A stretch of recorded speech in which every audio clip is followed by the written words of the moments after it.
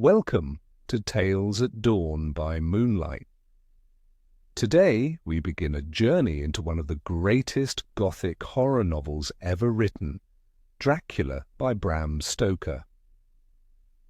First published in 1897, Dracula is the chilling tale of an unsuspecting solicitor, Jonathan Harker, who travels to Transylvania only to find himself trapped in the eerie castle of Count Dracula. As the story unfolds, strange occurrences, dark secrets, and an ancient evil begin to surface, sending ripples of terror across England. In these first 8 chapters, you'll witness Jonathan's descent into horror, the unsettling arrival of Dracula in London, and the eerie events that follow. So sit back, turn down the lights, and immerse yourself in the timeless terror of Dracula. Let the nightmare begin. Dracula Chapter 1. Jonathan Harker's Journal, kept in shorthand. May Bistritz left Munich at 8:35 p.m. on 1st May, arriving at Vienna early next morning. Should have arrived at 6:46, but train was an hour late. Budapest seems a wonderful place, from the glimpse which I got of it from the train and the little I could walk through the streets. I feared to go very far from the station, as we had arrived late and would start as near the correct time as possible. The impression I had was that we were leaving the west and entering the east, the most western of splendid bridges over the Danube, which is here of noble width and depth, took us among the traditions of Turkish rule. We left in pretty good time and came after nightfall to Klausenburg. Here I stopped for the night at the Hotel Royal. I had for dinner, or rather supper, a chicken done up some way with red pepper, which was very good but thirsty. Mem, get recipe for Mina. I asked the waiter, and he said it was called paprika, Hendel, and that, as it was a national dish, I should be able to get it anywhere along the Carpathians. I found my smattering of German very useful here. Indeed, I don't know how I should be able to get on without it. Having had some time at my disposal when in London, I had visited the British Museum and made search among the books and maps in the library regarding Transylvania. It had struck me that some foreknowledge of the country could hardly fail to have some importance in dealing with a nobleman of that country. I find that the district he named is in the extreme east of the country, just on the borders of 3 states, Transylvania, Moldavia, and Bukovina, in the midst of the Carpathian Mountains, one of the wildest and least known portions of Europe. I was not able to light on any map or work giving the exact locality of the castle Dracula, as there are no maps of this country as yet to compare with our own Ordnance Survey maps. But I found that Bistritz, the post town name by Count Dracula, is a fairly well-known place. I shall enter here some of my notes, as they may refresh my memory when I talk over my travels with Mina. In the population of Transylvania, there are 4 distinct nationalities, Saxons in the south, and mixed with them the Wallachs, who are the descendants of the Dacians, Magyars in the west, and Sekalis in the east and north. I am going among the latter, who claim to be descended from Attila and the Huns. This may be so, for when the Magyars conquered the country in the 11th century, they found the Huns settled in it. I read that every known superstition in the world is gathered into the horseshoe of the Carpathians, as if it were the centre of some sort of imaginative whirlpool. If so, my stay may be very interesting. Memeti, I must ask the Count all about them. I did not sleep well, though my bed was comfortable enough, for I had all sorts of queer dreams. There was a dog howling all night under my window, which may have had something to do with it, or it may have been the paprika, for I had to drink up all the water in my carafe and was still thirsty. Towards morning, I slept and was wakened by the continuous knocking at my door so I guess I must have been sleeping soundly then. I had for breakfast more paprika and a sort of porridge of maize flour which they said was mamaliga, and eggplant stuffed with forcemeat, a very excellent dish which they call impletata. Get recipe for this also. I had to hurry breakfast, for the train started a little before 8, or rather it ought to have done so, for after rushing to the station at 7:30 I had to sit in the carriage for more than an hour before we began to move. It seems to me that the further east you go, the more unpunctual are the trains. What ought they to be in China? All day long we seemed to dawdle through a country which was full of beauty of every kind. Sometimes we saw little towns or castles on the top of steep hills, such as we see in old missals. Sometimes we ran by rivers and streams which seemed from the wide stony margin on each side of them to be subject to great floods. It takes a lot of water and running strong to sweep the outside edge of a river clear. At every station there were groups of people, sometimes crowds and in all sorts of attire. Some of them were just like the peasants at home, or those I saw, coming through France and Germany with short jackets and round hats and homemade trousers, but others were very picturesque. The women looked pretty except when you got near them, but they were very clumsy about the waist. They had all full white sleeves of some kind or other, and most of them had big belts with a lot of strips of something fluttering from them like the dresses in a ballet, but of course there were petticoats under them.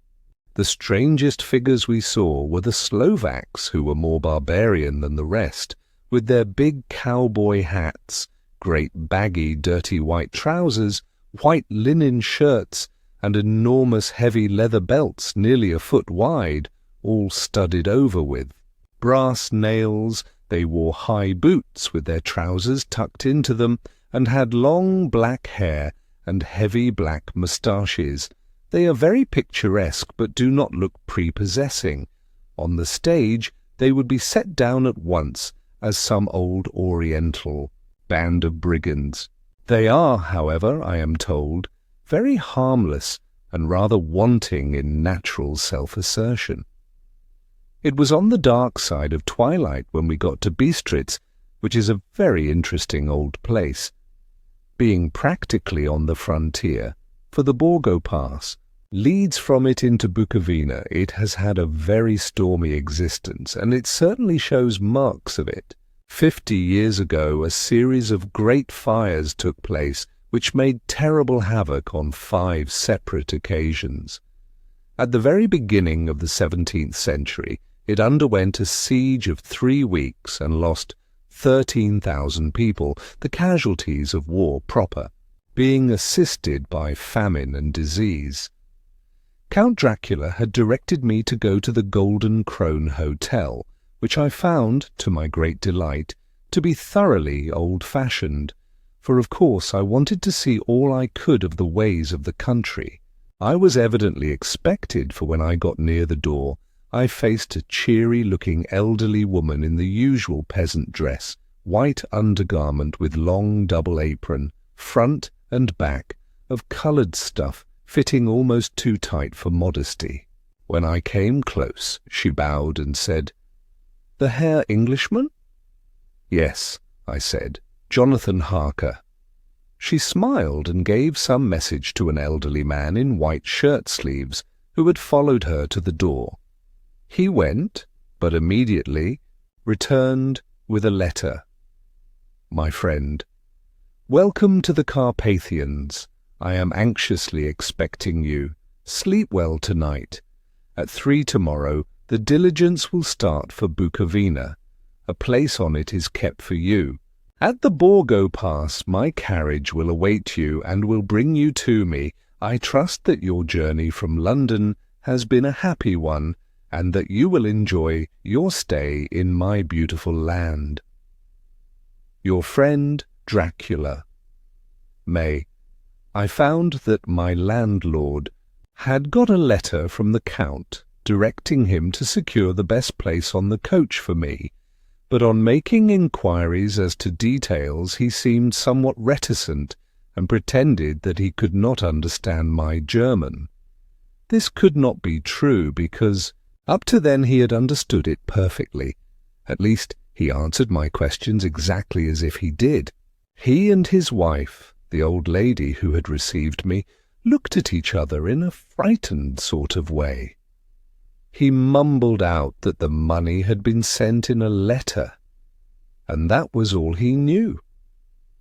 When I asked him if he knew Count Dracula, and could tell me anything of his castle, both he and his wife crossed themselves, and, saying that they knew nothing at all, simply refused to speak further. It was so near the time of starting that I had no time to ask anyone else, for it was all very mysterious and not by any means comforting. Just before I was leaving, the old lady came up to my room and said in a very hysterical way, "Must you go? Oh, young hare, must you go?" She was in such an excited state that she seemed to have lost her grip of what German she knew, and mixed it all up with some other language which I did not know at all. I was just able to follow her by asking many questions. When I told her that I must go at once, and that I was engaged on important business, she asked again, "Do you know what day it is?" I answered that it was the 4th of May. She shook her head as she said again, "Oh yes, I know that, but do you know what day it is?" On my saying that I did not understand, she went on, "It is the eve of St. George's Day. Do you not know that tonight, when the clock strikes midnight, all the evil things in the world will have full sway? Do you know where you are going, and what you are going to?" She was in such evident distress that I tried to comfort her, but without effect. Finally, she went down on her knees and implored me not to go, at least to wait a day or two before starting. It was all very ridiculous, but I did not feel comfortable. However, there was business to be done, and I could allow nothing to interfere with it. I therefore tried to raise her up and said, as gravely as I could, that I thanked her, but my duty was imperative, and that I must go. She then rose and dried her eyes, and taking a crucifix from her neck, offered it to me. I did not know what to do, for as an English churchman I have been taught to regard such things as in some measure idolatrous, and yet it seemed so ungracious to refuse an old lady meaning so well and in such a state of mind. She saw, I suppose, the doubt in my face, for she put the rosary round my neck and said, "For your mother's sake," and went out of the room. I am writing up this part of the diary whilst I am waiting for the coach, which is, of course, late, and the crucifix is still round my neck. Whether it is the old lady's fear, or the many ghostly traditions of this place, or the crucifix itself, I do not know, but I am not feeling nearly as easy in my mind as usual. If this book should ever reach Mina before I do, let it bring my goodbye. Here comes the coach. May. The castle. The grey of the morning has passed, and the sun is high. Over the distant horizon, which seems jagged, whether with trees or hills, I know not, for it is so far off that big things and little are mixed. I am not sleepy, and as I am not to be called till I awake, naturally I write till sleep comes. There are many odd things to put down, and, lest who reads them may fancy that I dined too well before I left Bistritz, let me put down my dinner exactly. I dined on what they called robber steak, bits of bacon, onion, and beef, seasoned with red pepper, and strung on sticks and roasted over the fire, in the simple style of the London cat's meat. The wine was golden mediash, which produces a queer sting on the tongue, which is, however, not disagreeable. I had only a couple of glasses of this and nothing else. When I got on the coach, the driver had not taken his seat, and I saw him talking with the landlady.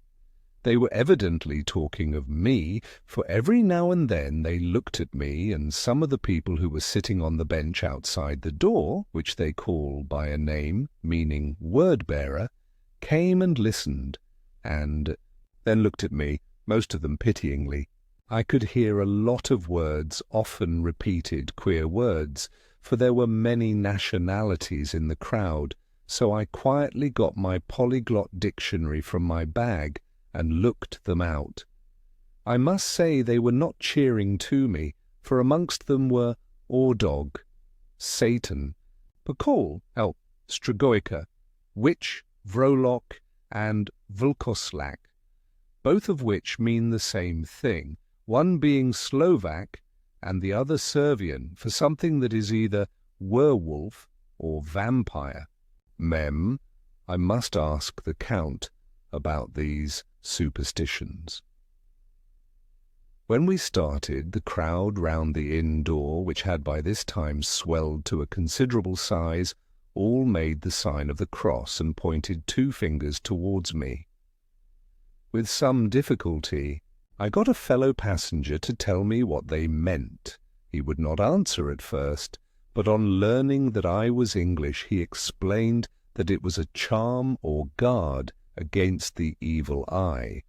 This was not very pleasant for me, just starting for an unknown place to meet an unknown man, but everyone seemed so kind-hearted and so sorrowful and so sympathetic that I could not but be touched.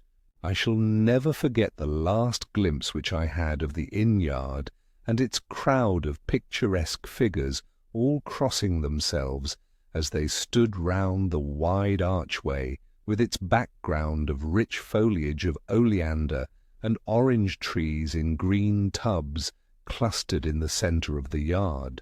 Then our driver, whose wide linen drawers covered the whole front of the box seat, Gotzer, they call them, cracked his big whip over his 4 small horses which ran abreast, and we set off on our journey. I soon lost sight and recollection of ghostly fears in the beauty of the scene as we drove along, although, had I known the language, or rather languages, which my fellow passengers were speaking, I might not have been able to throw them off so easily. Before us lay a green sloping land full of forests and woods, with here and there steep hills, crowned with clumps of trees or with farmhouses, the blank gable end to the road.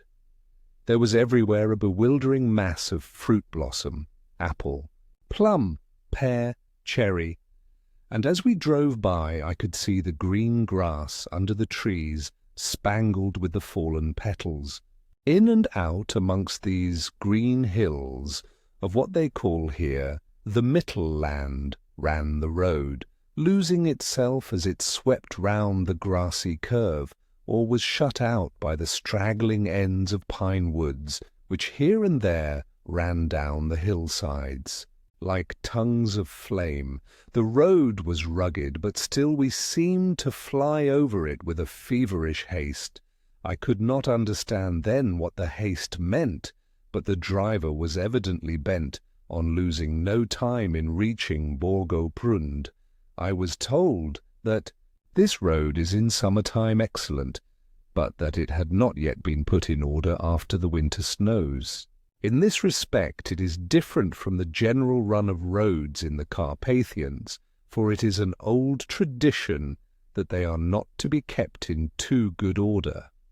Of old the hospodars would not repair them, lest the Turk should think that they were preparing to bring in foreign troops and so hasten the war which was always really at loading point.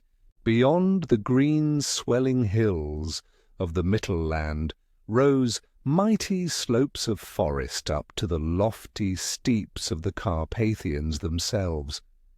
Right and left of us they towered, with the afternoon sun falling full upon them, and bringing out all the glorious colours of this beautiful range, deep blue and purple in the shadows of the peaks, green and brown where grass and rock mingled, and an endless perspective of jagged rock and pointed crags, till these were themselves lost in the distance, where the snowy peaks rose grandly. Here and there seemed mighty rifts in the mountains, through which, as the sun began to sink, we saw now and again the white gleam of falling water. One of my companions touched my arm as we swept round the base of a hill and opened up the lofty, snow-covered peak of a mountain which seemed, as we wound on our serpentine way, to be right before us. "Look, Eastern Shek, God's seat!" and he crossed himself reverently. As we wound on our endless way and the sun sank lower and lower behind us, the shadows of the evening began to creep round us. This was emphasized by the fact that the snowy mountain tops still held the sunset and seemed to glow out with a delicate, cool pink. Here and there we passed Czechs and Slovaks, all in picturesque attire, but I noticed that Guitra was painfully prevalent. By the roadside were many crosses, and as we swept by, my companions all crossed themselves. Here and there was a peasant, man or woman, kneeling before a shrine, who did not even turn round as we approached, but seemed in the self-surrender of devotion to have neither eyes nor ears for the outer world.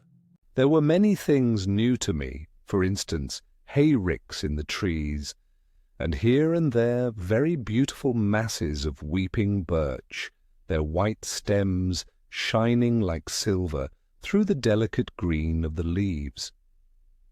Now and again we passed a later wagon, the ordinary peasant's cart, with its long snake-like vertebra calculated to suit the inequalities of the road.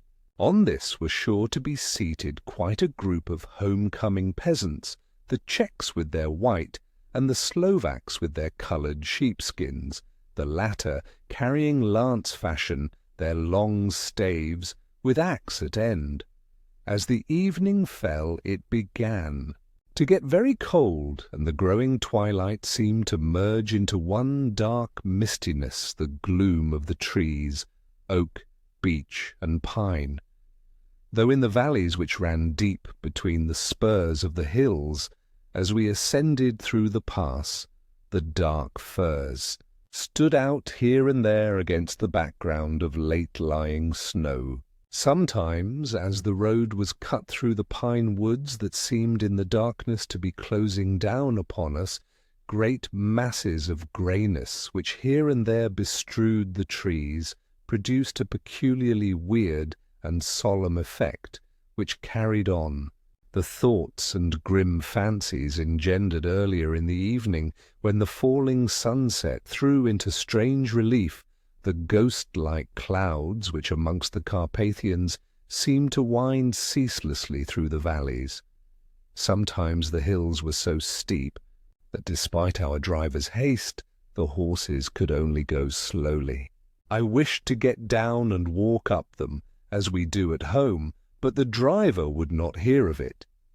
"No, no," he said, "you must not walk here. The dogs are too fierce." And then he added, with what he evidently meant for grim pleasantry, for he looked round to catch the approving smile of the rest, "and you may have enough of such matters before you go to sleep." The only stop he would make was a moment's pause to light his lamps. When it grew dark, there seemed to be some excitement amongst the passengers, and they kept speaking to him, one after the other, as though urging him to further speed. He lashed the horses unmercifully with his long whip, and with wild cries of encouragement urged them on to further exertions. Then through the darkness I could see a sort of patch of grey light ahead of us, as though there were a cleft in the hills, The excitement of the passengers grew greater. The crazy coach rocked on its great leather springs and swayed like a boat tossed on a stormy sea. I had to hold on. The road grew more level, and we appeared to fly along. Then the mountains seemed to come nearer to us on each side, and to frown down upon us. We were entering on the Borgo Pass. One by one, several of the passengers offered me gifts, which they pressed upon me with an earnestness which would take no denial. These were certainly of an odd and varied kind, but each was given in simple good faith, with a kindly word and a blessing, and that strange mixture of fear-meaning movements which I had seen outside the hotel at Bistritz, the sign of the cross, and the guard against the evil eye. Then as we flew along, the driver leaned forward, and on each side the passengers, craning over the edge of the coach, peered eagerly into the darkness. It was evident that something very exciting was either happening or expected, but though I asked each passenger, no one would give me the slightest explanation. This state of excitement kept on for some little time, and at last we saw before us the pass opening out on the eastern side. There were dark, rolling clouds overhead, and in the air the heavy, oppressive sense of thunder. It seemed as though the mountain range had separated two atmospheres, and that now we had got into the thunderous one. I was now myself looking out for the conveyance which was to take me to the Count. Each moment I expected to see the glare of lamps through the blackness, but all was dark. The only light was the flickering rays of our own lamps, in which the steam from our hard-driven horses rose in a white cloud. We could see now the sandy road lying white before us, but there was on it no sign of a vehicle. The passengers drew back with a sigh of gladness, which seemed to mock my own disappointment. I was already thinking what I had best do, when the driver, looking at his watch, said to the others something which I could hardly hear. It was spoken so quietly and in so low a tone, I thought it was an hour less than the time. Then turning to me, he said, in German worse than my own, "There is no carriage here. The Herr is not expected after all.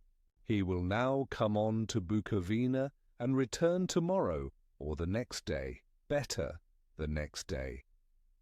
Whilst he was speaking, the horses began to neigh and snort and plunge wildly, so that the driver had to hold them up. Then, amongst a chorus of screams from the peasants and a universal crossing of themselves, a calèche with 4 horses drove up behind us, overtook us, and drew up beside the coach. I could see from the flash of our lamps as the rays fell on them that the horses were coal-black and splendid animals. They were driven by a tall man with a long brown beard and a great black hat which seemed to hide his face from us. I could only see the gleam of a pair of very bright eyes which seemed red in the lamplight as he turned to us. He said to the driver, "You are early tonight, my friend." The man stammered in reply. The English Herr was in a hurry, to which the stranger replied, "That is why, I suppose, you wished him to go on to Bukovina." "You cannot deceive me, my friend. I know too much, and my horses are swift." As he spoke, he smiled, and the lamplight fell on a hard-looking mouth, with very red lips and sharp-looking teeth as white as ivory. One of my companions whispered to another the line from Burger's Lenore, "Den die Toten reiten schnell," for the dead travel fast. The strange driver evidently heard the words, for he looked up with a gleaming smile. The passenger turned his face away, at the same time putting out his 2 fingers and crossing himself. "Give me the hare's luggage," said the driver, and with exceeding alacrity my bags were handed out and put in the calèche. Then I descended from the side of the coach, as the calèche was close alongside, the driver helping me with a hand, which caught my arm in a grip of steel. His strength must have been prodigious. Without a word he shook his reins, the horses turned, and we swept into the darkness of the pass. As I looked back, I saw the steam from the horses of the coach by, the light of the lamps, and projected against it the figures of my late companions crossing themselves. Then the driver cracked his whip and called to his horses, and off they swept on their way to Bukovina. As they sank into the darkness, I felt a strange chill, and a lonely feeling came over me, but a cloak was thrown over my shoulders, and a rug across my knees, and the driver said in excellent German, "The night is chill, mein Herr, and my master the Count bade me take all care of you. There is a flask of Slivovitz, the plum brandy of the country, underneath the seat, if you should require it." I did not take any, but it was a comfort to know it was there all the same. I felt a little strangely, and not a little frightened. I think had there been any alternative I should have taken it, instead of prosecuting that unknown night journey. The carriage went at a hard pace straight along. Then we made a complete turn and went along another straight road. It seemed to me that we were simply going over and over the same ground again, and so I took note of some salient point, and found that this was so. I would have liked to have asked the driver what this all meant, but I really feared to do so, for I thought that, placed as I was, any protest would have had no effect in case there had been an intention to delay. By and by, however, as I was curious to know how time was passing, I struck a match, and by its flame looked at my watch. It was within a few minutes of midnight. This gave me a sort of shock, for I suppose the general superstition about midnight was increased by my recent experiences. I waited with a sick feeling of suspense. Then a dog began to howl somewhere in a farmhouse far down the road, a long, agonized wailing, as if from fear. The sound was taken up by another dog, and then another, and another, till, borne on the wind which now sighed softly through the pass, a wild howling began, which seemed to come from all over the country, as far as the imagination could grasp it through the gloom of the night.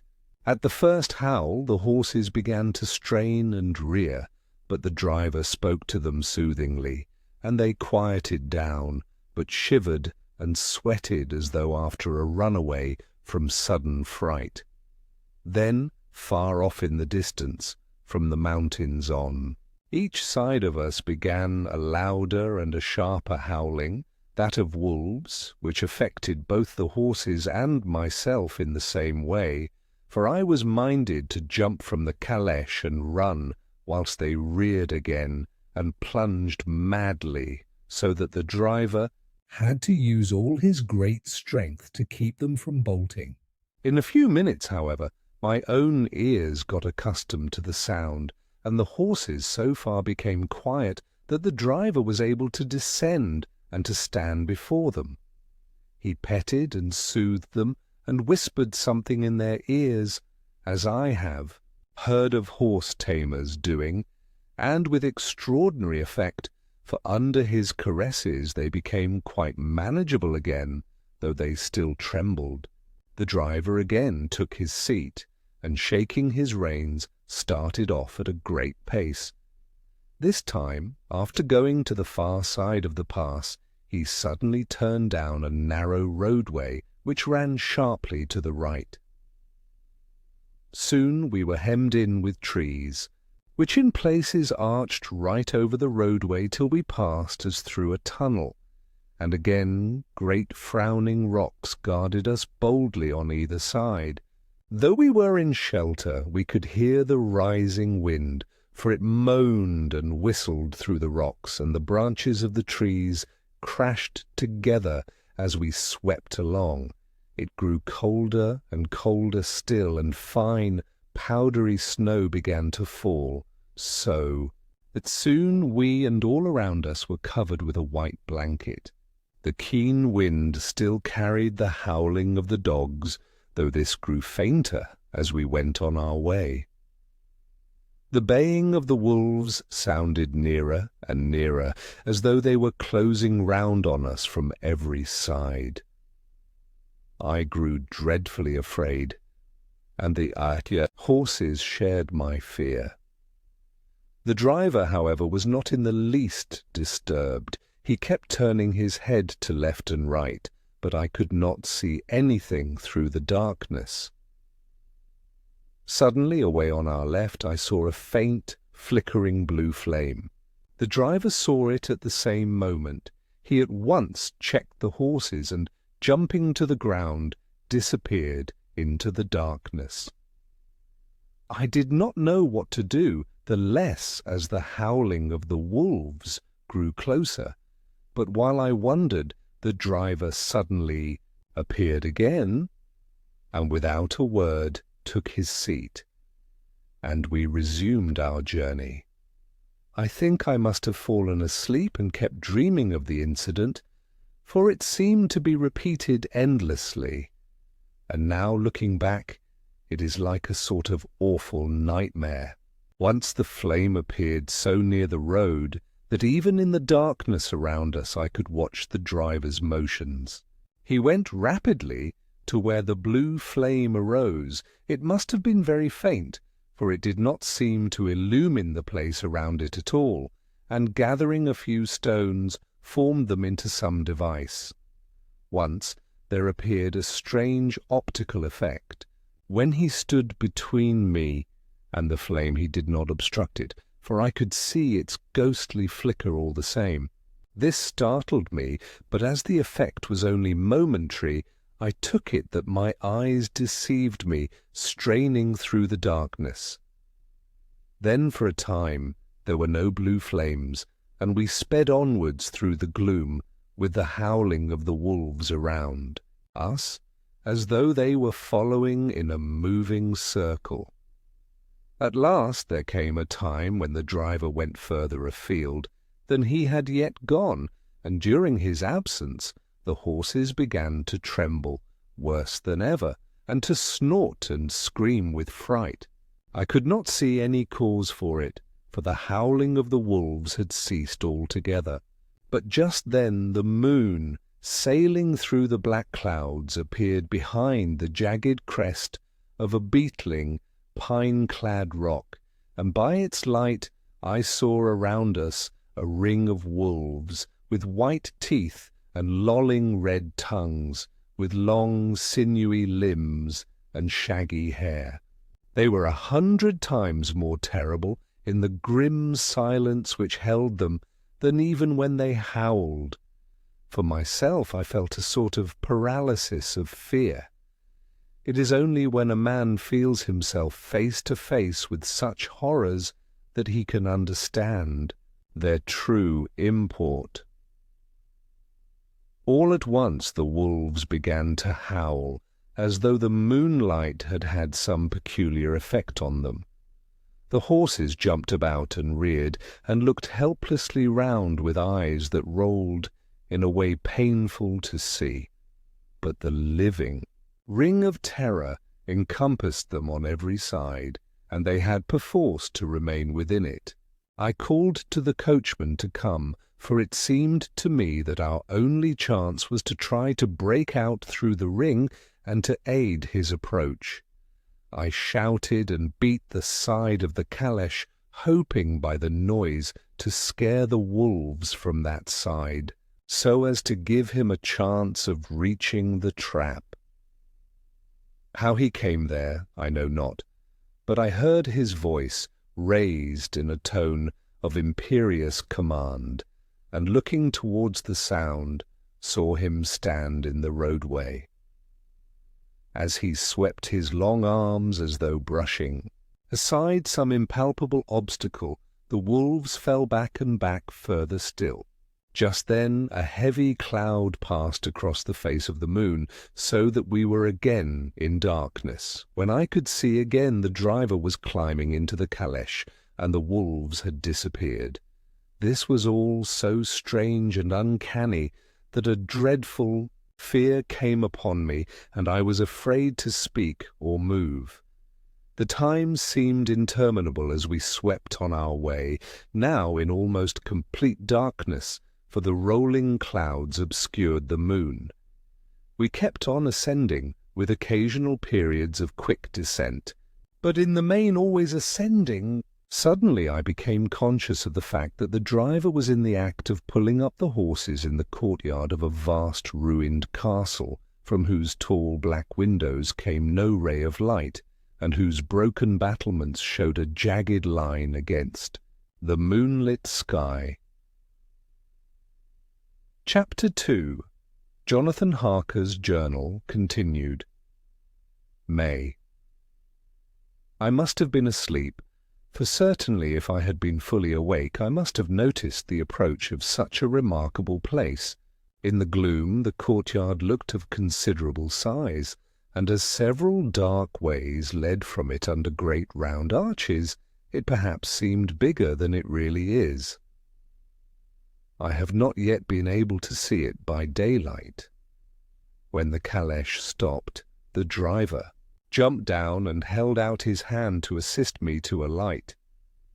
Again I could not but notice his prodigious strength.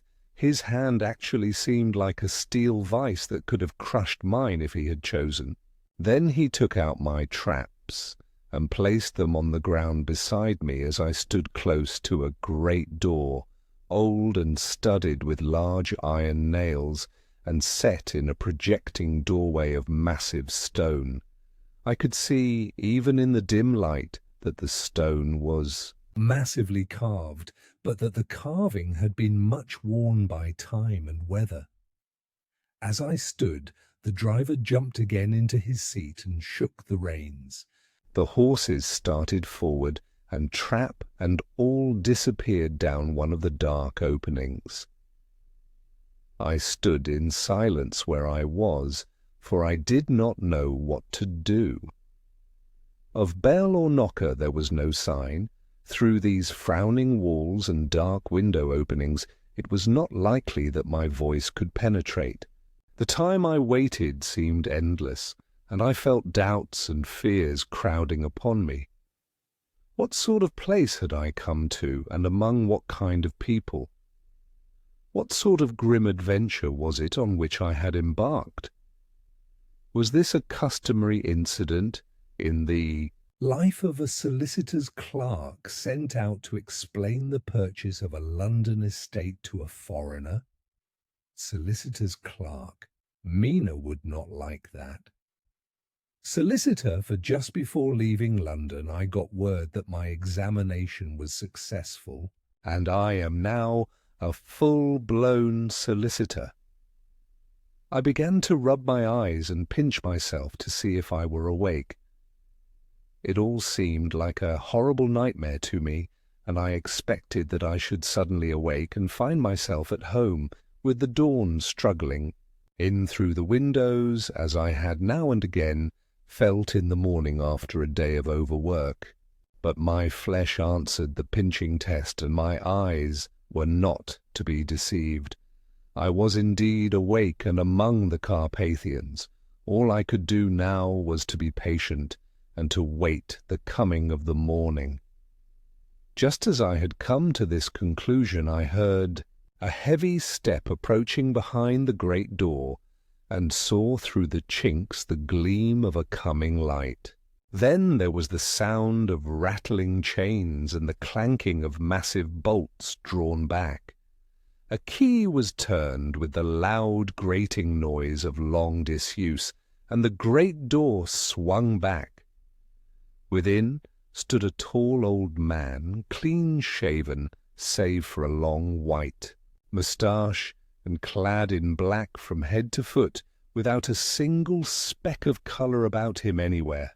He held in his hand an antique silver lamp, in which the flame burned without chimney or globe of any kind, throwing long quivering shadows as it flickered in the draught of the open door. The old man motioned me in with his right hand with a courtly gesture, saying in excellent English, but with a strange intonation, "Welcome to my house. Enter freely and of your own will." He made no motion of stepping to meet me, but stood like a statue, as though his gesture of welcome had fixed him into stone. The instant, however, that I had stepped over the threshold, he moved impulsively forward, and holding out his hand grasped mine with a strength which made me wince, an effect which was not lessened by the fact that it seemed as cold as ice, more like the hand of a dead than a living man. Again he said, "Welcome to my house. Come freely, go safely, and leave something of the happiness you bring." The strength of the handshake was so much akin to that which I had noticed in the driver, whose face I had not seen, that for a moment I doubted if it were not the same person to whom I was speaking. So, to make sure, I said interrogatively, "Count Dracula?" He bowed in a courtly way as he replied, "I am Dracula, and I bid you welcome, Mr. Harker, to my house. Come in. The night air is chill, and you must need to eat and rest." As he was speaking, he put the lamp on a bracket on the wall, and stepping out, took my luggage. He had carried it in before I could forestall him. I protested, but he insisted, "Nay, sir, you are my guest. It is late, and my people are not available. Let me see to your comfort myself." He insisted on carrying my traps along the passage, and then up a great winding stair, and along another great passage, on whose stone floor our steps rang heavily. At the end of this he threw open a heavy door, and I rejoiced to see within a well-lit room, in which a table was spread for supper, and on whose mighty hearth a great fire of logs, freshly replenished, flamed and flared. The Count halted, putting down my bags, closed the door, and crossing the room, opened another door which led into a small octagonal room lit by a single lamp, and seemingly without a window of any sort. Passing through this, he opened another door and motioned me to enter. It was a welcome sight, for here was a great bedroom well lighted and warmed with another log fire, also added to but lately, for the top logs were fresh, which sent a hollow roar up the wide chimney. The Count himself left my luggage inside and withdrew, saying, before he closed the door, "You will need, after your journey, to refresh yourself by making your toilet. I trust you will find all you wish. When you are ready, come into the other room where you will find your supper prepared." The light and warmth and the Count's courteous welcome seemed to have dissipated all my doubts and fears. Having then reached my normal state, I discovered that I was half famished with hunger, so making a hasty toilet, I went into the other room. I found supper already laid out. My host, who stood on one side of the great fireplace leaning against the stonework, made a graceful wave of his hand to the table and said, "I pray you, be seated and sup how you please. You will, I trust, excuse me that I do not join you, but I have dined already, and I do not sup." I handed to him the sealed letter which Mr. Hawkins had entrusted to me. He opened it and read it gravely. Then, with a charming smile, He handed it to me to read. One passage of it at least gave me a thrill of pleasure. I must regret that an attack of gout, from which malady I am a constant sufferer, forbids absolutely any travelling on my part for some time to come. But I am happy to say I can send a sufficient substitute, one in whom I have every possible confidence. He is a young man, full of energy and talent in his own way, and of a very faithful disposition. He is discreet and silent, and has grown into manhood in my service. He shall be ready to attend on you when you will during his stay, and shall take your instructions in all matters. The Count himself came forward, and took off the cover of a dish, and I fell to at once on an excellent roast chicken, this with some cheese and a salad, and a bottle of old Tokay, of which I had 2 glasses, was my supper. During the time I was eating it, the Count asked me many questions as to my journey, and I told him by degrees all I had experienced. By this time I had finished my supper, and by my host's desire had drawn up a chair by the fire, and begun to smoke a cigar which he offered me, at the same time excusing himself that he did not smoke. I had now an opportunity of observing him, and found him of a very marked physiognomy. His face was a very strong aquiline, with high bridge of the thin nose and peculiarly arched nostrils, with lofty domed forehead, and hair growing scantily round the temples, but profusely elsewhere. His eyebrows were very massive, almost meeting over the nose, and with bushy hair that seemed to curl in its own profusion. The mouth, so far as I could see it under the heavy moustache, was fixed and rather cruel-looking, with peculiarly sharp white teeth. These protruded over the lips, whose remarkable ruddiness showed astonishing vitality in a man of his years. For the rest, his ears were pale, and at the tops extremely pointed. The chin was broad and strong, and the cheeks firm though thin. The general effect was one of extraordinary pallor. Hitherto I had noticed the backs of his hands as they lay on his knees in the firelight, and they had seemed rather white and fine. But seeing them now close to me, I could not but notice that they were rather coarse, broad, with squat fingers. Strange to say, there were hairs in the centre of the palm. The nails were long and fine, and cut to a sharp point. As the Count leaned over me, and his hands touched me, I could not repress a shudder. It may have been that his breath was rank, but a horrible feeling of nausea came over me, which, do what I would, I could not conceal. The Count, evidently noticing it, drew back, and with a grim sort of smile, which showed more than he had yet done his protuberant teeth, sat himself down again on his own side of the fireplace. We were both silent for a while, and as I looked towards the window I saw the first dim streak of the coming dawn. There seemed a strange stillness over everything, but as I listened, I heard, as if from down below in the valley, the howling of many wolves. The Count's eyes gleamed, and he said, "Listen to them, the children of the night. What music they make." Seeing, I suppose, some expression in my face strange to him, he added, "Ah, sir, you dwellers in the city cannot enter into the feelings of the hunter." Then he rose and said, "But you must be tired. Your bedroom is all ready, and tomorrow you shall sleep as late as you will.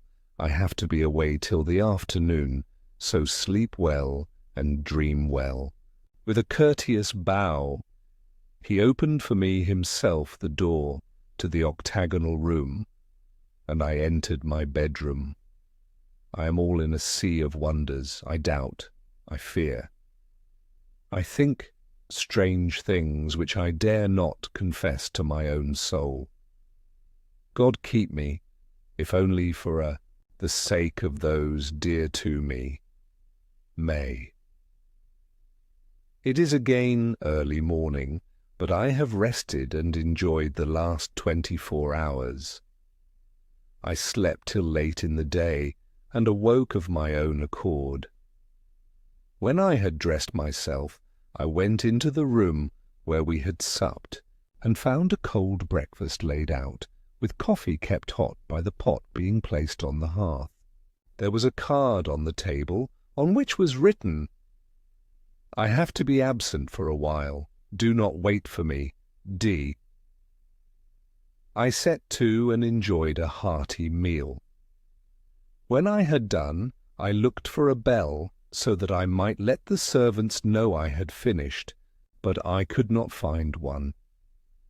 There are certainly odd deficiencies in the house, considering the extraordinary evidences of wealth which are round me. The table service is of gold, and so beautifully wrought that it must be of immense value. The curtains and upholstery of the chairs and sofas and the hangings of my bed are of the costliest and most beautiful fabrics, and must have been of fabulous value when they were made, for they are centuries old, though in excellent order. I saw something like them in Hampton Court, but there they were worn and frayed and moth-eaten. But still in none of the rooms is there a mirror. There is not even a toilet glass on my table, and I had to get the little shaving glass from my bag before I could either shave or brush my hair. I have not yet seen a servant anywhere or heard a sound near the castle except the howling of wolves. Some time after I had finished my meal, I do not know whether to call it breakfast or dinner, for it was between 5 and 6 o'clock when I had it, I looked about for something to read, for I did not like to go about the castle until I had asked the Count's permission. There was absolutely nothing in the room, book, newspaper, or even writing materials. So I opened another door in the room and found a sort of library. The door opposite mine I tried, but found it locked. In the library I found, to my great delight, a vast number of English books, whole shelves full of them, and bound volumes of magazines and newspapers. A table in the centre was littered with English magazines and newspapers, though none of them were of very recent date.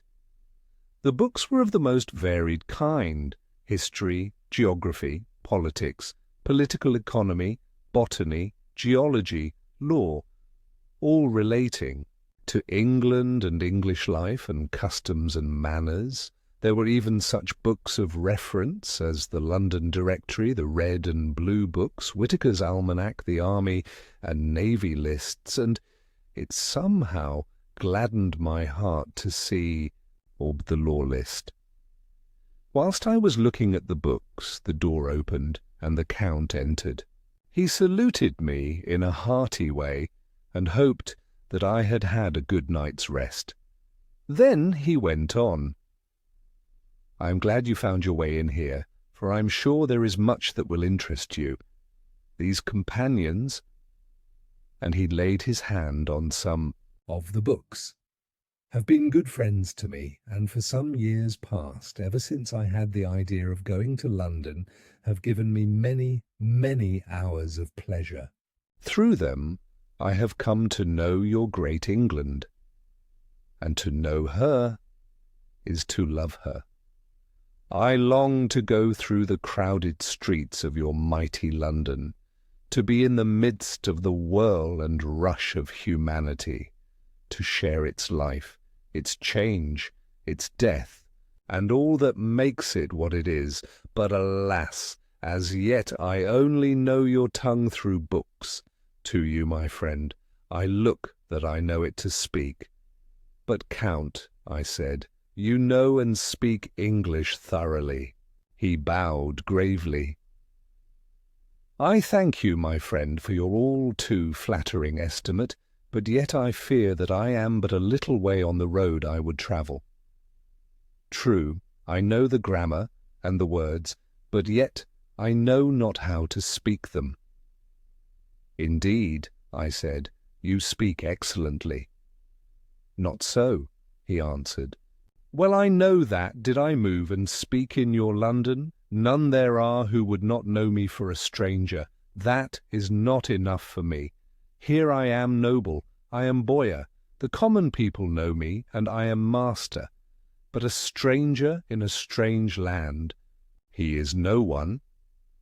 Men know him not, and to know not is to care not for. I am content if I am like the rest, so that no man stops if he see me, or pause in his speaking if he hear my words. Ha, ha, ha! A stranger! I have been so long master that I would be master still, or at least that none other should be master of me. You come to me not alone as agent of my friend Peter Hawkins of Exeter to tell me all about my new estate in London. You shall, I trust, rest here with me a while, so that by our talking I may learn the English intonation, and I would that you tell me when I make error, even of the smallest in my speaking. I am sorry that I had to be away so long today, but you will, I know, forgive one who has so many important affairs in hand. Of course I said all I could about being willing, and asked if I might come into that room when I chose. He answered, "Yes, certainly," and added, "You may go anywhere you wish in the castle, except where the doors are locked, where of course you will not wish to go. There is reason that all things are as they are, and did you see with my eyes and know with my knowledge, you would perhaps better understand." I said I was sure of this, and then he went on, "We are in Transylvania, and Transylvania is not England. Our ways are not your ways, and there shall be to you many strange things. Nay, from what you have told me of your experiences already, you know something of what strange things there may be." This led to much conversation, and as it was evident that he wanted to talk, if only for talking's sake, I asked him many questions regarding things that had already happened to me or come within my notice. Sometimes he sheered off the subject or turned the conversation by pretending not to understand, but generally he answered all I asked most frankly. Then as time went on and I had got somewhat bolder, I asked him of some of the strange things of the preceding night, as, for instance, why the coachman went to the places where he had seen the blue flames. He then explained to me that it was commonly believed that on a certain night of the year, last night in fact, when all evil spirits are supposed to have unchecked sway, a blue flame is seen over any place where treasure has been concealed. That treasure has been hidden, he went on, in the region through which you came last night. There can be but little doubt, for it was the ground fought over for centuries by the Wallachian, the Saxon, and the Turk. Why, there is hardly a foot of soil in all this region that has not been enriched by the blood of men, patriots, or invaders. In old days there were stirring times, when the Austrian and the Hungarian came up in hordes, and the patriots went out to meet them, men and women, the aged and the children too, and waited their coming on the rocks above the passes, that they might sweep destruction on them with their artificial avalanches. When the invader was triumphant, he found but little, for whatever there was had been sheltered in the friendly soil. "But how," said I, "can it have remained so long undiscovered, when there is a sure index to it if men will but take the trouble to look?" The Count smiled, and as his lips ran back over his gums, the long, sharp, canine teeth showed out strangely. he answered, "Because your peasant is at heart a coward and a fool, those flames only appear on one night, and on that night no man of this land will, if he can help it, stir without his doors. And, dear sir, even if he did, he would not know what to do. Why, even the peasant that you tell me of who marked the place of the flame would not know where to look in daylight even for his own work. Even you would not, I dare be sworn, be able to find these places again." "There you are right," I said. "I know no more than the dead where even to look for them." Then we drifted into other matters. "Come," he said at last, "tell me of London and of the house which you have procured for me." With some apology for my remissness, I went into my own room to get the papers from my bag. Whilst I was placing them in order, I heard a rattling of china and silver in the next room, and as I passed through, noticed that the table had been cleared, and the lamp lit, for it was by this time deep into the dark. The lamps were also lit in the study or library, and I found the Count lying on the sofa, reading, of all things in the world, an English Bradshaw's Guide. When I came in, he cleared the books and papers from the table, and with him I went into plans and deeds and figures of all sorts. He was interested in everything, and asked me a myriad questions about the place and its surroundings. He clearly had studied beforehand all he could get on the subject of the neighbourhood, for he evidently at the end knew very much more than I did. When I remarked this, he answered, "Well, but my friend, is it not needful that I should? When I go there I shall be all alone, and my friend Harker, Jonathan, pardon me, I fall into my country's habit of putting your patronymic first. My friend Jonathan Harker will not be by my side to correct and aid me. He will be in Exeter, miles away, probably working at papers of the law with my other friend Peter Hawkins. So we went thoroughly into the business of the purchase of the estate at Purfleet. When I had told him the facts and got his signature to the necessary papers, and had written a letter with them ready to post to Mr. Hawkins, he began to ask me how I had come across so suitable a place. I read to him the notes which I had made at the time, and which I inscribe here. At Purfleet, on a by-road, I came across just such a place as seemed to be required, and where was displayed a dilapidated notice that the place was for sale. It is surrounded by a high wall of ancient structure built of heavy stones, and has not been repaired for a large number of years.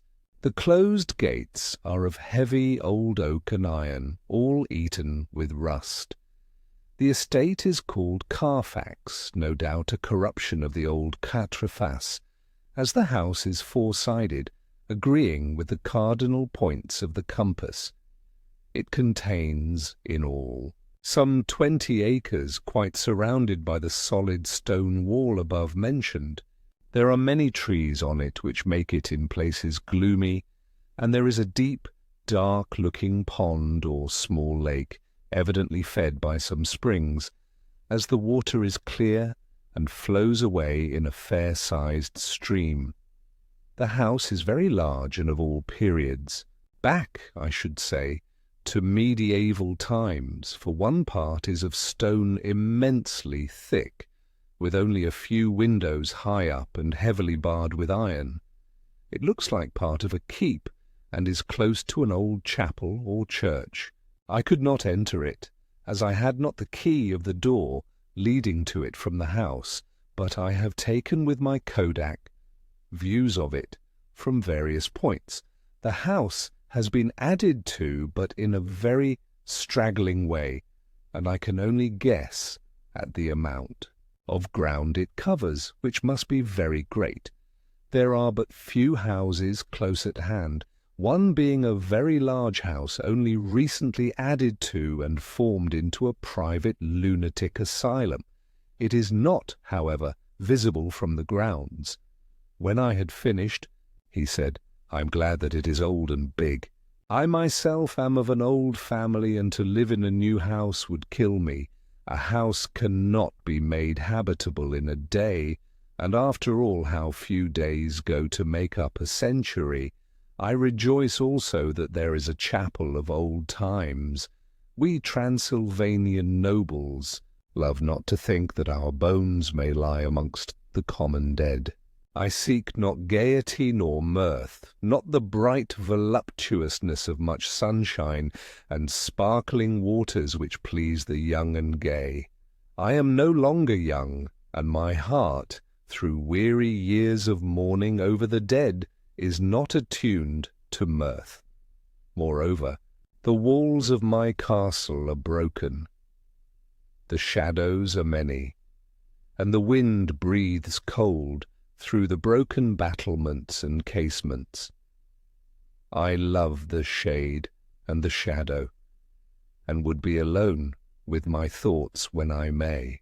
Somehow his words and his look did not seem to accord, or else it was that his cast of face made his smile look malignant and saturnine. Presently, with an excuse, he left me, asking me to put all my papers together. He was some little time away, and I began to look at some of the books around me. One was an atlas, which I found opened naturally at England, as if that map had been much used.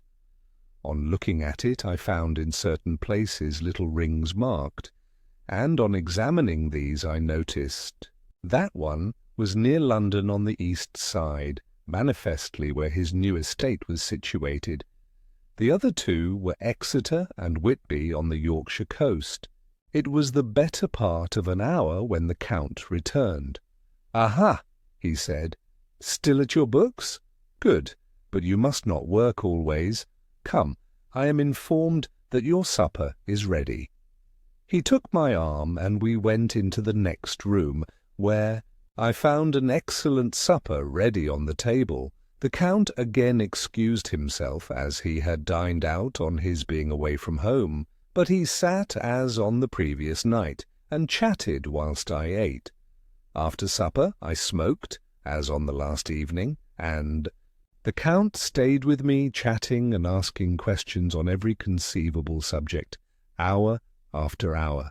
I felt that it was getting very late indeed, but I did not say anything, for I felt under obligation to meet my host's wishes in every way.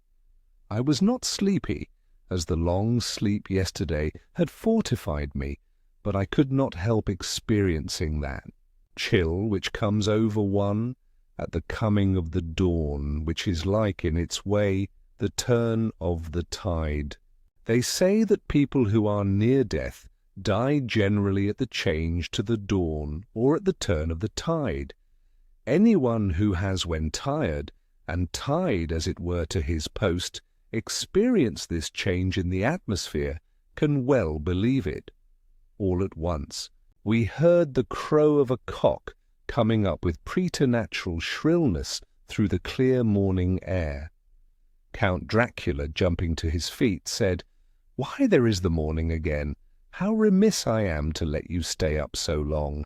You must make your conversation regarding my dear new country of England less interesting, so that I may not forget how time flies by us." And with a courtly bow, he quickly left me.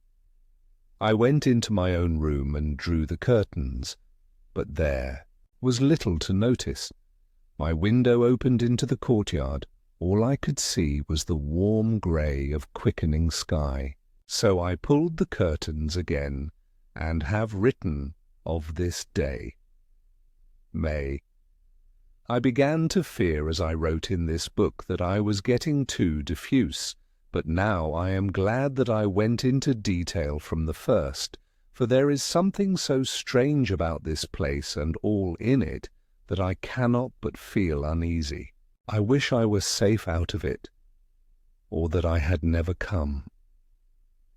It may be that this strange night existence is telling on me, but would that were all?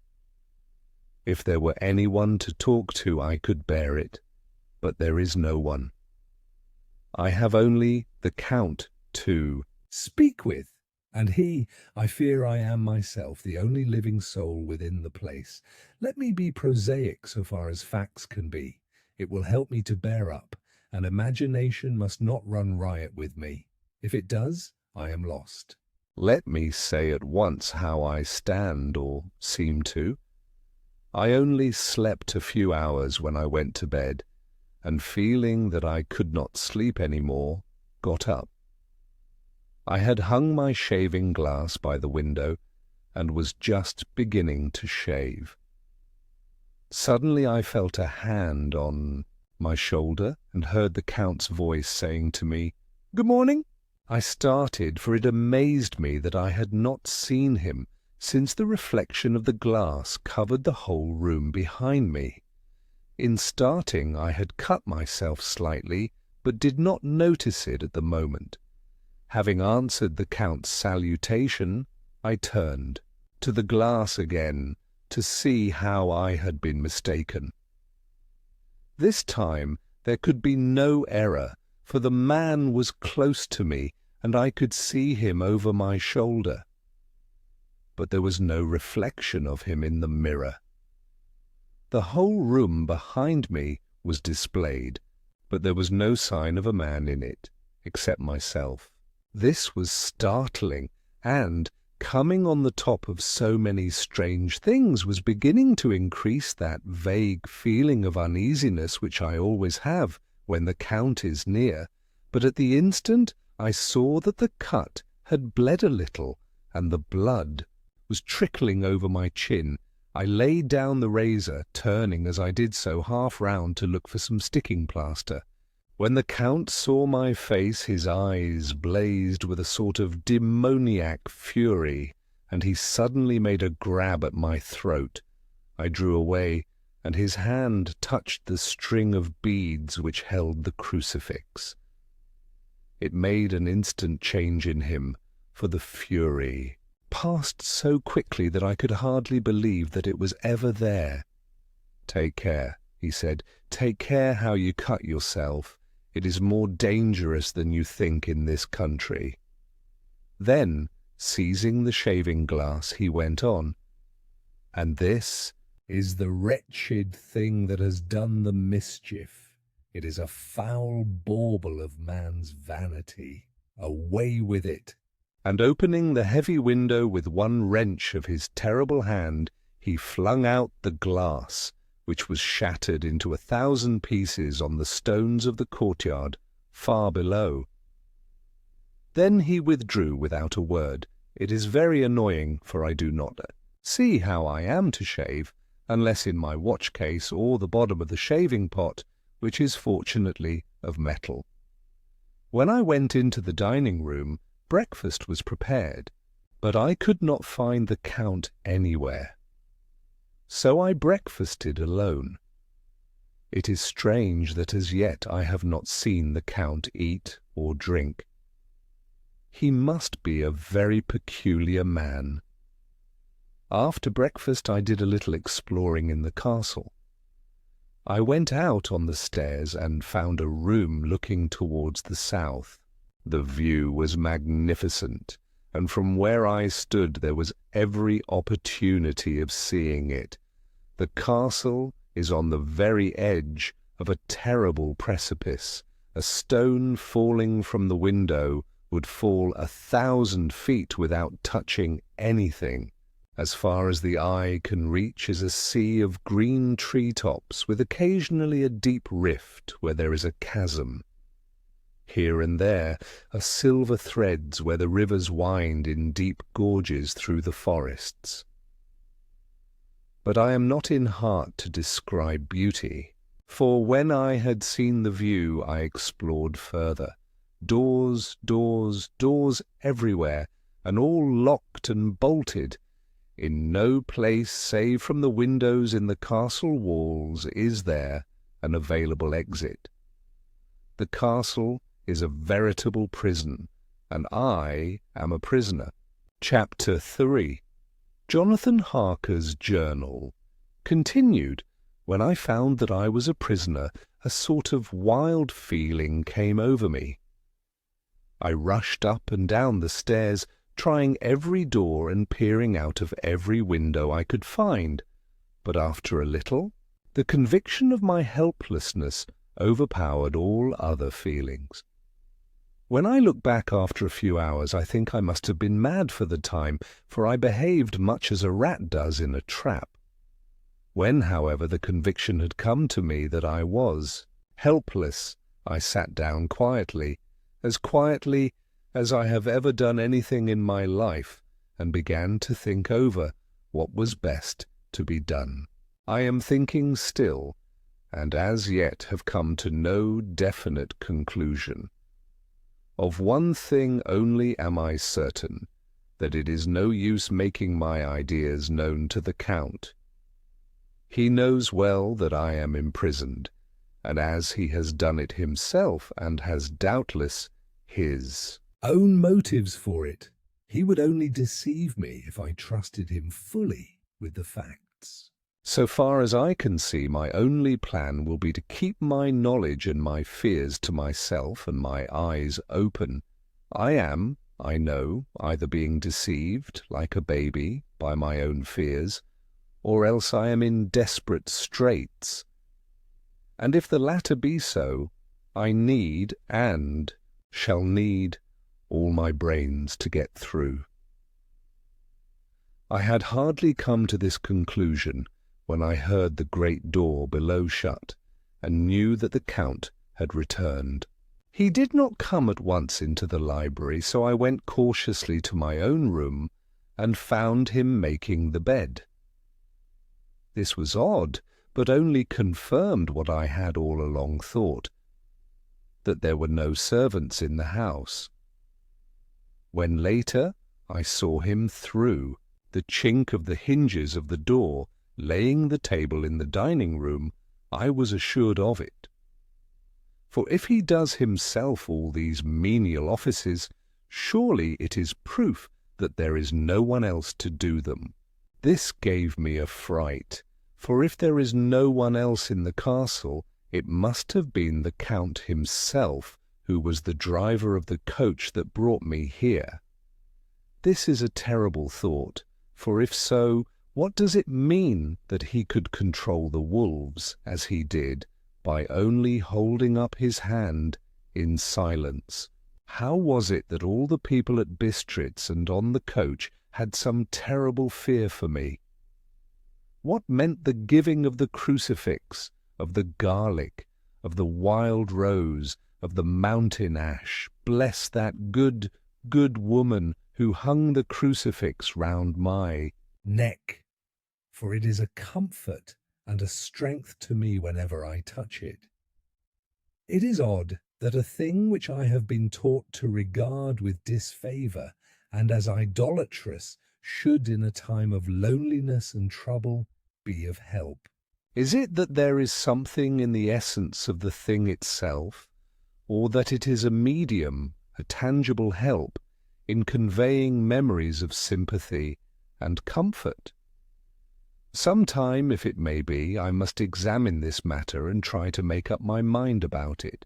In the meantime, I must find out all I can about Count Dracula, as it may help me to understand. Tonight he may talk of himself, if I turn the conversation that way.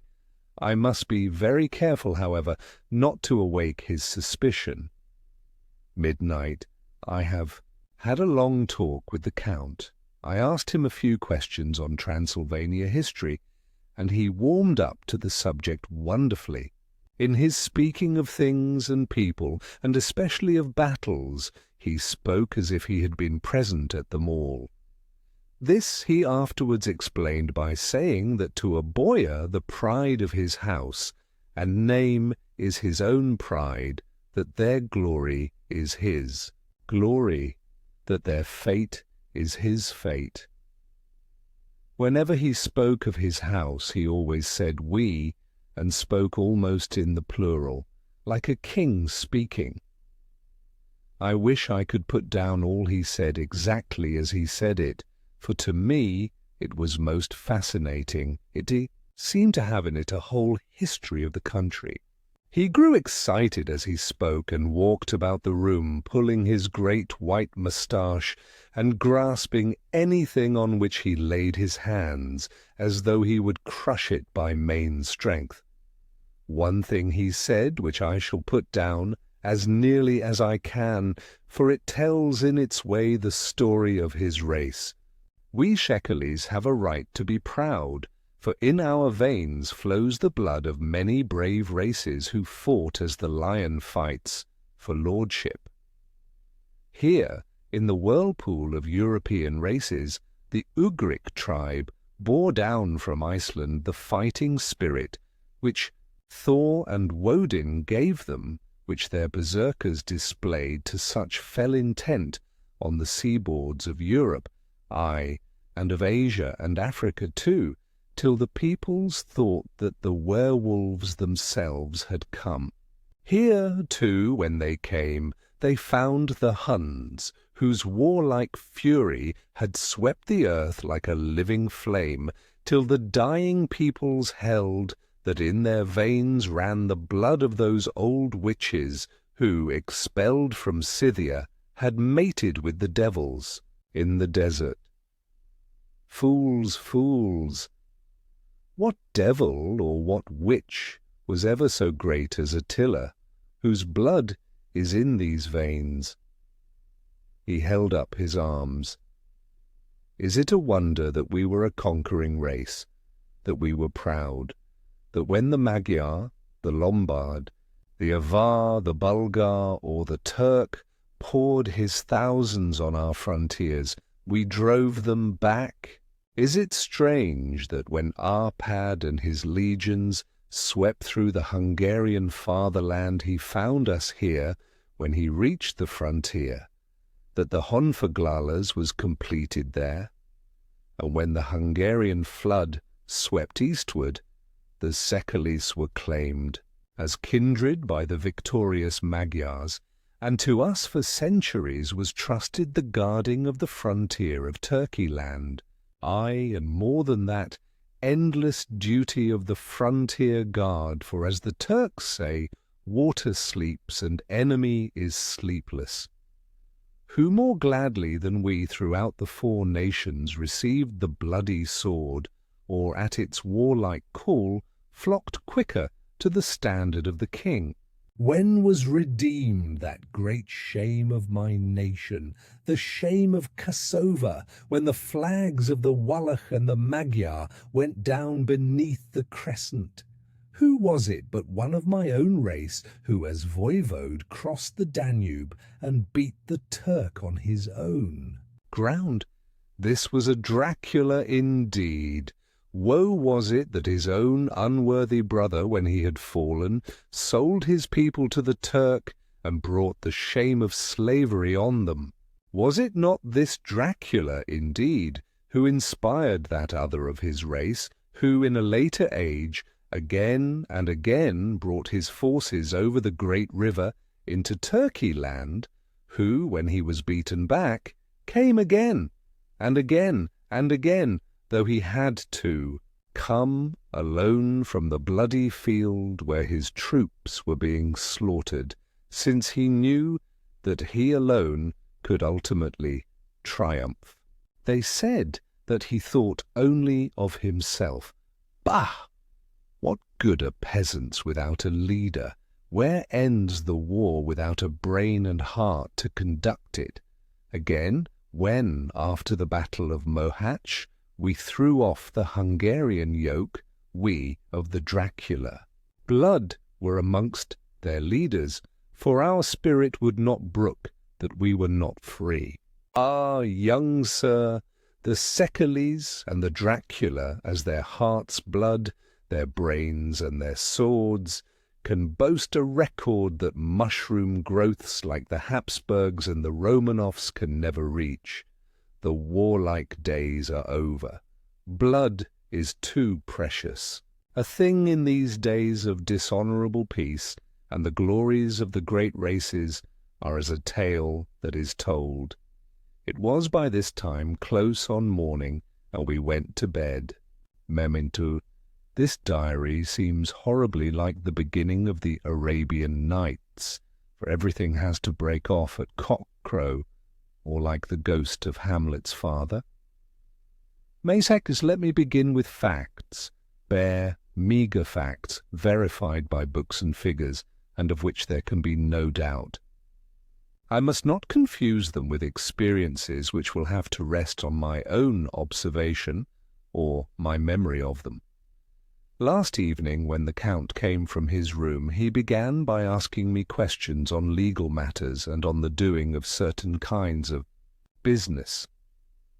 I had spent the day wearily over books, and simply to keep my mind occupied, went over some of the matters I had been examining at Lincoln's Inn. There was a certain method in the Count's inquiries, so I shall try to put them down in sequence. The knowledge may somehow or sometime be useful to me. First he asked if a man in England might have 2 solicitors or more. I told him he might have a dozen if he wished, but that it would not be wise to have more than 1 solicitor engaged in one transaction, as only one could act at a time, and that to change would be certain to militate against his interest. He seemed thoroughly to understand, and went on to ask if there would be any practical difficulty in having one man to attend, say, to banking, and another to look after shipping, in case local help were needed in a place far from the home of the banking solicitor. I asked him to explain more fully, so that I might not by any chance mislead him, so he said, "I shall illustrate. Your friend and mine, Mr. Peter Hawkins, from under the shadow of your beautiful cathedral at Exeter, which is far from London, buys for me through your good self my place at London. Good. Now here let me say frankly, lest you should think it strange that I have sought the services of one so far off from London instead of someone resident there, that my motive was that no local interest might be served, save my wish only, and as one of London residents might perhaps have some purpose of himself or friend to serve, I went thus afield to seek my agent, whose labours should be only to my interest. Now suppose I, who have much of affairs, wish to ship goods, say, to Newcastle or Durham or Harwich or Dover, might it not be that it could with more ease be done by consigning to one in these ports? I answered that certainly it would be most easy, but that we solicitors had a system of agency one for the other, so that local work could be done locally on instruction from any solicitor, so that the client, simply placing himself in the hands of one man, could have his wishes carried out by him without further trouble.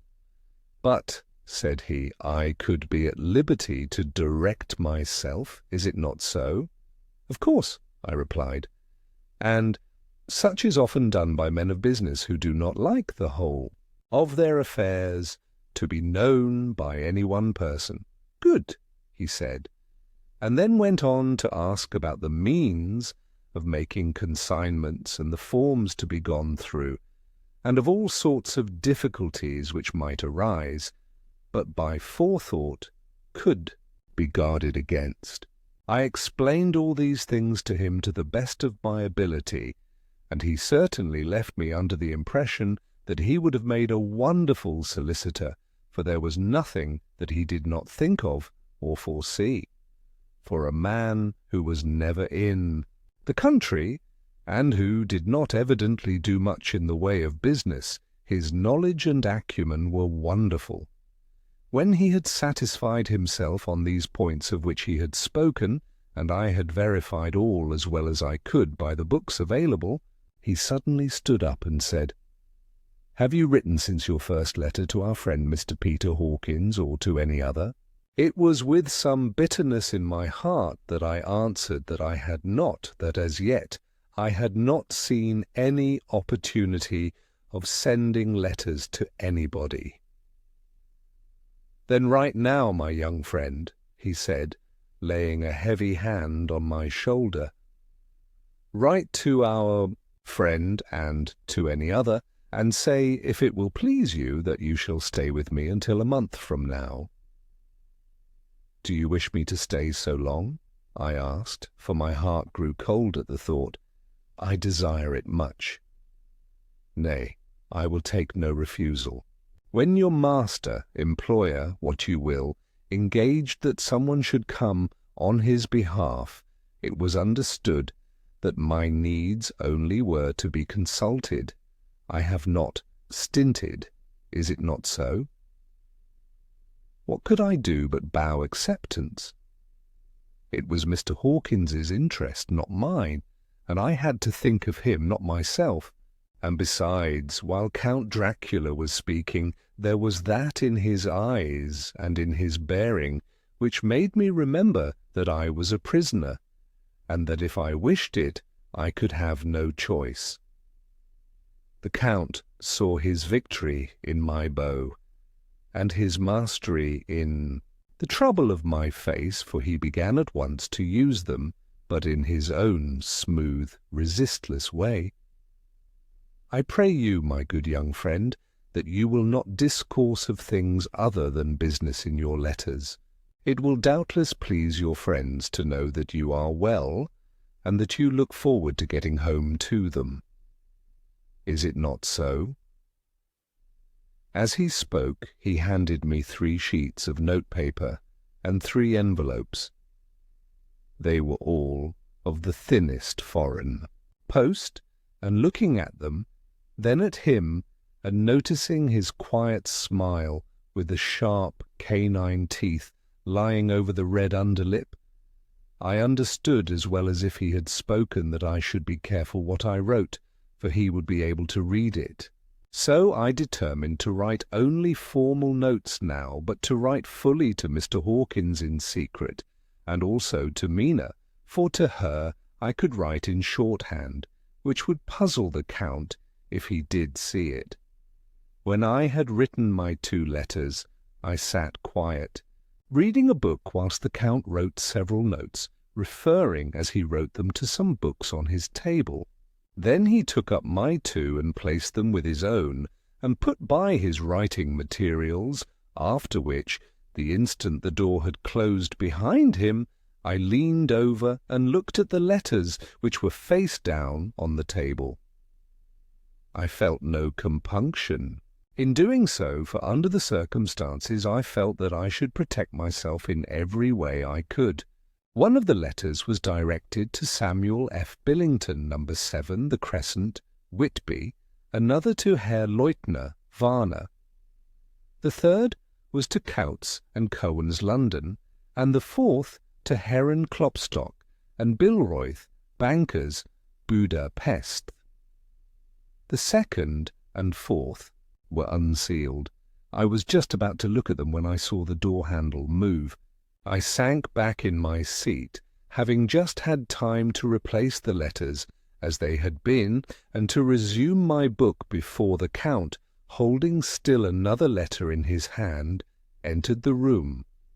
He took up the letters on the table and stamped them carefully, and then turning to me said, "I trust you will forgive me, but I have much work to do in private this evening. You will, I hope, find all things as you wish." At the door he turned, and after a moment's pause said, "Let me advise you, my dear young friend, nay, let me warn you with all seriousness, that should you leave these rooms, you will not by any chance go to sleep in any other part of the castle. It is old and has many memories, and there are bad dreams for those who sleep unwisely. Be warned. Should sleep now or ever overcome you, or be like to do, then haste to your own chamber or to these rooms, for your rest will then be safe. But if you be not careful in this respect, then He finished his speech in a gruesome way, for he motioned with his hands as if he were washing them. I quite understood. My only doubt was as to whether any dream could be more terrible than the unnatural, horrible net of gloom and mystery which seemed closing around me. Later, I endorsed the last words written, but this time there is no doubt in question. I shall not fear to sleep in any place where he is not. I have placed the crucifix over the head of my bed. I imagine that my rest is thus freer from dreams, and there it shall remain. When he left me, I went to my room. After a little while, not hearing any sound, I came out and went up the stone stair to where I could look out towards the south. There was some sense of freedom in the vast expanse, inaccessible though it was to me as compared with the narrow darkness of the courtyard. Looking out on this, I felt that I was indeed in prison, and I seemed to want a breath of fresh air, though it were of the night. I am beginning to feel this nocturnal existence tell on me. It is destroying my nerve. I start at my own shadow, and am full of all sorts of horrible imaginings. God knows that there is ground for my terrible fear in this accursed place. I looked out over the beautiful expanse, bathed in soft yellow moonlight till it was almost as light as day. In the soft light the distant hills became melted, and the shadows in the valleys and gorges of velvety blackness. The mere beauty seemed to cheer me. There was peace and comfort in every breath I drew. As I leaned from the window, my eye was all caught by something moving a story below me and somewhat to my left, where I imagined, from the order of the rooms, that the windows of the Count's own room would look out. The window at which I stood was tall and deep, stone-mullioned, and though weather-worn was still complete, but it was evidently many a day since the case had been there. I drew back behind the stonework and looked carefully out. What I saw was the Count's head coming out from the window. I did not see the face, but I knew the man by the neck and the movement of his back and arms. In any case, I could not mistake the hands which I had had so many opportunities of studying. I was at first interested and somewhat amused, for it is wonderful how small a matter will interest and amuse a man when he is a prisoner. But my very feelings changed to repulsion and terror when I saw the whole man slowly emerge from the window and begin to crawl down the castle wall over that dreadful abyss, face down, with his cloak spreading out around him like great wings. At first I could not believe my eyes. I thought it was some trick of the moonlight, some weird effect of shadow, but I kept looking, and it could be no delusion. I saw the fingers and toes grasp the corners of the stones, worn clear of the mortar by the stress of years, and by thus using every projection and inequality move downwards with considerable speed, just as a lizard moves along a wall. What manner of man is this, or what manner of creature is it in the semblance of man? I feel the dread of this horrible place overpowering me. I am in fear, in awful fear, and there is no escape for me. I am encompassed about with terrors that I dare not think of. 15th May. Once more have I seen the Count go out in his lizard fashion. He moved downwards in a sidelong way, some 100 feet down, and a good deal to the left. He vanished into some hole or window. When his head had disappeared, I leaned out to try and see more, but without avail. The distance was too great to allow a proper angle of sight. I knew he had left the castle now, and thought to use the opportunity to explore more than I had dared to do as yet. I went back to the room, and taking a lamp, tried all the doors. They were all locked, as I had expected, and the locks were comparatively new, but I went down the stone stairs to the hall where I had entered originally. I found I could pull back the bolts easily enough and unhook the great chains, but the door was locked and the key was gone. That key must be in the Count's room. I must watch should his door be unlocked, so that I may get it and escape. I went on to make a thorough examination of the various stairs and passages, and to try the doors that opened from them. 1 or 2 small rooms near the hall were open, but there was nothing to see in them except old furniture, dusty with age, and moth-eaten. At last, however, I found one door at the top of the stairway which, though it seemed to be locked, gave a little under pressure.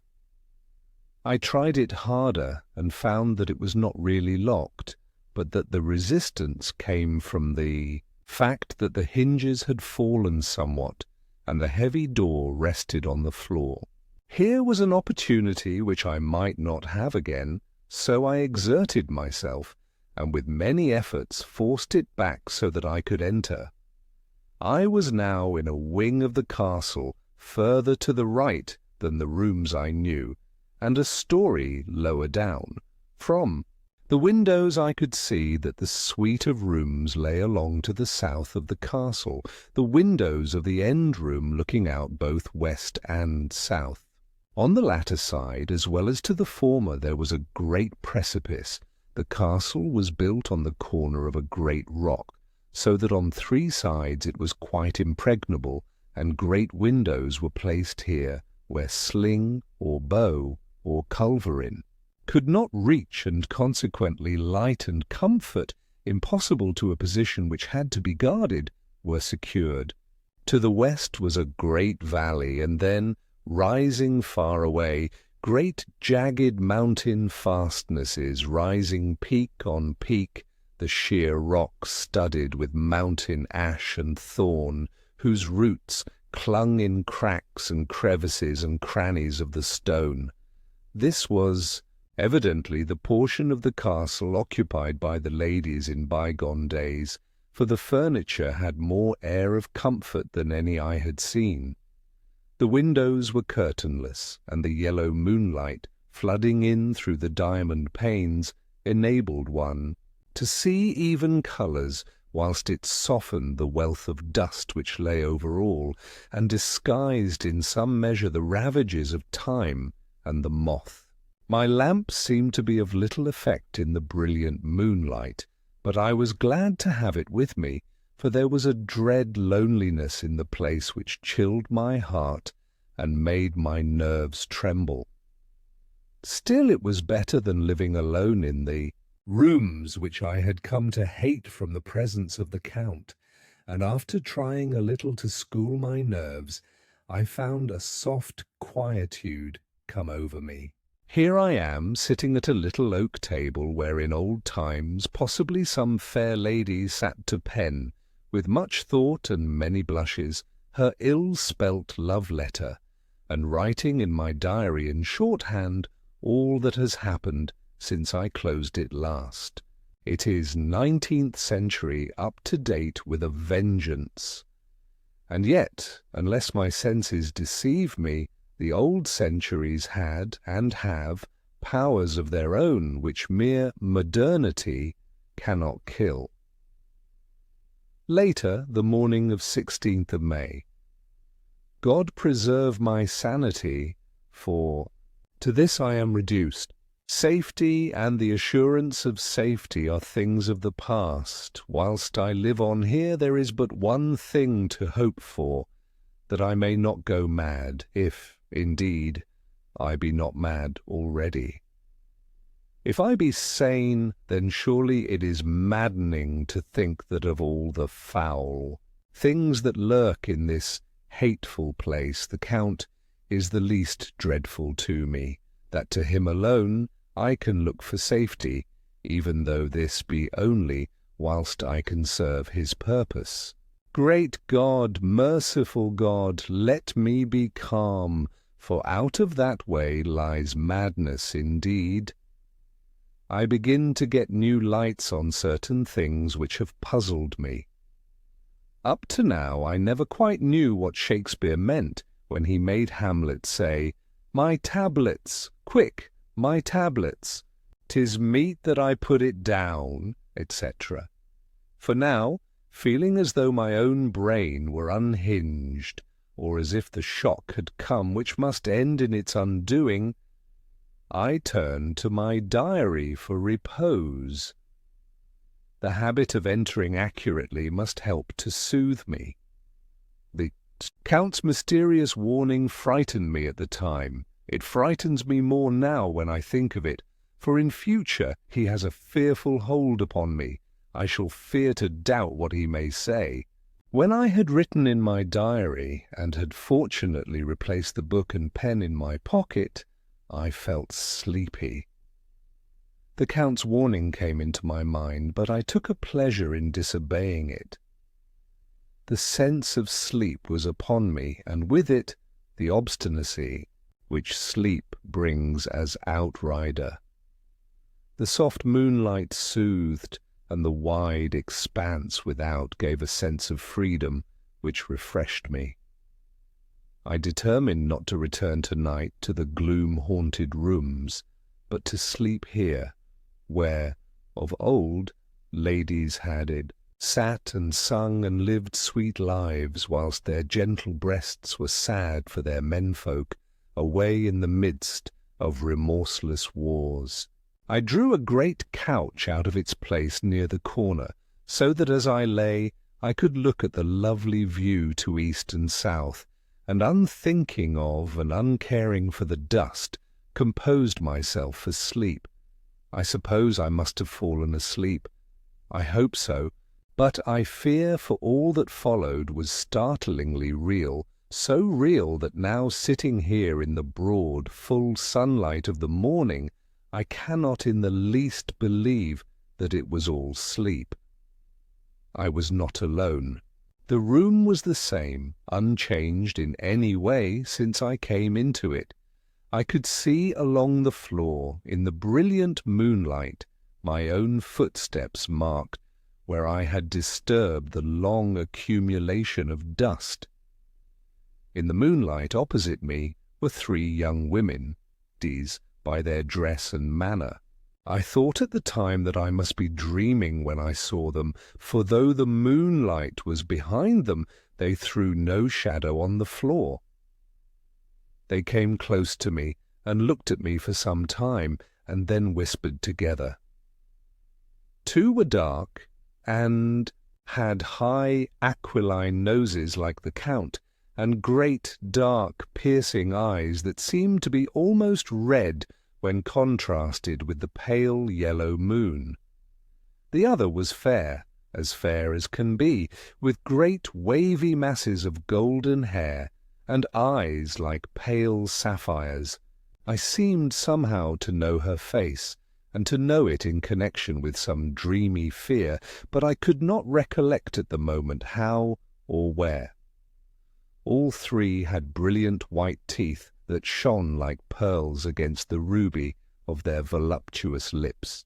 There was something about them that made me uneasy, some longing, and at the same time some deadly fear.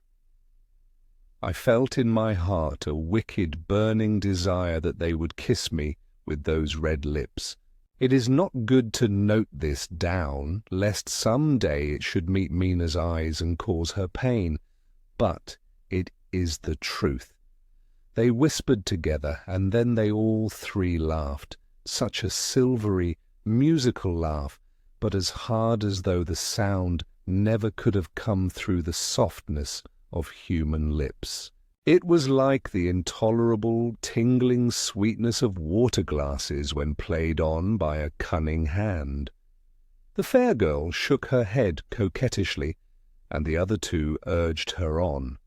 One said, "Go on. You are first, and we shall follow. Yours is the right to begin." The other added, "He is young and strong. There are kisses for us all." I lay quiet, looking out under my eyelashes in an agony of delightful anticipation. The fair girl advanced and bent over me till I could feel the movement of her breath upon me. Sweet it was in one sense, honey sweet, and sent the same tingling through the nerves as her voice, but with a bitter underlying the sweet, a bitter offensiveness as one smells in blood. I was afraid to raise my eyelids, but looked out and saw perfectly under the lashes. The girl went on her knees and bent over me, simply gloating. There was a deliberate voluptuousness which was both thrilling and repulsive, and as she arched her neck, she actually licked her lips like an animal, till I could see in the moonlight the moisture shining on the scarlet lips and on the red tongue as it lapped the white, sharp teeth. Lower and lower went her head as the lips went below the range of my mouth and chin and seemed about to fasten on my throat. Then she paused, and I could hear the churning sound of her tongue as it licked her teeth and lips, and could feel the hot breath on my neck. Then the skin of my throat began to tingle, as one's flesh does when the hand that is to tickle it approaches nearer, nearer.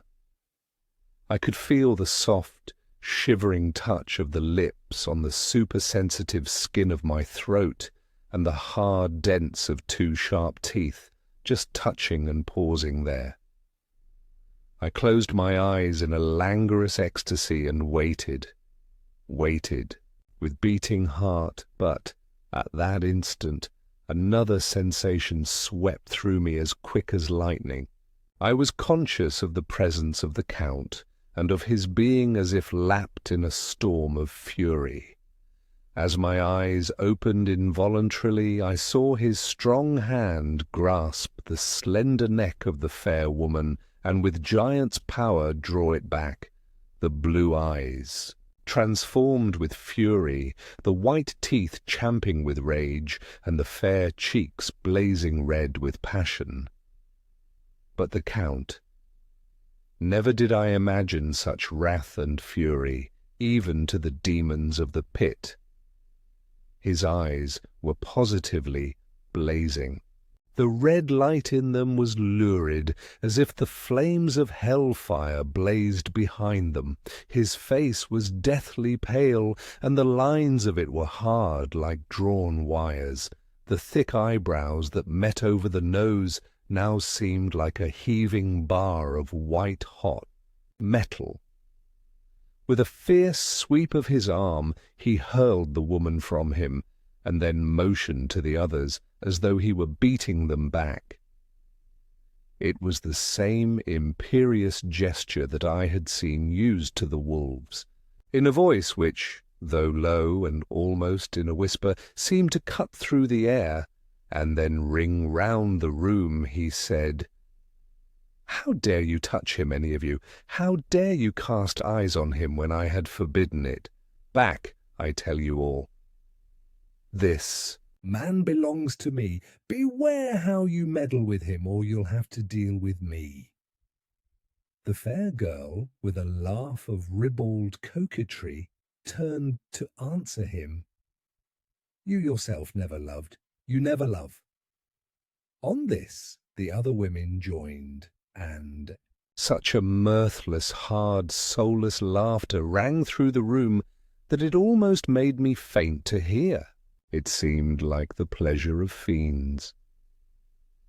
Then the Count turned after looking at my face attentively and said, in a soft whisper, "Yes, I too can love.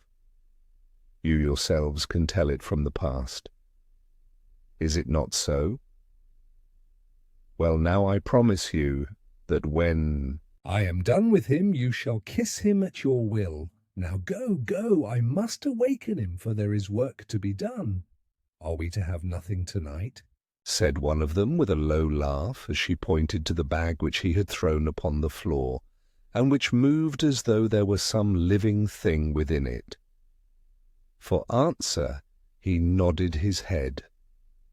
One of the women jumped forward and opened it. If my ears did not deceive me, there was a gasp and a low wail, as of a half-smothered child. The women closed round whilst I was aghast with horror. But as I looked, they disappeared, and with them the dreadful bag. There was no door near them, and they could not have passed me without my noticing. They simply seemed to fade into the rays of the moonlight and pass out through the window, for I could see outside the dim, shadowy forms for a moment before they entirely faded away. Then the horror overcame me, and I sank down unconscious. Chapter F. Jonathan Harker's journal continued. Awoke in my own bed. If it be that I had not dreamt, the Count must have carried me here. I tried to satisfy myself on the subject, but could not arrive at any unquestionable result. To be sure, there were certain small evidences, such as that my clothes were folded and laid by in a manner which was not my habit. My watch was still unwound, and I am rigorously accustomed to wind it the last thing before going to bed, and many such details. But these things are no proof, for they may have been evidences that my mind was not as usual, and, from some cause or another, I had certainly been much upset. I must watch for proof. Of one thing I am glad, if it was that the Count carried me here and undressed me, he must have been hurried in his task, for my pockets are intact. I am sure this diary would have been a mystery to him which he would not have brooked. He would have taken or destroyed it. As I look round this room, although it has been to me so full of fear, it is now a sort of sanctuary, for nothing can be more dreadful than those awful women who are waiting to suck my blood. May. I have been down to look at that room again in daylight, for I must know the truth. When I got to the doorway at the top of the stairs, I found it closed. It had been so forcibly driven against the jamb that part of the woodwork was splintered. I could see that the bolt of the lock had not been shot, but the door is fastened. From the inside, I fear it was no dream, and must act on this surmise. I am surely in the toils. Last night the Count asked me in the suavest tones to write 3 letters, one saying that my work here was nearly done, and that I should start for home within a few days, another that I was starting on the next morning from the time of the letter, and the third that I had left the castle and arrived at Bistritz. I would fain have rebelled, but felt that in the present state of things it would be madness to quarrel openly with the Count whilst I am so absolutely in his power, and to refuse would be to excite his suspicion and to arouse his anger. He knows that I know too much, and that I must not live lest I be dangerous to him. My only chance is to prolong my opportunities. Something may occur which will give me a chance to escape. I saw in his eyes something of that gathering wrath which was manifest when he hurled that fair woman from him. He explained to me that posts were few and uncertain, and that my writing now would ensure ease of mind to my friends, and he assured me with so much impressiveness that he would countermand the later letters which would be held over at Bistritz until due time, in case chance would admit of my prolonging my stay, that to oppose him would have been to create new suspicion, I therefore pretended to fall in with his views, and asked him what dates I should put on the letters. He calculated a minute, and then said, "The first should be June 12th, the second June 19th, and the third June 29th. I know now the span of my life. God help me. May. There is a chance of escape, or at any rate of being able to send word home. A band of Scani have come to the castle and are encamped in the courtyard. These Scani are gypsies. I have notes of them in my book. They are peculiar to this part of the world, though allied to the ordinary gypsies all the world over. There are thousands of them in Hungary and Transylvania who are almost outside all law. They attach themselves as a rule to some great noble or boyar and call themselves by his name. They are fearless and without religion, save superstition, and they talk only their own varieties of the Romany tongue. I shall write some letters home, and shall try to get them to have them posted. I have already spoken them through my window to begin acquaintanceship. They took their hats off and made obeisance and many signs, which, however, I could not understand any more than I could their spoken language. I have written the letters. Mina's is in shorthand, and I simply ask Mr. Hawkins to communicate with her. To her I have explained my situation, but without the horrors which I may only surmise. It would shock and frighten her to death were I to expose my heart to her. Should the letters not carry, then the Count shall not yet know my secret or the extent of my knowledge. I have given the letters. I threw them through the bars of my window with a gold piece, and made what signs I could to have them posted. The man who took them pressed them to his heart, and bowed, and then put them in his cap. I could do no more. I stole back to the study, and began to read. As the Count did not come in, I have written here. The Count has come. He sat down beside me and said in his smoothest voice, as he opened 2 letters, "The Sgani has given me these, of which, though I know not whence they come, I shall, of course, take care. See," he must have looked at it, "one is from you and to my friend Peter Hawkins. The other—" Here he caught sight of the strange symbols as he opened the envelope, and the dark look came into his face, and his eyes blazed wickedly. "The other is a vile thing, an outrage upon friendship and hospitality. It is not signed. Well, so it cannot matter to us." And he calmly held letter and envelope in the flame of the lamp till they were consumed. Then he went on. "The letter to Hawkins, that I shall, of course, send on, since it is yours.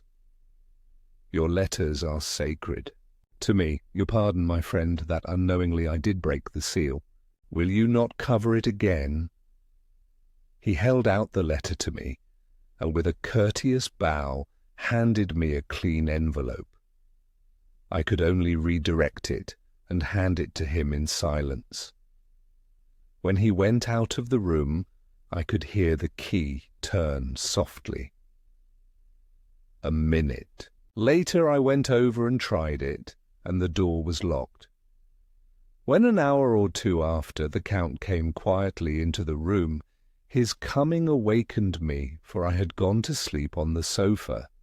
He was very courteous and very cheery in his manner, and seeing that I had been sleeping, he said, "So, my friend, you are tired? Get to bed. There is the surest rest. I may not have the pleasure to talk tonight, since there are many labours to me, but you will sleep, I pray." I passed to my room and went to bed, and, strange to say, slept without dreaming. Despair has its own calms. Myths. This morning when I woke, I thought I would provide myself with some paper and envelopes from my bag and keep them in my pocket, so that I might write in case I should get an opportunity. But again a surprise, again a shock. Every scrap of paper was gone, and with it all my notes, my memoranda relating to railways and travel, my letter of credit. In fact, all that might be useful to me were I once outside the castle. I sat and pondered a while, and then some thought occurred to me, and I made search of my portmanteau and in the wardrobe where I had placed my clothes. The suit in which I had travelled was gone, and also my overcoat and rug. I could find no trace of them anywhere. This looked like some new scheme of villainy. 7th June. This morning, as I was sitting on the edge of my bed cudgelling my brains, I heard without a cracking of whips and pounding and scraping of horses' feet up the rocky path beyond the courtyard. With joy I hurried to the window and saw drive into the yard 2 great lighter wagons, each drawn by 8 sturdy horses, and at the head of each pair a Slovak with his wide hat, great nail-studded belt, dirty sheepskin, and high boots. They had also their long staves in hand. I ran to the door, intending to descend and try and join them through the main hall, as I thought that way might be opened for them. Again a shock. My door was fastened on the outside. Then I ran to the window and cried to them. They looked up at me stupidly and pointed, but just then the hetman of the Skani came out, and seeing them pointing to my window, said something, at which they laughed. Henceforth no effort of mine, no piteous cry or agonized entreaty, would make them even look at me. They resolutely turned away. The later wagons contained great square boxes with handles of thick rope. These were evidently empty by the ease with which the Slovaks handled them, and by their resonance as they were roughly moved. When they were all unloaded and packed in a great heap in one corner of the yard, the Slovaks were given some money by the Skani, and spitting on it for luck, lazily went each to his horse's head. Shortly afterwards, I heard the cracking of their whips die away in the distance. June, before morning. Last night, the Count left me early and locked himself into his own room. As soon as I dared, I ran up the winding stair and looked out. Of the window which opened south, I thought I would watch for the Count, for there is something going on. The Skani are quartered somewhere in the castle and are doing work of some kind. I know it, for now and then I hear a far-away muffled sound as of mattock and spade, and, whatever it is, it must be the end of some ruthless villainy. I had been at the window somewhat less than half an hour when I saw something coming out of the Count's window. I drew back and watched carefully, and saw the whole man emerge. It was a new shock to me to find that he had on the suit of clothes which I had worn whilst travelling here, and slung over his shoulder the terrible bag which I had seen the women take away. There could be no doubt as to his quest, and in my garb too. This, then, is his new scheme of evil, that he will allow others to see me as they think, so that he may both leave evidence that I have been seen in the towns or villages posting my own letters, and that any wickedness which he may do shall by the local people be attributed to me. It makes me rage to think that this can go on, and whilst I am shut up here, a veritable prisoner, but without that protection of the law which is even a criminal's right and consolation. I thought I would watch for the Count's return, and for a long time sat doggedly at the window. Then I began to notice that there were some quaint little specks floating in the rays of the moonlight. They were like the tiniest grains of dust, and they whirled round and gathered in clusters in a nebulous sort of way. I watched them with a sense of soothing, and a sort of calm stole over me. I leaned back in the embrasure in a more comfortable position so that I could enjoy more fully the aerial gambolling. Something made me start up, a low, piteous howling of dogs somewhere, far below in the valley which was hidden from my sight. Louder it seemed to ring in my ears, and the floating motes of dust to take new shapes to the sound as they danced in the moonlight.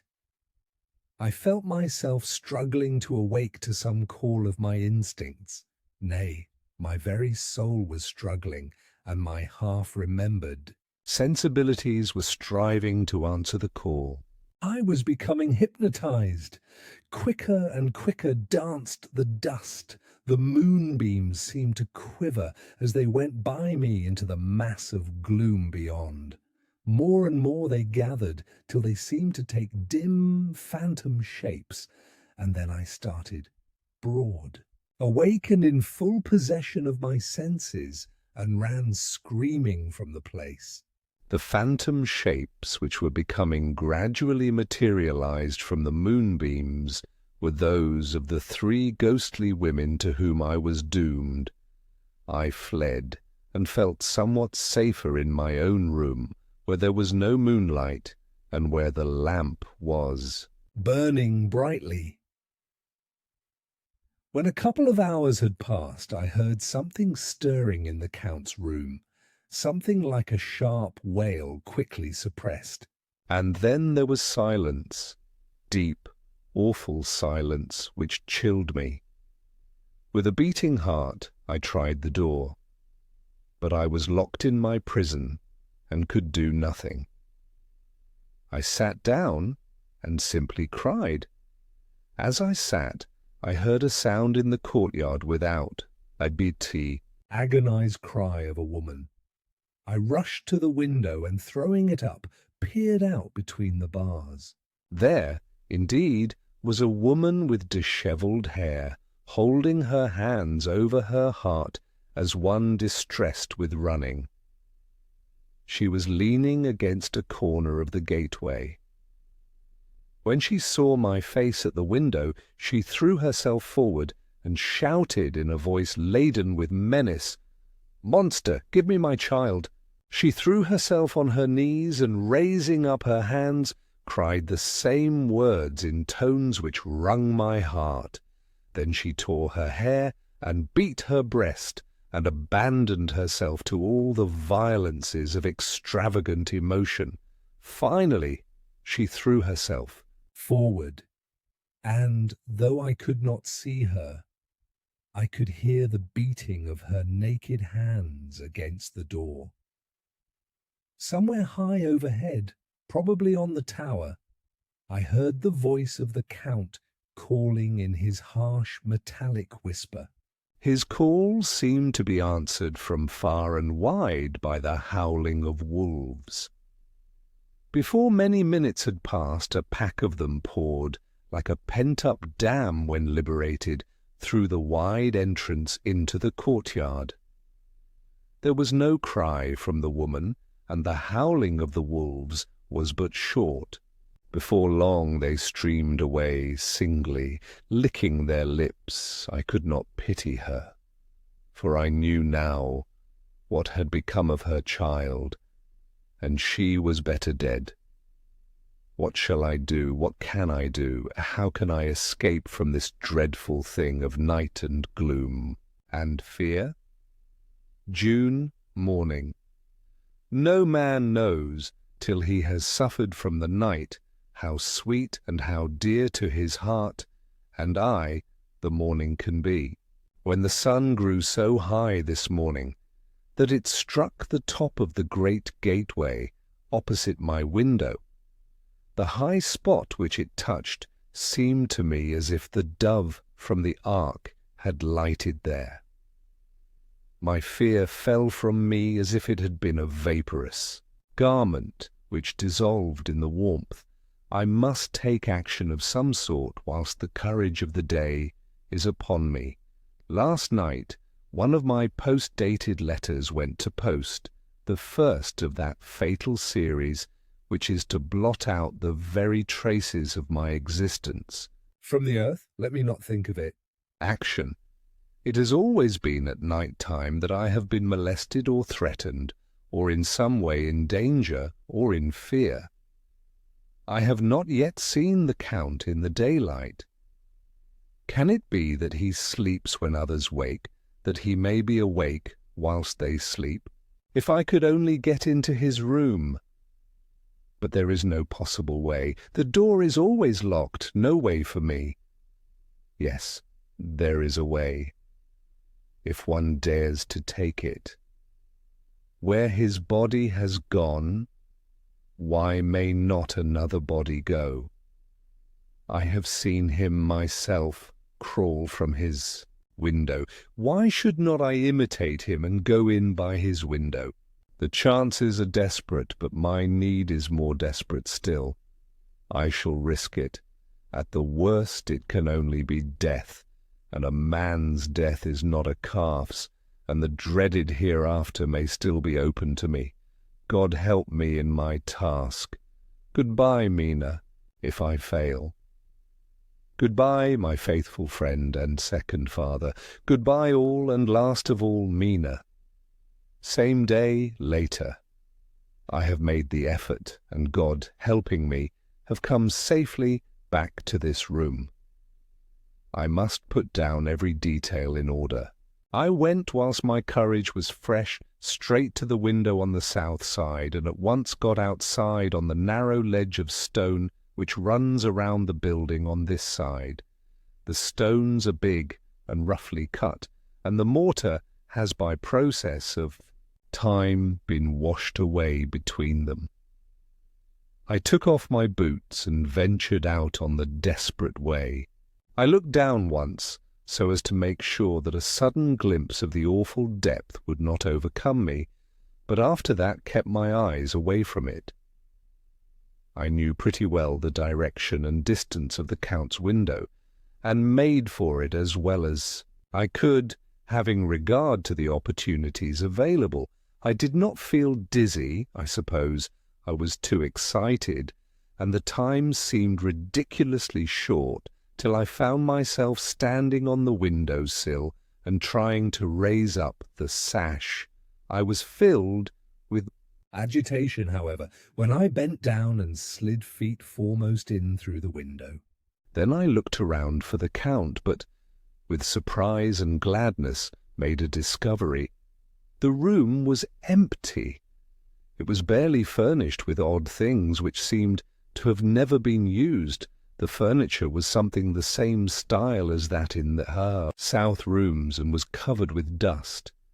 I looked for the key, but it was not in the lock, and I could not find it anywhere. The only thing I found was a great heap of gold in one corner, gold of all kinds, Roman and British and Austrian and Hungarian and Greek and Turkish money, covered with a film of dust, as though it had lain long in the ground. None of it, that I noticed, was less than 300 years old.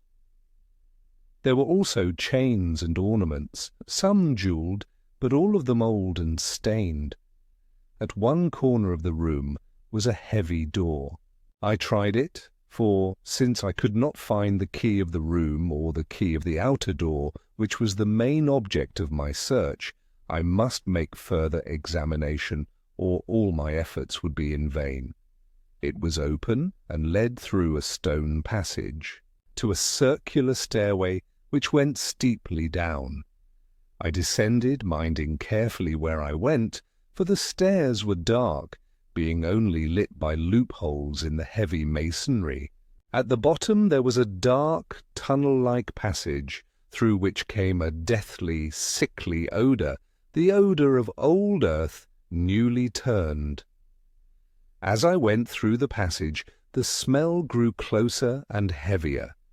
At last I pulled open a heavy door, which stood ajar, and found myself in an old, ruined chapel, which had evidently been used as a graveyard. The roof was broken, and in 2 places were steps leading to vaults, but the ground had recently been dug over, and the earth placed in great wooden boxes, manifestly those which had been brought by the Slovaks. There was nobody about, and I made search for any further outlet, but there was none. Then I went over every inch of the ground so as not to lose a chance. I went down even into the vaults where the dim light struggled, although to do so was a dread to my very soul. Into 2 of these I went, but saw nothing except fragments of old coffins and piles of dust. In the 3rd, however, I made a discovery. There, in one of the great boxes, of which there were 50 in all, on a pile of newly dug earth, lay the Count. He was either dead or asleep, I could not say which, for the eyes were open and stony, but without the glassiness of death, and the cheeks had the warmth of life through all their pallor. The lips were as red as ever. But there was no sign of movement, no pulse, no breath, no beating of the heart. I bent over him and tried to find any sign of life, but in vain. He could not have lain there long, for the earthy smell would have passed away in a few hours. By the side of the box was its cover, pierced with holes here and there. I thought he might have the keys on him, but when I went to search I saw the dead eyes, and in them, dead though they were, such a look of hate, though unconscious of me, or my presence, that I fled from the place, and leaving the Count's room by the window, crawled again up the castle wall. Regaining my room, I threw myself panting upon the bed, and tried to think. June. Today is the date of my last letter, and the Count has taken steps to prove that it was genuine, for again I saw him leave the castle by the same window, and in my clothes. As he went down the wall, lizard fashion, I wished I had a gun or some lethal weapon that I might destroy him. But I fear that no weapon wrought alone by man's hand would have any effect on him. I dared not wait to see him return, for I feared to see those weird sisters. I came back to the library and read there till I fell asleep. I was awakened by the Count, who looked at me as grimly as a man can look as he said, "Tomorrow, my friend, we must part. You return to your beautiful England, I to some work which may have such an end that we may never meet. Your letter home has been dispatched. Tomorrow I shall not be here, but all shall be ready for your journey. In the morning come the Szgany, who have some labours of their own here, and also come some Slovaks. When they have gone, my carriage shall come for you, and shall bear you to the Borgo Pass to meet the diligence from Bukovina to Bistritz. But I am in hopes that I shall see more of you at Castle Dracula." I suspected him, and determined to test his sincerity.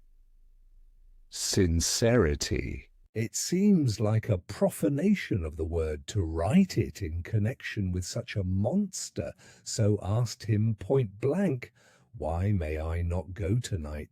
"Because, dear sir, my coachman and horses are away on a mission, but I would walk with pleasure. I want to get away at once." He smiled, such a soft, smooth, diabolical smile that I knew there was some trick behind his smoothness. He said, "And your baggage?" "I do not care about it. I can send for it some other time." The Count stood up and said, with a sweet courtesy which made me rub my eyes, it seemed so real, "But I would walk with pleasure. I want to get away at once." He smiled, such a soft, smooth, diabolical smile that I knew there was some trick behind his smoothness. He said, "And your baggage?" "I do not care about it. I can send for it some other time." The Count stood up and said, with a sweet courtesy which made me rub my eyes, it seemed so real, "You English have a saying which is close to my heart, for its spirit is that which rules our boyars. Welcome the coming, speed the parting guest. Come with me, my dear young friend. Not an hour shall you wait in my house against your will, though sad am I at your going, and that you so suddenly desire it. Come!" With a stately gravity, he with the lamp preceded me down the stairs and along the hall. Suddenly he stopped. Hark! Close at hand came the howling of many wolves. It was almost as if the sound sprang up at the rising of his hand, just as the music of a great orchestra seems to leap under the baton of the conductor. After a pause of a moment, he proceeded in his stately way to the door, drew back the ponderous bolts, unhooked the heavy chains, and began to draw it open.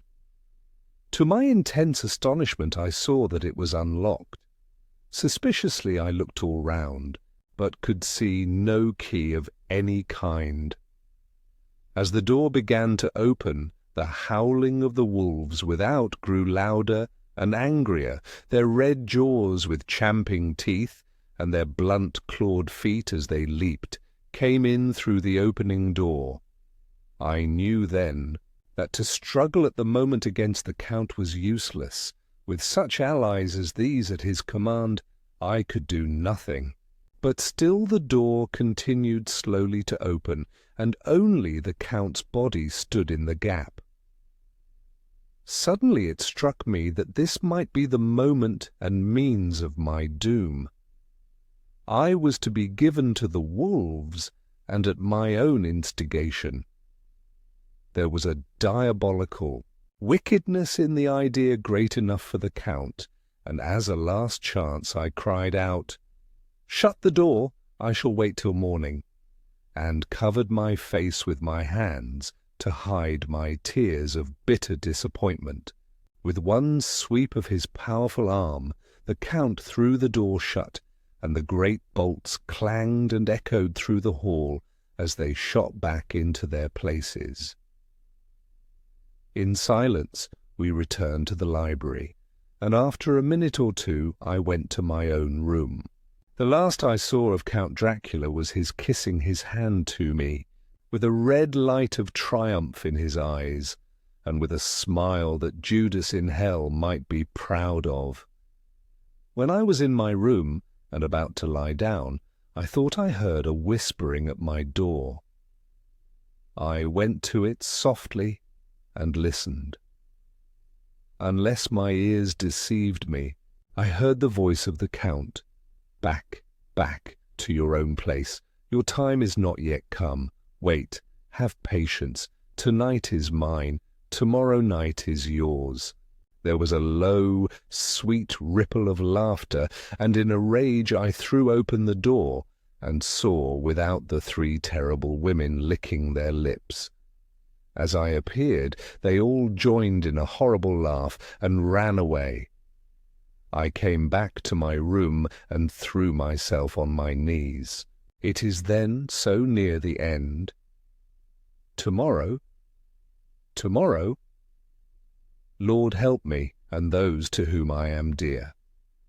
June, morning. These may be the last words I ever write in this diary. I slept till just before the dawn, and when I woke, threw myself on my knees, for I determined that if death came, he should find me ready. At last I felt that subtle change in the air, and knew that the morning had come. Then came the welcome cock-crow, and I felt that I was safe. With a glad heart, I opened my door and ran down to the hall. I had seen that the door was unlocked, and now escape was before me. With hands that trembled with eagerness, I unhooked the chains and drew back the massive bolts, but the door would not move. Despair seized me. I pulled and pulled at the door, and shook it till, massive as it was, it rattled in its casement. I could see the bolt shot.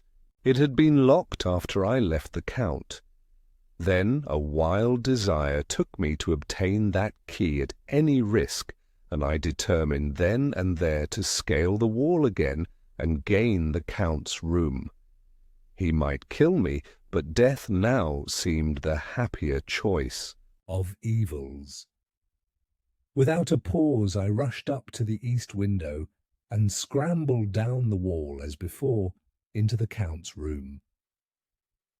It was empty, but that was as I expected.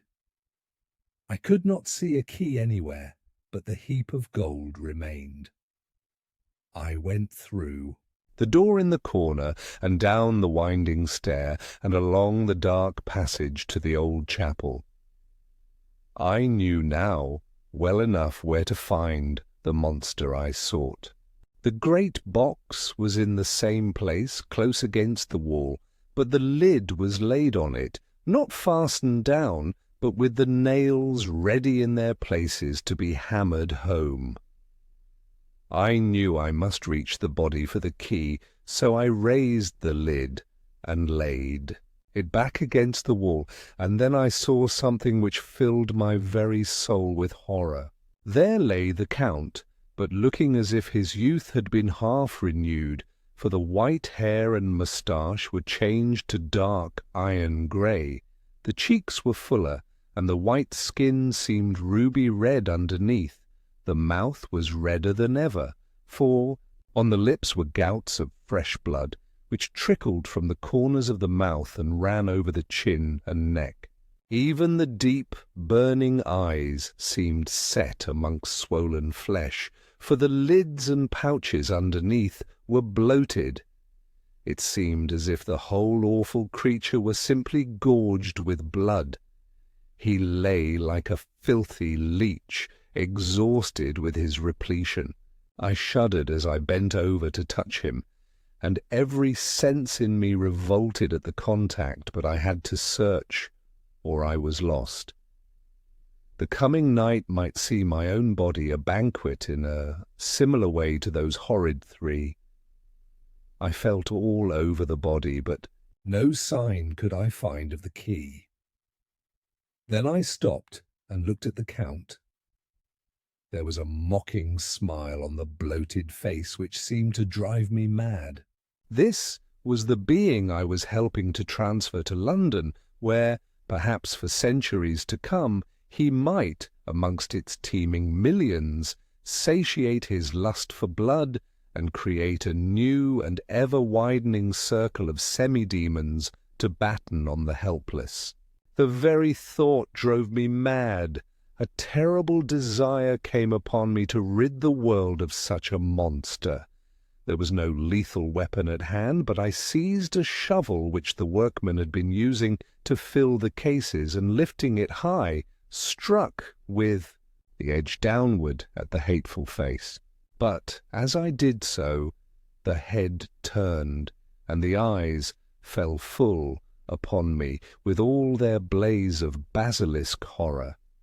The sight seemed to paralyze me, and the shovel turned in my hand and glanced from the face, merely making a deep gash above the forehead. The shovel fell from my hand across the box, and as I pulled it away, the flange of the blade caught the edge of the lid, which fell over again and hid the horrid thing from my sight. The last glimpse I had was of the bloated face, blood-stained and fixed with a grin of malice which would have held its own in the nethermost hell. I thought and thought what should be my next move, but my brain seemed on fire, and I waited with a despairing feeling growing over me. As I waited, I heard in the distance a gypsy song sung by merry voices coming closer, and through their song the rolling of heavy wheels and the cracking of whips. The Scani and the Slovaks of whom the Count had spoken were coming. With a last look around and at the box which contained the vile body, I ran from the place and gained the Count's room, determined to rush out at the moment the door should be opened. With strained ears I listened, and heard downstairs the grinding of the key in the great lock and the falling back of the heavy door. There must have been some other means of entry, or someone had a key for one of the locked doors. Then there came the sound of many feet tramping and dying away in some passage which sent up a clanging echo. I turned to run down again towards the vault, where I might find the new entrance, but at the moment there seemed to come a violent puff of wind, and the door to the winding stair blew to with a shock that set the dust from the lintels flying. When I ran to push it open, I found that it was hopelessly fast. I was again a prisoner, and the net of doom was closing round me more closely.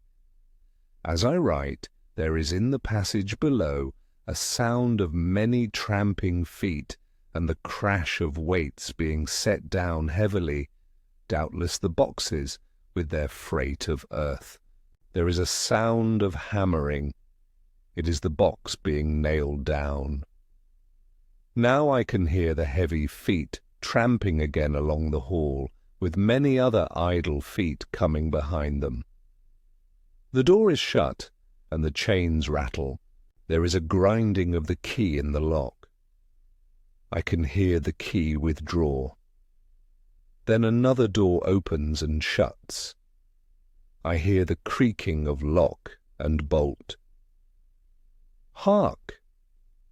In the courtyard, and down the rocky way, the roll of heavy wheels, the crack of whips, and the chorus of the Scani as they pass into the distance. I am alone in the castle with those awful women. For Mina is a woman, and there is naught in common. They are devils of the pit. I shall not remain alone with them. I shall try to scale the castle wall farther than I have yet attempted. I shall take some of the gold with me, lest I want it later. I may find a way from this dreadful place, and then away for home, away to the quickest and nearest train, away from this cursed spot, from this cursed land, where the devil and his children still walk with earthly feet. At least God's mercy is better than that of these monsters, and the precipice is steep and high. At its foot a man may sleep, as a man. Goodbye all. Mina, Chapter 5. Letter from Miss Mina Murray to Miss Lucy Westenra. May, my dearest Lucy, forgive my long delay in writing, but I have been simply overwhelmed with work. The life of an assistant schoolmistress is sometimes trying. I am longing to be with you, and by the sea, where we can talk together freely and build our castles in the air. I have been working very hard lately because I want to keep up with Jonathan's studies, and I have been practicing shorthand very assiduously. When we are married, I shall be able to be useful to Jonathan, and if I can stenograph well enough, I can take down what he wants to say in this way and write it out for him on the typewriter, at which also I am practicing very hard. He and I sometimes write letters in shorthand, and he is keeping a stenographic journal of his travels abroad. When I am with you, I shall keep a diary in the same way. I don't mean one of those 2 pages to the week, with Sunday squeezed in a corner. Diaries, but a sort of journal which I can write in whenever I feel inclined.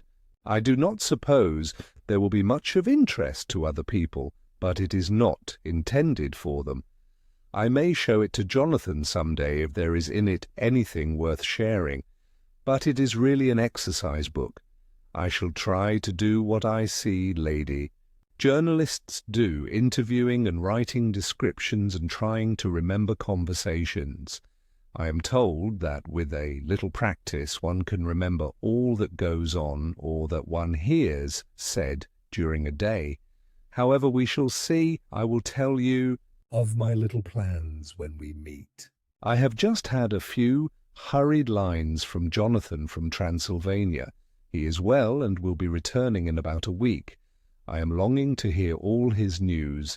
It must be so nice to see strange countries. I wonder if Jonathan and I shall ever see them together. There is the 10 o'clock bell ringing. Goodbye. Your loving Mina. Tell me all the news when you write. You have not told me anything for a long time. I hear rumours, and especially of a tall, handsome, curly-haired man? Letter, Lucy Westenra, to Mina Murray. 17 Chatham Street, Wednesday. My dearest Mina, I must say you tax me very unfairly with being a bad correspondent. I wrote to you twice since we parted, and your last letter was only your second. Besides, I have nothing to tell you. There is really nothing to interest you. Town is very pleasant just now, and we go a good deal to picture galleries and for walks and rides in the park. As to the tall, curly-haired man, I suppose it was the one who was with me at the last pop. Someone has evidently been telling tales. That was Mr. Homewood. He often comes to see us, and he and Mamma get on very well together. They have so many things to talk about in common. We met some time ago a man that would just do for you, if you were not already engaged, to Jonathan. He is an excellent party, being handsome, well off, and of good birth. He is a doctor, and really clever. Just fancy. He is only 29, and he has an immense lunatic asylum all under his own care. Mr. Homewood introduced him to me, and he called here to see us, and often comes now. I think he is one of the most resolute men I ever saw, and yet the most calm. He seems absolutely imperturbable. I can fancy what a wonderful power he must have over his patients. He has a curious habit of looking one straight in the face, as if trying to read one's thoughts. He tries this on very much with me, but I flatter myself he has got a tough nut to crack. I know that from my glass. Do you ever try to read your own face?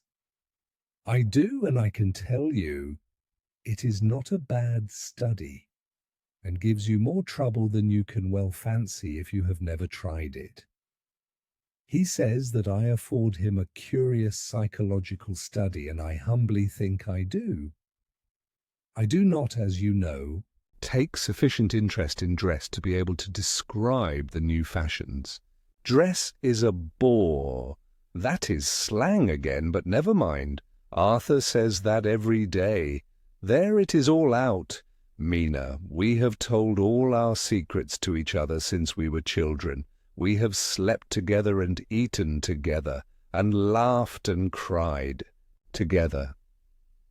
And now, though I have spoken, I would like to speak more. Oh, Mina, couldn't you guess? I love him.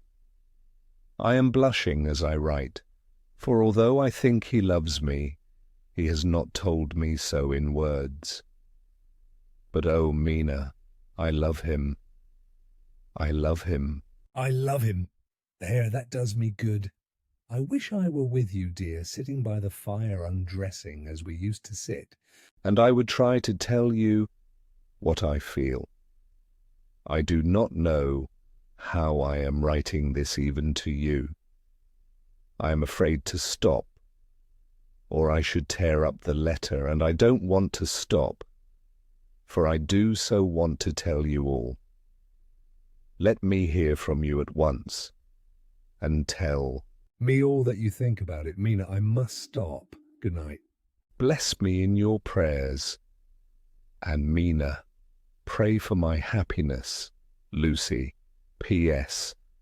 I need not tell you this is a secret. Good night again, L.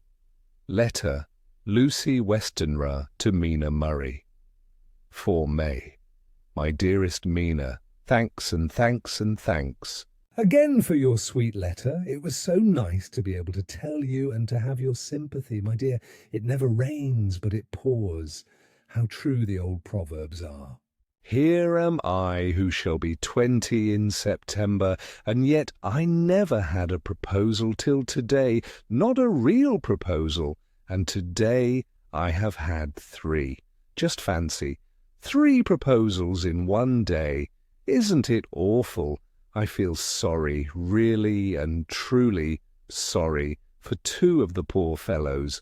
Oh, Mina, I am so happy that I don't know what to do with myself. And 3 proposals. But for goodness sake, don't tell any of the girls, or they would be getting all sorts of extravagant ideas and imagining themselves injured and slighted. If in their very first day at home they did not get 6 at least. Some girls are so vain. You and I, Mina dear, who are engaged and are going to settle down soon soberly into old married women, can despise vanity. Well, I must tell you about the 3, but you must keep it a secret, dear, from everyone except, of course, Jonathan. You will tell him, because I would, if I were in your place, certainly tell Arthur. A woman ought to tell her husband everything, don't you think so, dear? And I must be fair. Men like women, certainly their wives, to be quite as fair as... They are. And women, I am afraid, are not always quite as fair as they should be. Well, my dear, number 1 came just before lunch. I told you of him, Dr. John Seward, the lunatic asylum man with the strong jaw and the good forehead. He was very cool outwardly, but was nervous all the same. He had evidently been schooling himself as to all sorts of little things, and remembered them. But he almost managed to sit down on his silk hat, which men don't generally do when they are cool, and then when he wanted to appear at ease, he kept playing with a lancet in a way that made me nearly scream. He spoke to me, Mina, very straightforwardly. He told me how dear I was to him, though he had known me so little, and what his life would be with me to help and cheer him. He was going to tell me how unhappy he would be if I did not care for him. But when he saw me cry, he said that he was a brute and would not add to my present trouble. Then he broke off and asked if I could love him in time. And when I shook my head, his hands trembled, and then with some hesitation he asked me if I cared already for anyone else. He put it very nicely, saying that he did not want to wring my confidence from me, but only to know, because if a woman's heart was free, a man might have hope. And then, Mina, I felt a sort of duty to tell him that there was someone. I only told him that much. And then he stood up, and he looked very strong and very grave, as he took both my hands in his and said he hoped I would be happy, and that if I ever wanted a friend I must count him one of my best. Oh, Mina, dear, I can't help crying. And you must excuse this letter being all blotted.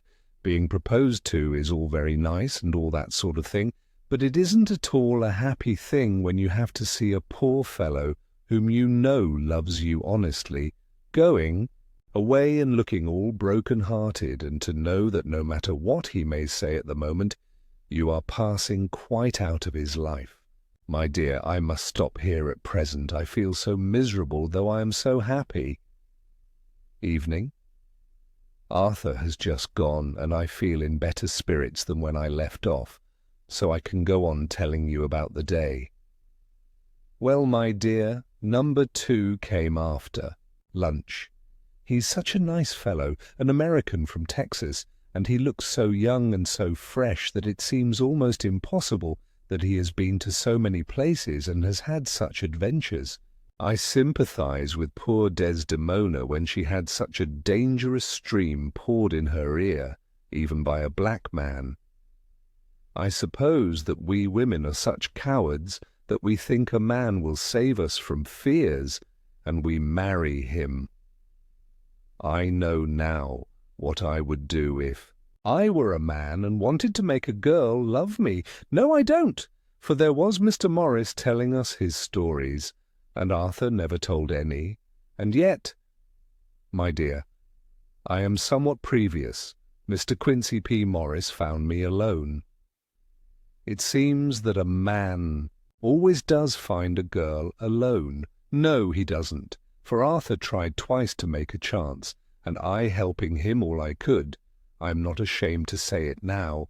I must tell you beforehand that Mr. Morris doesn't always speak slang. That is to say, he never does so to strangers or before them, for he is really well educated and has exquisite manners. But he found out that it amused me to hear him talk American slang, and whenever I was present, and there was no one to be shocked, he said such funny things, and I'm afraid, my dear, he has to invent it all, for it fits exactly into whatever else he has to say. But this is a way slang has. I do not know myself if I shall ever speak slang. I do not know if Arthur likes it, as I have never heard him use any as yet. Well, Mr. Morris sat down beside me and looked as happy and jolly as he could, but I could see all the same that he was very nervous. He took my hand in his and said ever so sweetly, "Miss Lucy, I know I ain't good enough to regulate the fixin's of your little shoes, but I guess if you wait till you find a man that is, you will go join them 7 young women with the lamps when you quit. Won't you just hitch up alongside of me and let us go down the long road together, driving in double harness?" Well, he did look so good-humoured and so jolly that it didn't seem half so hard to refuse him as it did poor Dr. Seward. So I said, as lightly as I could, that I did not know anything of hitching, and that I wasn't broken to harness at all yet. Then he said that he had spoken in a light manner, and he hoped that if he had made a mistake in doing so on so grave, so momentous an occasion for him, I would forgive him. He really did look serious when he was saying it, and I couldn't help feeling a bit serious too. I know, Mina, you will think me a horrid flirt, though I couldn't help feeling a sort of exultation that he was number 2 in one day. And then, my dear, before I could say a word, he began pouring out a perfect torrent of love-making, laying his very heart and soul at my feet. He looked so earnest over it that I shall never again think that a man must be playful always, and never earnest, because he is merry at times. I suppose he saw something in my face which checked him, for he suddenly stopped, and said with a sort of manly fervour that I could have loved him for if I had been free. "Lucy, you are an honest-hearted girl. I know I should not be here speaking to you as I am now if I did not believe you clean grit, right through to the very depths of your soul. Tell me, like one good fellow to another, is there anyone else that you care for? And if there is, I'll never trouble you a hair's breadth again, but will be, if you will let me, a very faithful friend. My dear Mina, why are men so noble when we women are so little worthy of them? Here was I almost making fun of this. Great-hearted, true gentleman. I burst into tears. I'm afraid, my dear, you will think this a very sloppy letter in more ways than one, and I really felt very badly. Why can't they let a girl marry 3 men, or as many as want her, and save all this trouble? But this is heresy, and I must not say it. I am glad to say that though I was crying, I was able to look into Mr. Morris's brave eyes, and I told him out straight, yes, there is someone I love, though he has not told me yet that he even loves me. I was right to speak to him so frankly, for quite a light came into his face, and he put out both his hands and took mine. I think I put them into his, and said in a hearty way, "That's my brave girl. It's better worth being late for a chance of winning you than being in time for any other girl in the world. Don't cry, my dear. If it's for me, I'm a hard nut to crack, and I take it standing up. If that other fellow doesn't know his happiness, well, he'd better look for it soon, or he'll have to deal with me. Little girl, your honesty and pluck have made me a friend, and that's rarer than a lover. It's more unselfish anyhow. My dear, I'm going to have a pretty lonely walk between this and Kingdom Come. Won't you give me one kiss? It'll be something to keep off the darkness now and then. You can, you know, if you like, for that other good fellow. He must be a good fellow, my dear, and a fine fellow, or you could not love him, hasn't spoken yet. That quite won me, Mina, for it was brave and sweet of him, and noble too, to a rival, wasn't it? And he's so sad. So I leant over and kissed him. He stood up with my 2 hands in his, and as he looked down into my face, I'm afraid I was blushing very much, he said, "Little girl, I hold your hand, and you've kissed me, and if these things don't make us friends, nothing ever will. Thank you for your sweet honesty to me, and goodbye." He wrung my hand, and taking up his hat, went straight out of the room without looking back, without a tear, or a quiver, or a pause. And I am crying like a baby. Oh, why must a man like that be made unhappy when there are lots of girls about who would worship the very ground he trod on? I know I would if I were free, only I don't want to be free. My dear, this quite upset me, and I feel I cannot write of happiness just at once after telling you of it. And I don't wish to tell of the number 3 until it can be all happy. Ever your loving Lucy. P.S. Oh, about number 3. I needn't tell you of number 3, need I? Besides, it was all so confused. It seemed only a moment from his coming into the room till both his arms were round me, and he was kissing me. I am very, very happy, and I don't know what I have done to deserve it. I must only try in the future to show that I am not ungrateful to God for all his goodness to me in sending to me such a lover, such a husband, and such a friend. Goodbye. Dr. Seward's diary, kept in phonograph. 5 May. Ebb, tide, in appetite. Today. Cannot eat, cannot rest, so diary instead. Since my rebuff of yesterday, I have a sort of empty feeling. Nothing in the world seems of sufficient importance to be worth the doing. As I knew that the only cure for this sort of thing was work, I went down amongst the patients. I picked out one who has afforded me a study of much interest. He is so quaint that I am determined to understand him as well as I can. Today I seem to get nearer than ever before to the heart of his mystery. I questioned him more fully than I had ever done, with a view to making myself master of the facts of his hallucination. In my manner of doing it, there was, I now see, something of cruelty. I seemed to wish to keep him to the point of his madness, a thing which I avoid with the patience as I would the mouth of hell. Mem, under what circumstances would I not avoid the pit of hell? Omnia Romae venalia sunt. Hell has its price. Verb, sap. If there be anything behind this instinct, it will be valuable to trace it afterwards accurately, so I had better commence to do so, therefore. R. M. Renfield, Etat, 59. Sanguine temperament, great physical strength, morbidly excitable, periods of gloom, ending in some fixed idea which I cannot make out. I presume that the sanguine temperament itself and the disturbing influence end in a mentally accomplished finish, a possibly dangerous man, probably dangerous if unselfish. In selfish men, caution is as secure an armour for their foes as for themselves.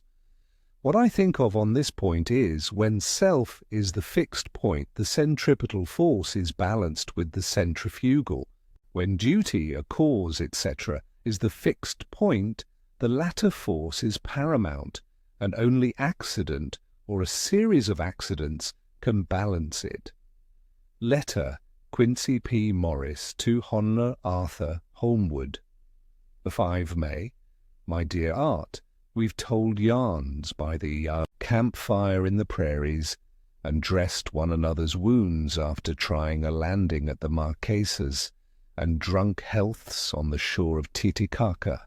There are more yarns to be told, and other wounds to be healed, and another health to be drunk. Won't you let this be at my campfire tomorrow night? I have no hesitation in asking you, as I know a certain lady is engaged to a certain dinner party. And that you are free. There will only be one other, our old pal at the Korea, Jack Seward. He's coming too, and we both want to mingle our weeps over the wine cup and to drink a health with all our hearts to the happiest man in all the wide world, who has won the noblest heart that God has made and the best worth winning. We promise you a hearty welcome and a loving greeting and a health as true as your own right hand. We shall both swear to leave you at home if you drink too deep to a certain pair of eyes. Come. Yours, as ever and always, Quincy P. Morris. Telegram. From Arthur Holmwood to Quincy P. Morris. 6 May. Count me in every time. I bear messages which will make both your ears tingle. Art, Chapter 6. Minna Murray's Journal, T4 July. Whitby. Lucy met me at the station, looking sweeter and lovelier than ever, and we drove up to the house at the Crescent, in which they have rooms. This is a lovely place. The little river, the Esk, runs through a deep valley which broadens out as it comes near the harbour. A great viaduct runs across with high piers through which the view seems somehow further away than it really is. The valley is beautifully green, and it is so steep that when you are on the high land on either side, you look right across it, unless you are near enough to see down. The houses of the old town, the side away from us, are all red-roofed, and seem piled up one over the other anyhow, like the pictures we see of Nuremberg. Right over the town is the ruin of Whitby Abbey, which was sacked by the Danes, and which is the scene of part of Marmion, where the girl was built up in the wall. It is a most noble ruin of immense size and full of beautiful and romantic bits. There is a legend that a white lady is seen in one of the windows. Between it and the town there is another church, the parish one, round which is a big graveyard, all full of tombstones. This is, to my mind, the nicest spot in Whitby, for it lies right over the town and has a full view of the harbour and all up the bay to where the headland called Kettleness stretches out into the sea. It descends so steeply over the harbour that part of the bank has fallen away and some of the graves have been destroyed. In one place, part of the stonework of the graves stretches out over the sandy pathway far below. There are walks with seats beside them through the churchyard, and people go and sit there all day long looking at the beautiful view and enjoying the breeze. I shall come and sit here very often myself and work. Indeed, I am writing now with my book on my knee and listening to the talk of 3 old men who are sitting beside me. They seem to do nothing all day but sit up here and talk. The harbour lies below me, with, on the far side, one long granite wall stretching out into the sea, with a curve outwards at the end of it, in the middle of which is a lighthouse. A heavy sea wall runs along outside of it.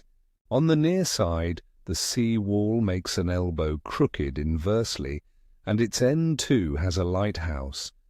Between the 2 piers there is a narrow opening into the harbour, which then suddenly widens. It is nice at high water, but when the tide is out, it shoals away to nothing, and there is merely the stream of the Esk running between banks of sand, with rocks here and there. Outside the harbour on this side there rises for about half a mile a great reef, the sharp edge of which runs straight out from behind the south lighthouse. At the end of it is a buoy with a bell, which swings in bad weather and sends in a mournful sound on the wind. They have a legend here that when a ship is lost, bells are heard out at sea. I must ask the old man about this. He is coming this way. He is a funny old man. He must be awfully old, for his face is all gnarled and twisted, like the bark of a tree. He tells me that he is nearly 100, and that he was a sailor in the Greenland fishing fleet when Waterloo was fought. He is, I am afraid, a very sceptical person, for when I asked him about the bells at sea and the White Lady at the Abbey, he said very brusquely, I wouldn't fash mazel about them, miss. Them things be all wore out. Mind, I don't say that they never was, but I do say that they wasn't in my time. They be all very well for comers and trippers and the like, but not for a nice young lady like you. Them feet folks from York and Leeds, that be always eating cured herrings and drinking tea, and looking out to buy cheap jet would creed aught. I wonder Maisel who'd be bothered telling lies to them, even the newspapers, which is full of fool talk.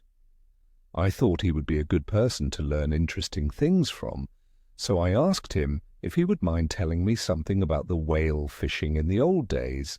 He was just settling himself to begin when the clock struck 6, whereupon he laboured to get up and said, I must gang ageenwards home now, miss. My granddaughter doesn't like to be kept waiting when the tea is ready, for it takes me time to crammel aboon the grease, for there be a many of 'em, and miss, I lack belly timber sarely by the clock.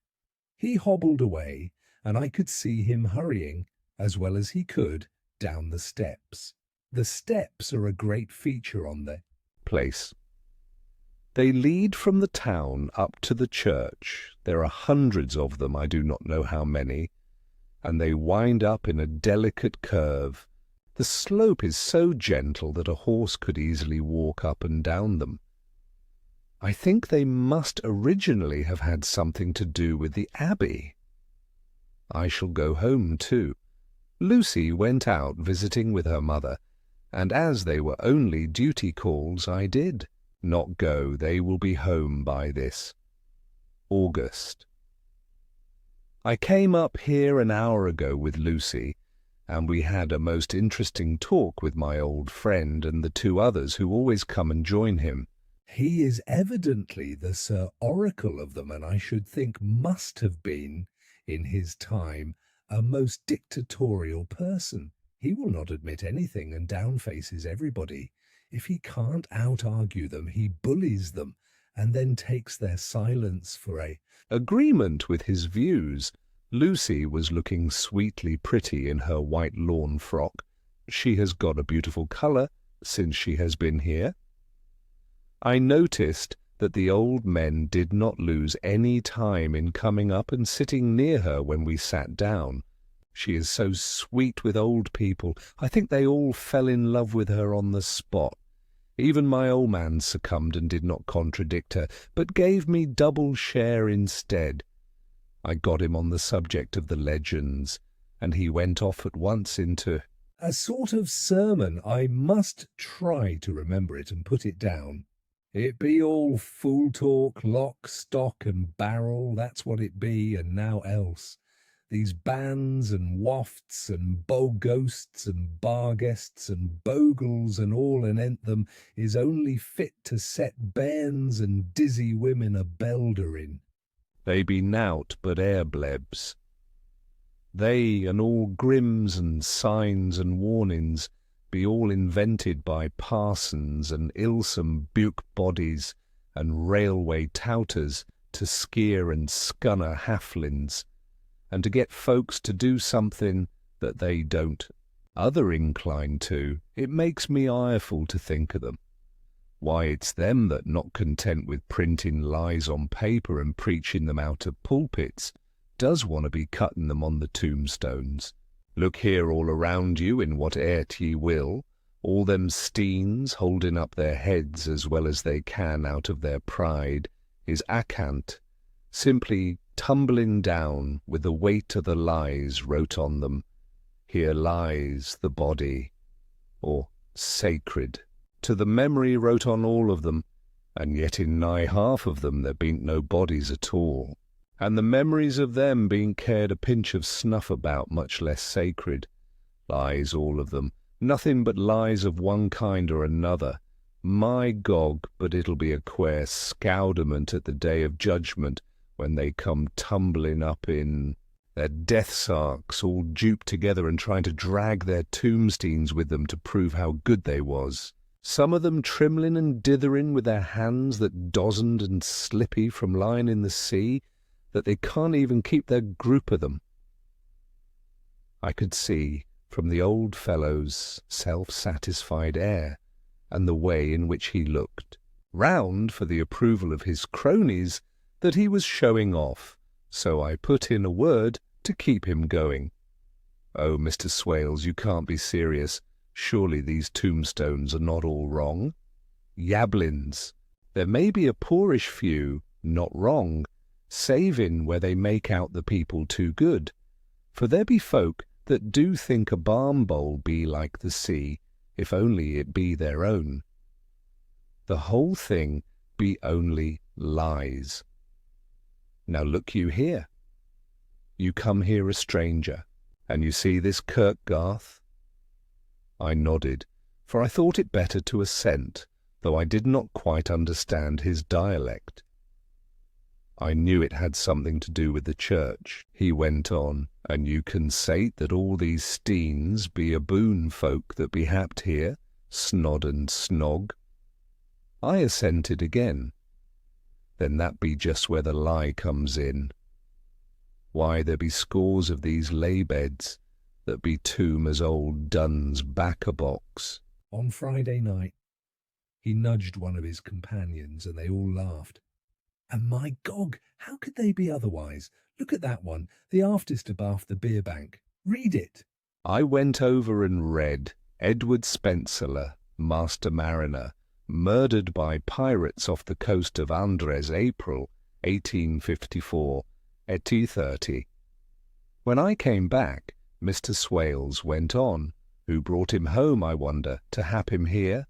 Murdered off the coast of Undress, and you consated his body lay under. Why, I could name ye a dozen whose bones lie in the Greenland seas above. He pointed northwards, or where the currents may have drifted them. There be the steens around ye. Ye can, with your young eyes, read the small print of the lies. From here, this Braithwaite Lowry, I knew his father, lost in the lively off Greenland in 20, or Andrew Woodhouse, drowned in the same seas in 1777, or John Paxton, drowned off Cape Farewell a year later, or old John Rawlings, whose grandfather sailed with me, drowned in the Gulf of Finland in 50. Do you think that all these men will have to make a rush to Whitby when the trumpet sounds? I have me anthems about it. I tell ye that when they got here, they'd be jomlin and jostling one another that way that it'd be like a fight up on the ice in the old days when we'd be at one another from daylight to dark and trying to tie up our cuts by the light of the aurora borealis. This was evidently local pleasantry, for the old man cackled over it, and his cronies joined in with gusto. But, I said, surely you are not quite correct, for you start on the assumption that all the poor people, or their spirits, will have to take their tombstones with them on the day of judgment. Do you think that will be really necessary? Well, what else be they tombstones for? Answer me that, miss. To please their relatives, I suppose. To please their relatives, you suppose? This he said with intense scorn. How will it pleasure their relatives to know that lies is wrote over them, and that everybody in the place knows that they be lies? He pointed to a stone at our feet which had been laid down as a slab on which the seat was rested, close to the edge of the cliff. Read the lies on that Thruffstein, he said. The letters were upside down to me from where I sat, but Lucy was more opposite to them, so she leant over and read, "Sacred to the memory of George Cannon, who died, in the hope of a glorious resurrection, on July 29th, 1873, falling from the rocks at Kettleness.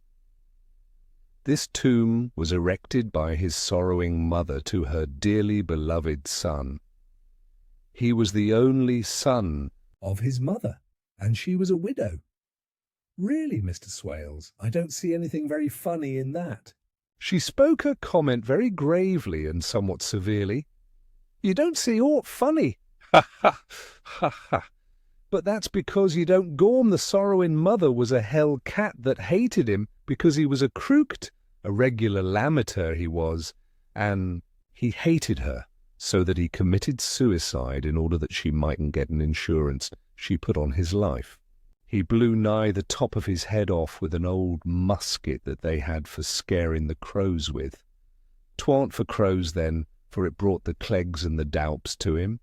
That's the way he fell off the rocks.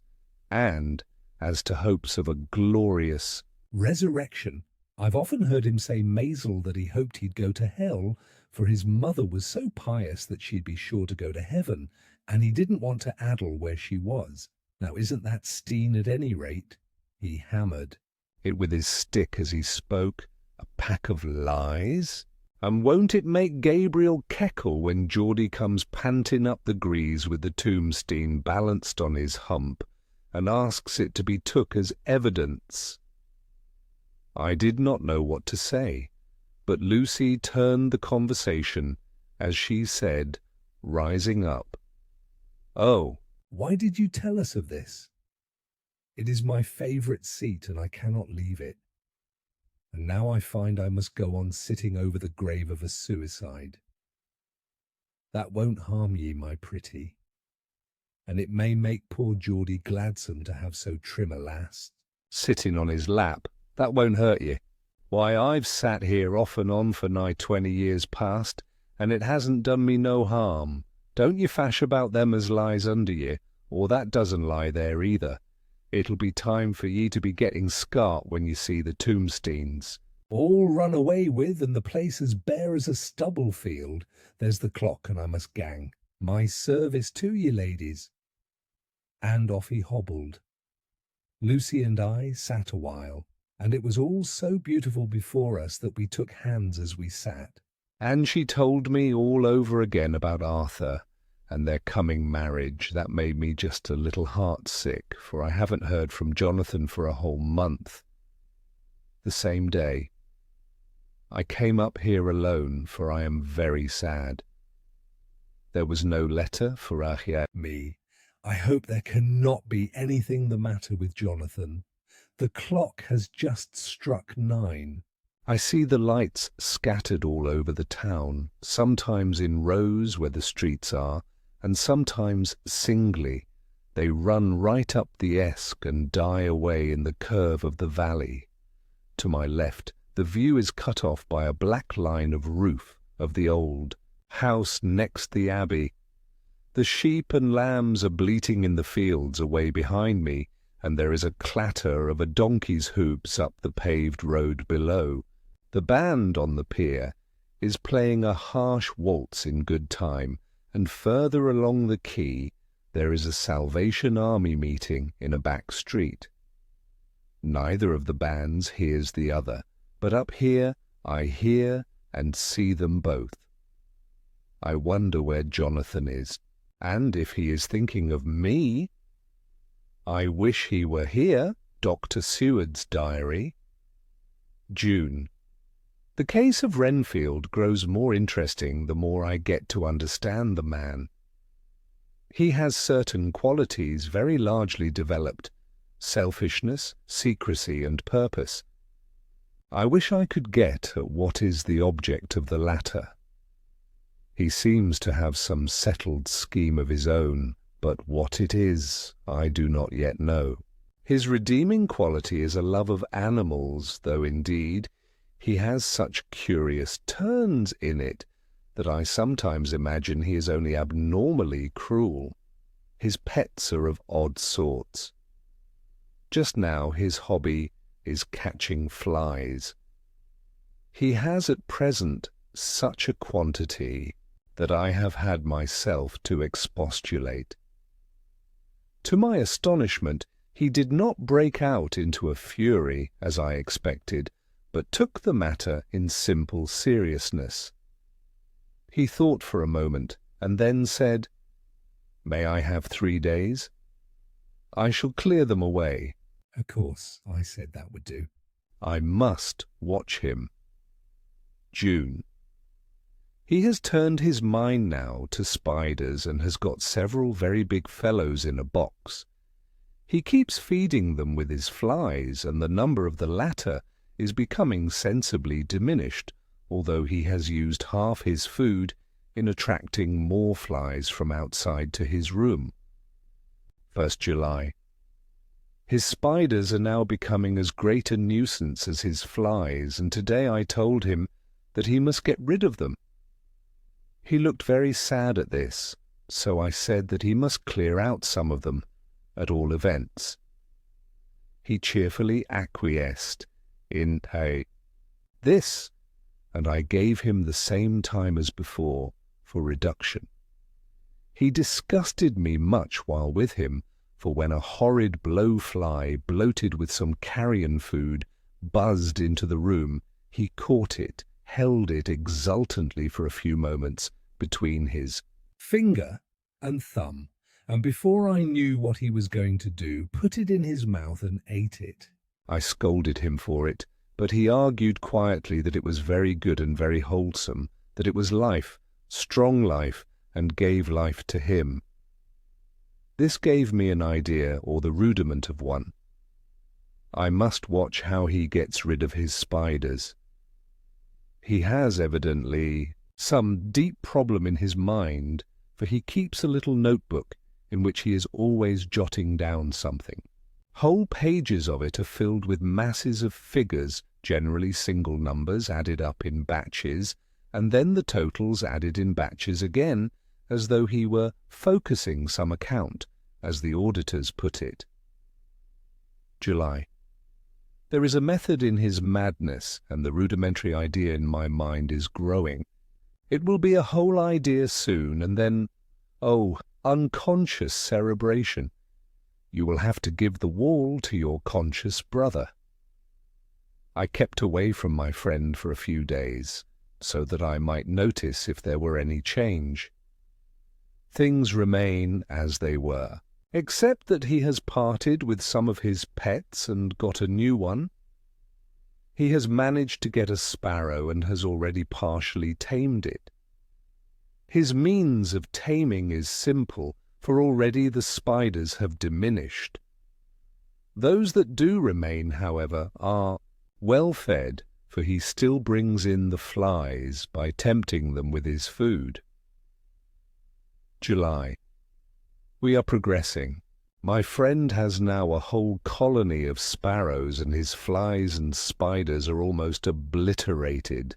When I came in, he ran to me and said he wanted to ask me a great favour, a very, very great favour, and as he spoke he fawned on me like a dog. I asked him what it was, and he said, with a sort of rapture in his voice and bearing, "A kitten, a nice little, sleek, playful kitten that I can play with and teach and feed and feed and feed." I was not unprepared for this request, for I had noticed how his pets went on increasing in size and vivacity, but I did not care that his pretty family of tame sparrows should be wiped out in the same manner as the flies and the spiders. So I said I would see about it, and asked him if he would not rather have a cat than a kitten. His eagerness betrayed him as he answered, "Oh yes, I would like a cat. I only asked for a kitten lest you should refuse me a cat." "No one would refuse me a kitten, would they?" I shook my head, and said that at present I feared it would not be possible, but that I would see about it. His face fell, and I could see a warning of danger in it, for there was a sudden, fierce, sidelong look which meant killing. The man is an undeveloped homicidal maniac. I shall test him with his present craving and see how it will work out. Then I shall know more. PM, I have visited him again and found him sitting in a corner, brooding. When I came in, he threw himself on his knees before me and implored me to let him have a cat, that his salvation depended upon it. I was firm, however, and told him that he could not have it, whereupon he went without a word and sat down, gnawing his fingers in the corner where I had found him. I shall see him in the morning early. July. Visited Renfield very early, before the attendant went his rounds. Found him up and humming a tune. He was spreading out his sugar, which he had saved, in the window, and was manifestly beginning his fly-catching again, and beginning it cheerfully, and with a good grace. I looked around for his birds, and not seeing them, asked him where they were. He replied, without turning round, that they had all flown away. There were a few feathers about the room, and on his pillow a drop of blood. I said nothing, but went and told the keeper to report to me if there were anything odd about him during the day. The attendant has just been to me to say that Renfield has been very sick and has disgorged a whole lot of feathers. "My belief is, Doctor," he said, "that he has eaten his birds and that he just took and ate them raw." PM. I gave Renfield a strong opiate tonight, enough to make even him sleep, and took away his pocket-book to look at it. The thought that has been buzzing about my brain lately is complete, and the theory proved. My homicidal maniac is of a peculiar kind. I shall have to invent a new classification for him and call him a zoophagous life-eating maniac. What he desires is to absorb as many lives as he can, and he has laid himself out to achieve it in a cumulative way. He gave many flies to one spider, and many spiders to one bird, and then wanted a cat to eat the many birds. What would have been his later steps? It would almost be worthwhile to complete the experiment. It might be done if there were only a sufficient cause. Men sneered at vivisection, and yet look at its results today. Why not advance science in its most difficult and vital aspect, the knowledge of the brain?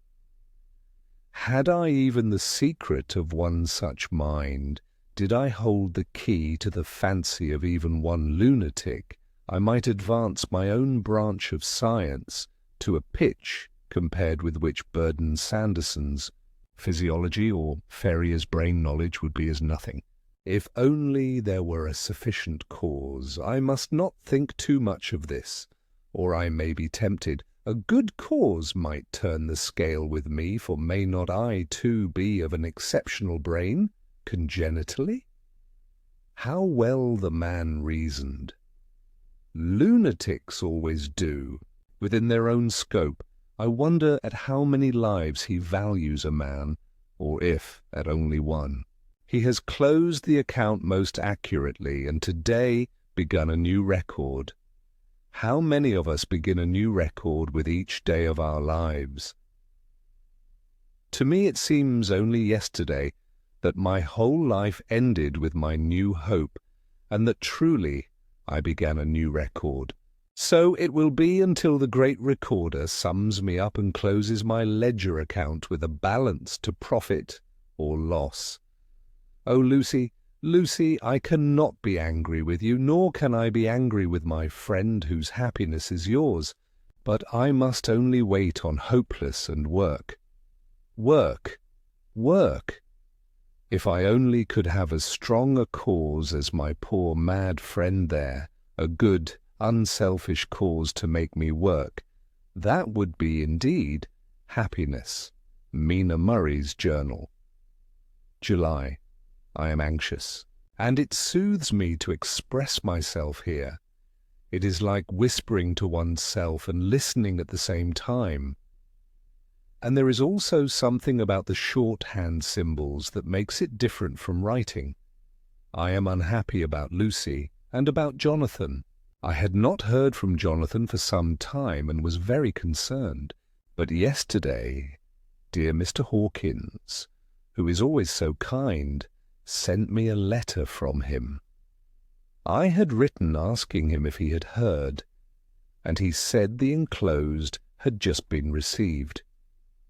It is only a line dated from Castle Dracula, and says that he is just starting for home. That is not like Jonathan. I do not understand it, and it makes me uneasy. Then, too, Lucy, although she is so well, has lately taken to her old habit of walking in her sleep. Her mother has spoken to me about it, and we have decided that I am to lock the door of our room every night. Mrs. Westenra has got an idea that sleepwalkers always go out on roofs of houses and along the edges of cliffs and then get suddenly wakened and fall over with a despairing cry that echoes all over the place. Poor dear, she is naturally anxious about Lucy, and she tells me that her husband, Lucy's father, had the same habit, that he would get up in the night and dress himself and go out if he were not stopped.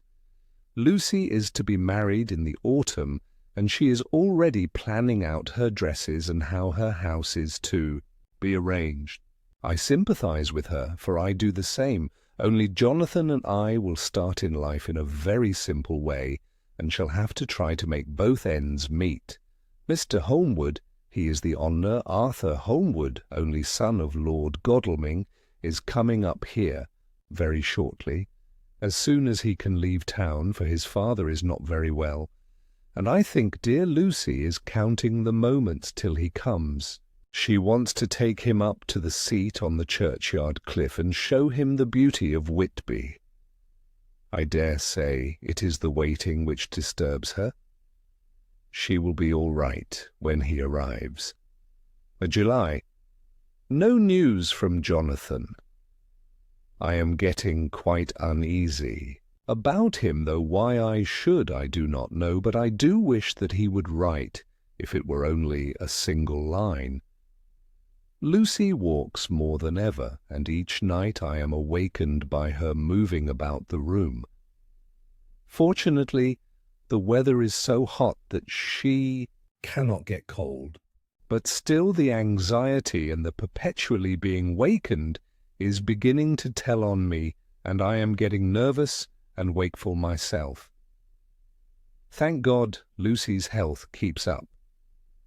Mr. Holmwood has been suddenly called to Ring to see his father, who has been taken seriously ill.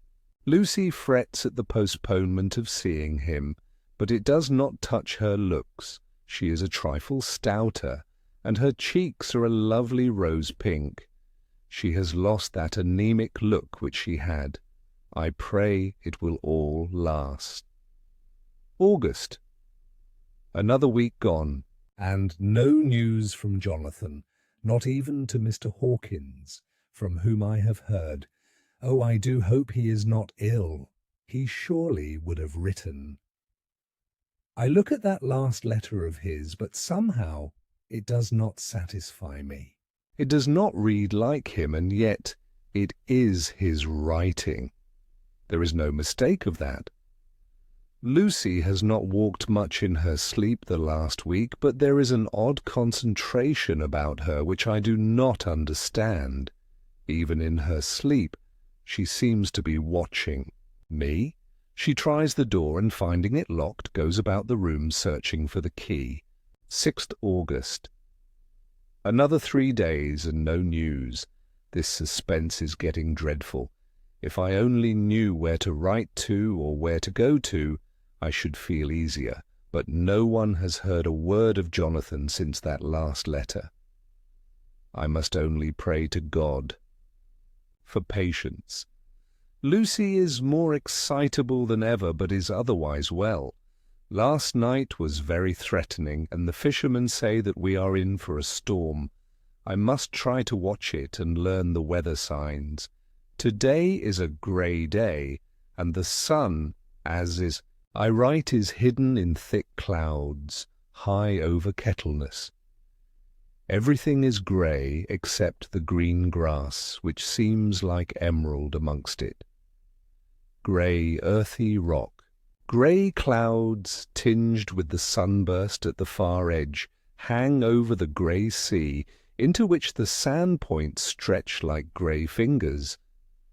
The sea is tumbling in over the shallows and the sandy flats with a roar, muffled in the sea mists drifting inland. The horizon is lost in a grey mist. All is vastness. The clouds are piled up like giant rocks, and there is a brool over the sea that sounds like some presage of doom. Dark figures are on the beach here and there, sometimes half-shrouded in the mist, and seem men like trees walking. The fishing boats are racing for home, and rise and dip in the ground swell as they sweep into the harbour, bending to the scuppers. Here comes old Mr. Swales. He is making straight for me, and I can see by the way he lifts his hat that he wants to talk. I have been quite touched by the change in the poor old man. When he sat down beside me, he said in a very gentle way, "I want to say something to you, miss."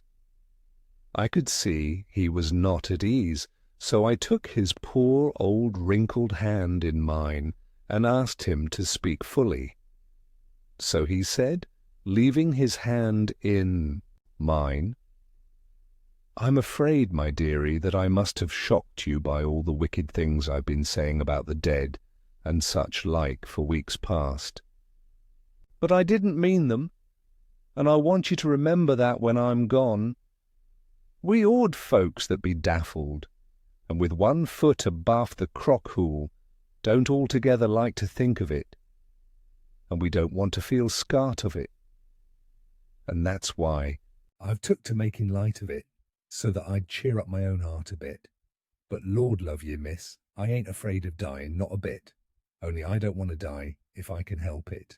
my time must be nigh at hand now, for I be awed, and 100 years is too much for any man to expect, and I'm so nigh it that the awed man is already whetting his scythe.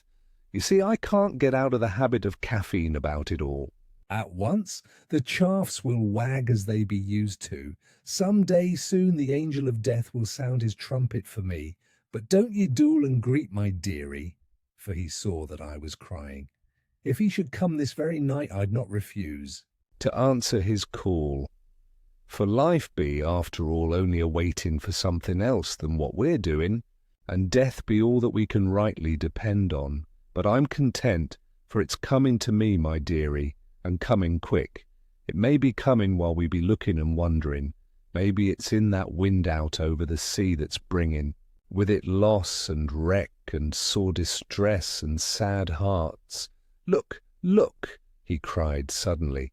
There's something in that wind and in the host beyond that sounds and looks and tastes and smells like death. It's in the air. I feel it coming. Lord, make me answer cheerful when my call comes. He held up his arms devoutly and raised his hat.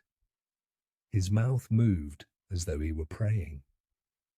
After a few minutes' silence, he got up, shook hands with me and blessed me and said good-bye and hobbled off. It all touched me and upset me very much. I was glad when the Coast Guard came along, with his spyglass under his arm. He stopped to talk with me, as he always does, but all the time kept looking at a strange ship. I can't make her out, he said. She's a Russian, by the look of her. But she's knocking about in the queerest way. She doesn't know her mind a bit. She seems to see the storm coming, but can't decide whether to run up north in the open or to put in here. Look there again. She is steered mighty strangely, for she doesn't mind the hand on the wheel changes about with every puff of wind. We'll hear more of her before this time tomorrow. Chapter 7. Cutting from the Daily Graph, 8 August, pasted in Mina Murray's journal. From a correspondent. Whitby. One of the greatest and suddenest storms on record has just been experienced here, with results both strange and unique. The weather had been somewhat sultry, but not to any degree uncommon in the month of August. Saturday evening was as fine as was ever known, and the great body of holiday-makers laid out yesterday for visits to Mulgrave Woods, Robin Hood's, Bay, Rigmill, Runswick, Staithes, and the various trips in the neighbourhood of Whitby. The steamers Emma and Scarborough made trips up and down the coast, and there was an unusual amount of tripping both to and from Whitby. The day was unusually fine till the afternoon, when some of the gossips who frequent the East Cliff churchyard and from that commanding eminence watch the wide sweep of sea visible to the north and east, called attention to a sudden show of mares' tails high in the sky to the northwest. The wind was then blowing from the southwest in the mild degree which in barometrical language is ranked number 2 light breeze. The Coast Guard on duty at once made report, and one old fisherman who for more than half a century has kept watch on weather signs from the East Cliff, foretold in an emphatic manner the coming of a sudden storm. The approach of sunset was so very beautiful, so grand in its masses of splendidly coloured clouds, that there was quite an assemblage on the walk along the cliff in the old churchyard to enjoy the beauty, before the sun dipped below the black mass of Kettleness, standing boldly athwart the western sky. Its downward way was marked by myriad clouds of every sunset colour: flame, purple, pink, green, violet, and all the tints of gold. with here and there masses not large, but of seemingly absolute blackness in all sorts of shapes, as well outlined as colossal silhouettes. The experience was not lost on the painters, and doubtless some of the sketches of the prelude, too. The great storm will grace the R.A. and R.I. walls in May next. More than one captain made up his mind then and there that his cobble, or his mule, as they term the different classes of boats, would remain in the harbour till the storm had passed. The wind fell away entirely during the evening, and at midnight there was a dead calm, a sultry heat, and that prevailing intensity which, on the approach of thunder, affects persons of a sensitive nature. There were but few lights in sight at sea, for even the coasting steamers, which usually hug the shore so closely, kept well to seaward, and but few fishing boats were in sight. The only sail noticeable was a foreign schooner with all sails set, which was seemingly going westwards.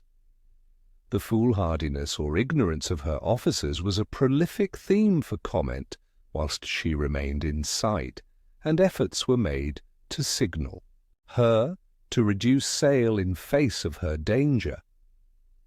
Before the night shut down, she was seen with sails idly flapping as she gently rolled on the undulating swell of the sea, as idle as a painted ship upon a painted ocean.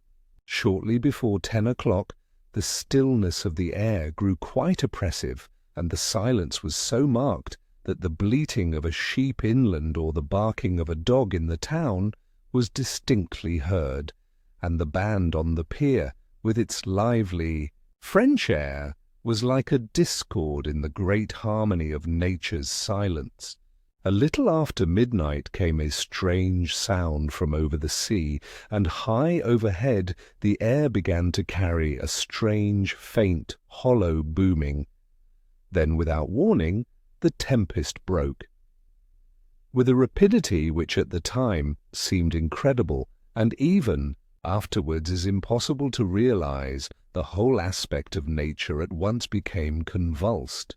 The waves rose in growing fury, each overtopping its fellow, till in a very few minutes the lately glassy sea was like a roaring and devouring monster. White-crested waves beat madly on the level sands and rushed up the shelving cliffs. Others broke over the piers, and with their spume swept the lanthorns of the lighthouses which rise from the end of either pier of Whitby harbour. The wind roared like thunder, and blew with such force that it was with difficulty that even strong men kept their feet, or clung with grim clasp to the iron stanchions.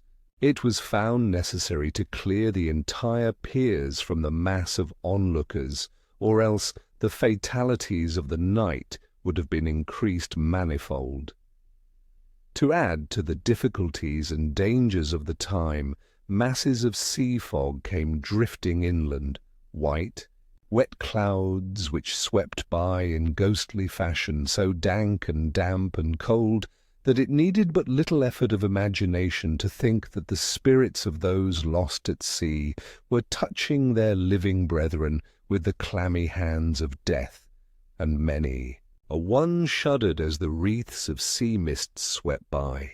At times the mist cleared, and the sea for some distance could be seen in the glare of the lightning, which now came thick and fast, followed by such sudden peals of thunder that the whole sky overhead seemed trembling under the shock of the footsteps of the storm.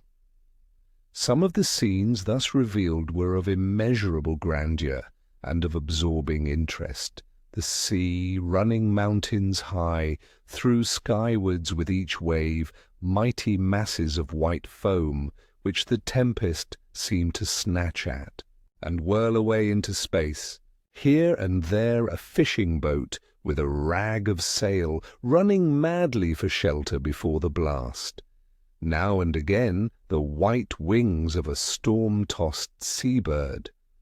On the summit of the east cliff the new searchlight was ready for experiment, but had not yet been tried.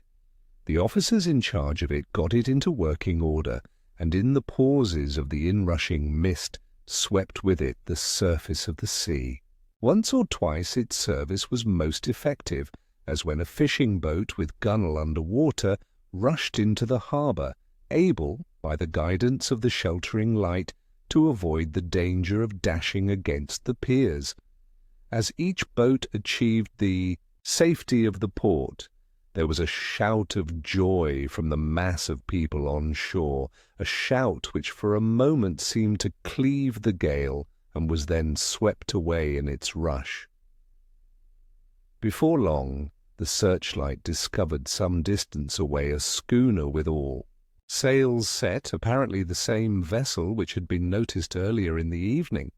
The wind had by this time backed to the east, and there was a shudder amongst the watchers on the cliff as they realized the terrible danger in which she now was.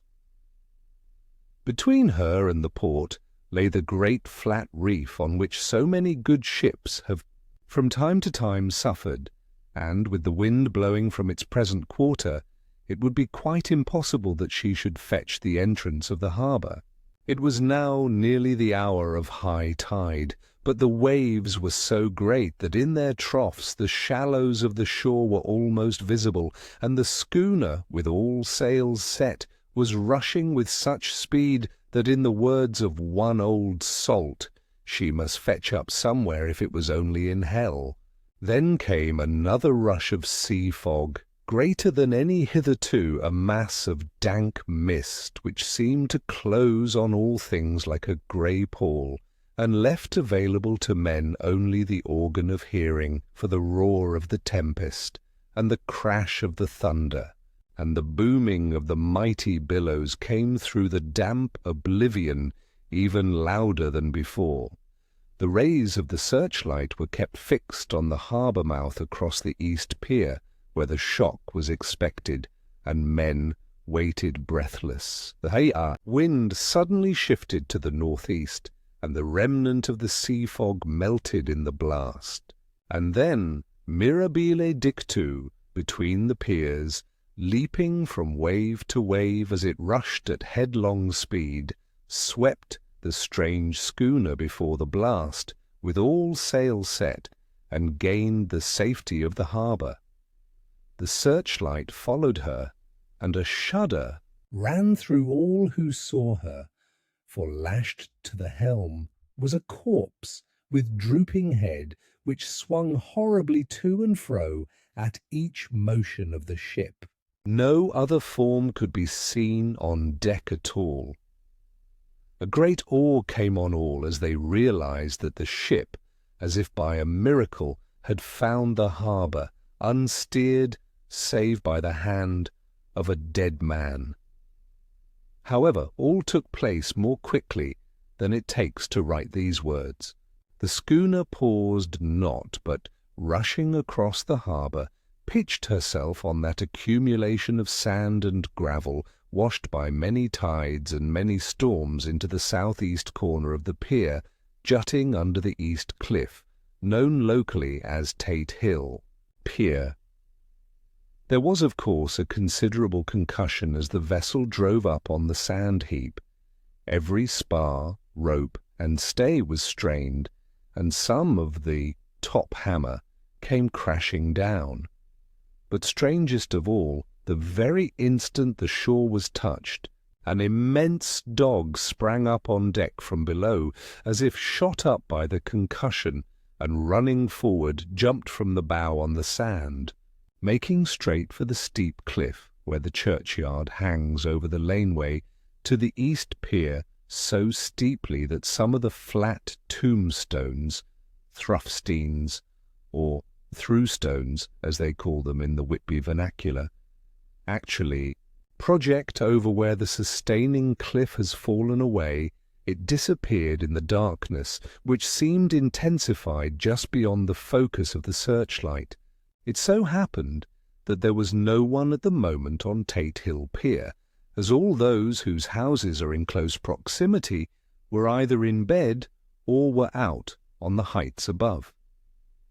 Thus the Coast Guard on duty on the eastern side of the harbour, who once ran down to the little pier, was the first to climb on board.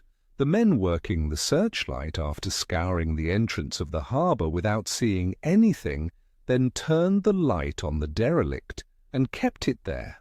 The Coast Guard ran aft, and when he came beside the wheel, bent over to examine it, and recoiled at once as though under some sudden emotion. This seemed to pique general curiosity, and quite a number of people began to run. It is a good way round from the West Cliff by the drawbridge to Tate Hill Pier, but your correspondent is a fairly good runner and came well ahead of the crowd. When I arrived, however, I found already assembled on the pier a crowd whom the Coast Guard and police refused to allow to come on board. By the courtesy of the chief boatman I was, as your correspondent, permitted to climb on deck, and was one of a small group who saw the dead seaman whilst actually lashed to the wheel. It was no wonder that the Coast Guard was surprised, or even awed, for not often can such a sight have been seen. The man was simply fastened by his hands, tied one over the other to a spoke of the wheel. Between the inner hand and the wood was a crucifix, the set of beads on which it was fastened being around both wrists and wheel, and all kept fast by the binding cords. The poor fellow may have been seated at one time, but the flapping and buffeting of the sails had worked through the rudder of the wheel and dragged him to and fro, so that the cords with which he was tied had cut the flesh to the bone. Accurate note was made of the state of things, and a doctor, Surgeon J.M. Caffin of 33 East Elliot Place, who came immediately after me, declared, after making examination, that the man must have been dead for quite 2 days. In his pocket was a bottle, carefully corked, empty, save for a little roll of paper, which proved to be the addendum to the log. The Coast Guard said the man must have tied up his own hands, fastening the knots with his teeth. The fact that a Coast Guard was the first on board may save some complications later on in the Admiralty Court, for Coast Guards cannot claim the salvage which is the right of the first civilian entering on a derelict.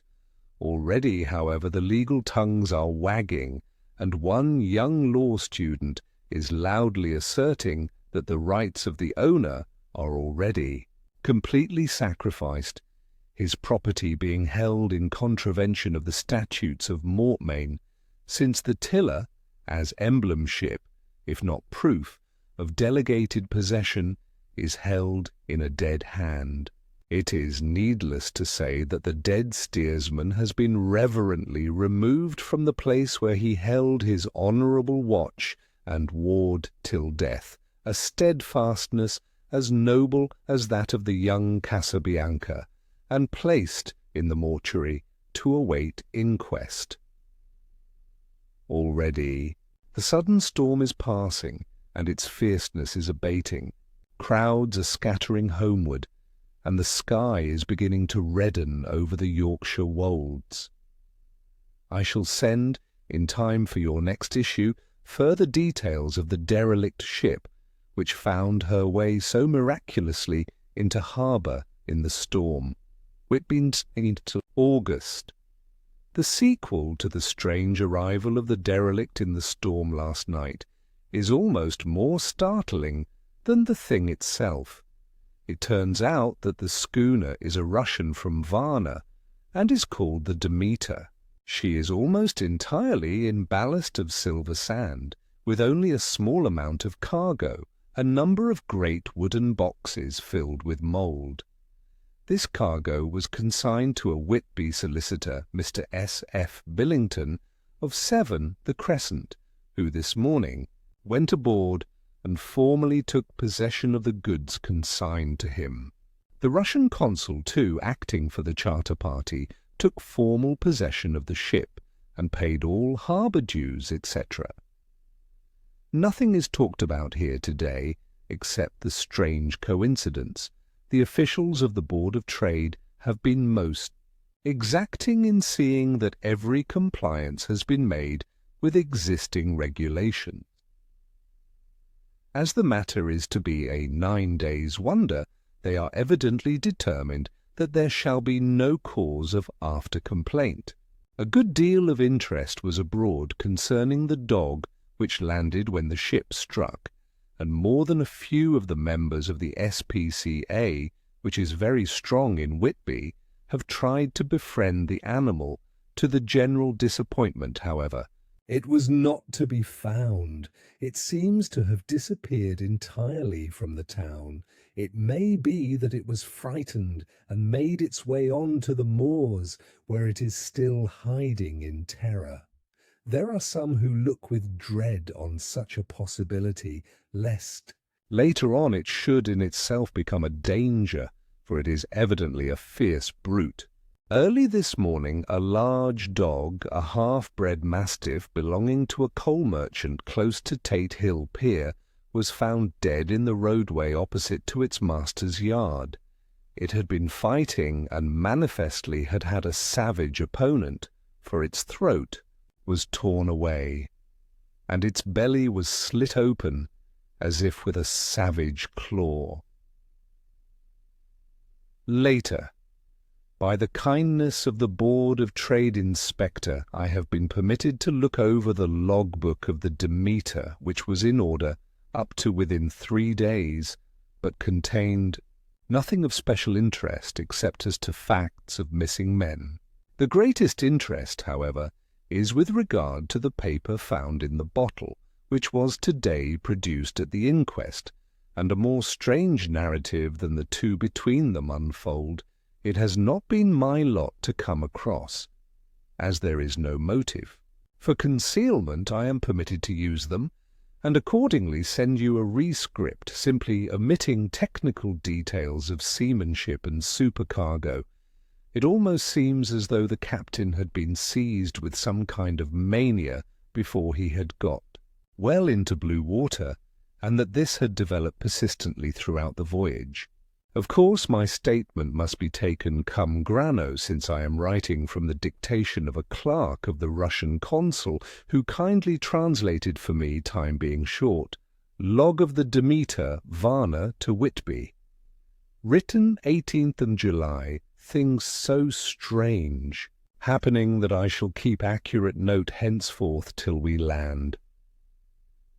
On 6 July we finished taking in cargo, silver sand, and boxes of earth. At noon set sail. East wind, fresh. Crew, 5 hands, 2 mates, cook, and myself, captain. On 11 July at dawn entered Bosphorus, boarded by Turkish customs officers, baksheesh, all correct, under way at 4 p.m. On 12th July, through Dardanelles. More customs officers and flagboat of guarding squadron, baksheesh again. Work of officers thorough, but quick, want us off soon. At dark passed into Archipelago. On 13th July passed Cape Matapan. Crew dissatisfied about something, seemed scared, but would not speak out. On 14th July was somewhat anxious about crew, men all steady fellows who sailed with me before. Mate could not make out what was wrong. They only told him there was something and crossed themselves. Mate lost temper with one of them that day and struck him. Expected fierce quarrel, but all was quiet. On the 16th July, mate reported in the morning that one of crew, Petrovsky, was missing. Could not account for it. Took larboard watch 8 bells last night. Was relieved by Abramoff, but did not go to bunk. Men more downcast than ever. All said they expected something of the kind, but would not say more than there was something aboard. Mate getting very impatient with them. Feared some trouble ahead. On 17th July yesterday, one of the men, Olgarin, came to my cabin and in an awestruck way confided to me that he thought there was a strange man aboard the ship. He said that in his watch he had been sheltering behind the deck-house as there was a rainstorm, when he saw a tall, thin man, who was not like any of the crew, come up the companionway and go along the deck forward and disappear. He followed cautiously, but when he got to bows found no one and the hatchways were all closed. He was in a panic of superstitious fear, and I am afraid the panic may spread. To allay it, I shall today search entire ship carefully from stem to stern. Later in the day I got together the whole crew, and told them, as they evidently thought there was someone in the ship, we would search from stem to stern. First mate, angry, said it was folly, and to yield to such foolish ideas would demoralize the men, said he would engage to keep them out of trouble with a handspike. I let him take the helm, while the rest began thorough search, all keeping abreast, with lanterns. We left no corner unsearched. As there were only the big wooden boxes, there were no odd corners where a man could hide. Men much relieved when search over, and went back to work cheerfully. First mate scowled, but said nothing. July. Rough weather last 3 days, and all hands busy with sails. No time to be frightened. Men seem to have forgotten their dread. Mate cheerful again, and all on good terms. Praised men for work in bad weather, past Gibraltar and out through straits. All well. July. There seems some doom over this ship. Already a hand short, and entering on the Bay of Biscay with wild weather ahead, and yet last night another man lost, disappeared. Like the first, he came off his watch and was not seen again. Men all in a panic of fear sent a round robin, asking to have double watch, as they fear to be alone. Mate angry. Fear there will be some trouble, as either he or the men will do some violence. 28th July. 4 days in hell, knocking about in a sort of maelstrom, and the wind a tempest. No sleep for anyone. Men all worn out. Hardly know how to set a watch, since no one fit to go on. Second mate volunteered to steer and watch, and let men snatch a few hours' sleep. Wind abating, seas still terrific, but feel them less, as ship is steadier. July. Another tragedy. Had single watch tonight, as crew too tired to double. When morning watch came on deck, could find no one, except steersman. Raised outcry, and all came on deck. Thorough search, but no one found. Are now without second mate, and crew in a panic. Mate and I agreed to go armed henceforth, and wait for any sign of cause. July. Last night. Rejoiced we are nearing England. Weather fine, all sails set, retired, worn out, slept soundly, awaked by mate telling me that both man of watch and steersman missing, only self and mate and 2 hands left to work ship. August. 2 days of fog and not a sail sighted. had hoped, when in the English Channel, to be able to signal for help or get in somewhere, not having power to work sails, have to run before wind, dare not lower as could not raise them again. We seem to be drifting to some terrible doom. Mate, now more demoralized than either of men, his stronger nature seems to have worked inwardly against himself. Men are beyond fear, working stolidly and patiently, with minds made up to worst. They are Russian, he Romanian. August, midnight. Woke up from few minutes' sleep by hearing a cry, seemingly outside my port. Could see nothing in fog. Rushed on deck and ran against mate. Tells me heard cry and ran, but no sign of man. On watch. One more gone. Lord help us. Mate says we must be past Straits of Dover, as in a moment of fog lifting he saw North Foreland, just as he heard the man cry out. If so, we are now off in the North Sea, and only God can guide us in the fog which seems to move with us, and God seems to have deserted us. August. At midnight I went to relieve the man at the wheel, and when I got to it, found no one there. The wind was steady, and as we ran before it, there was no yawing. I dared not leave it, so shouted for the mate. After a few seconds he rushed up on deck in his flannels. He looked wild-eyed and haggard, and I greatly fear his reason has given way. He came close to me and whispered hoarsely with his mouth to my ear, as though fearing the very air might hear. It is here. I know it now. On the watch last night.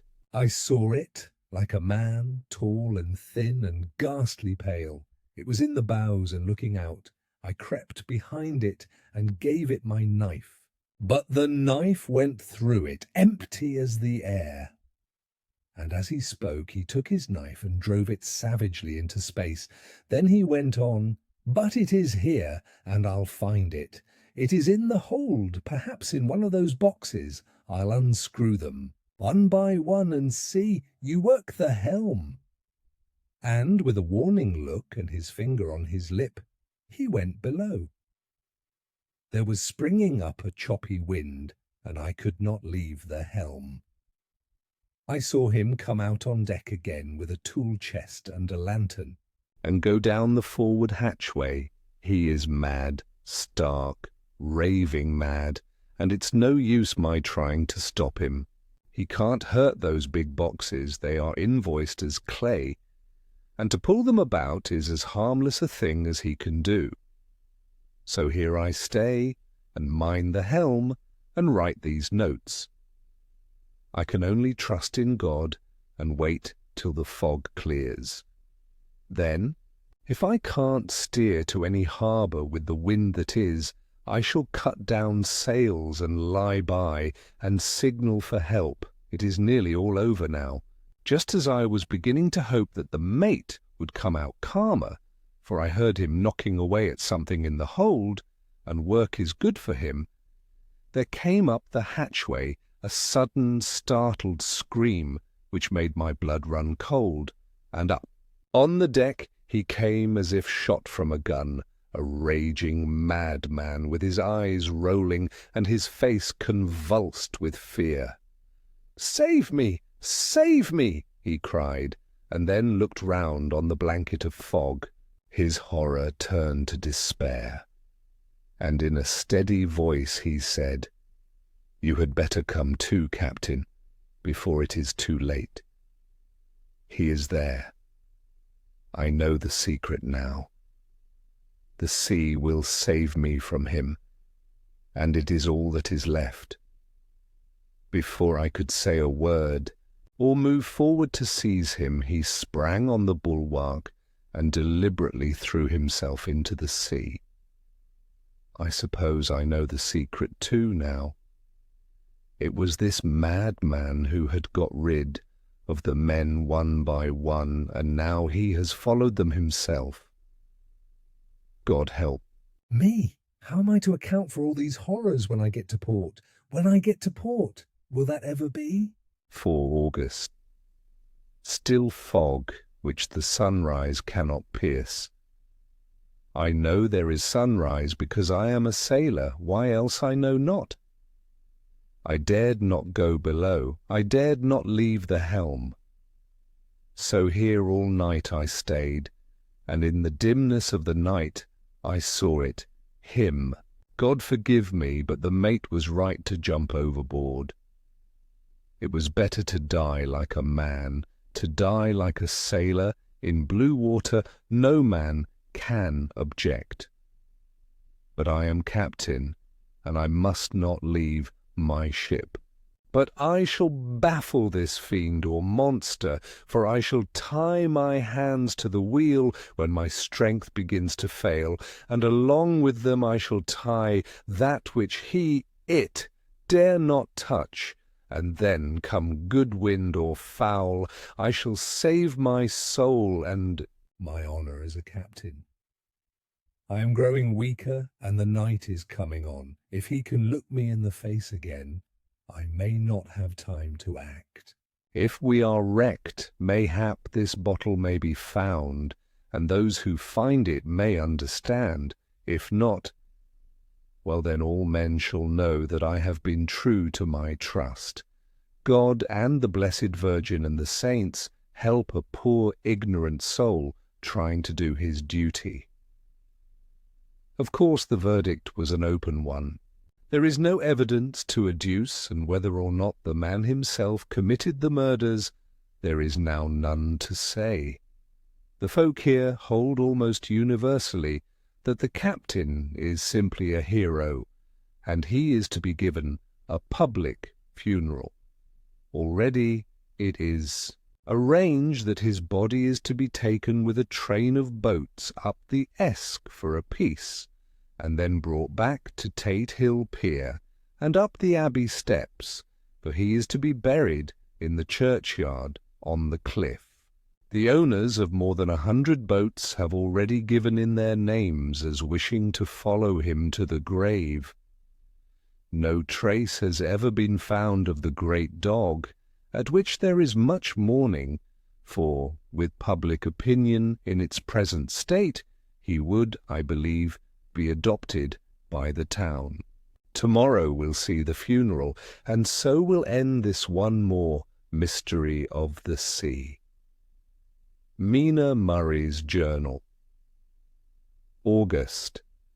Lucy was very restless all night, and I too could not sleep.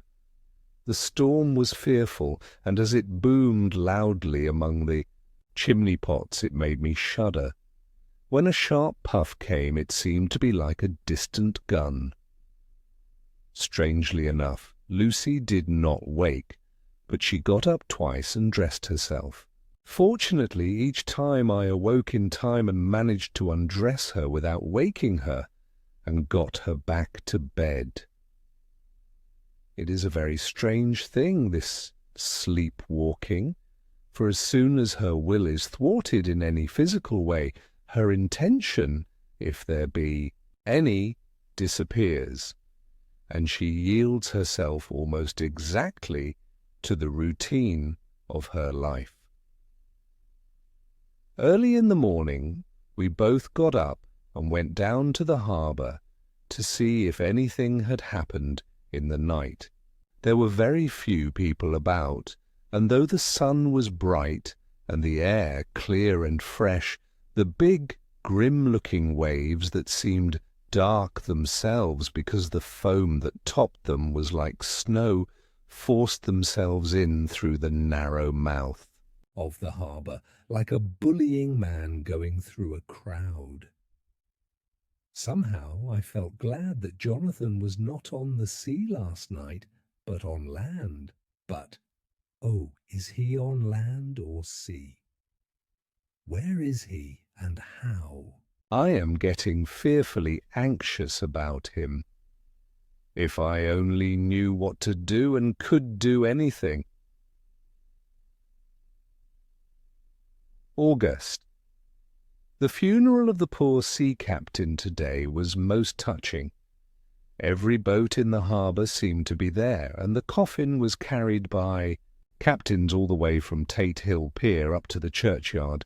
Lucy came with me, and we went early to our old seat, whilst the cortege of boats went up the river to the viaduct and came down again. We had a lovely view, and saw the procession nearly all the way.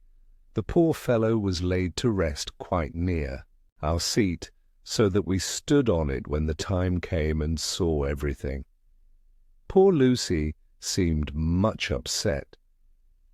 She was restless and uneasy all the time, and I cannot but think that her dreaming at night is telling on her.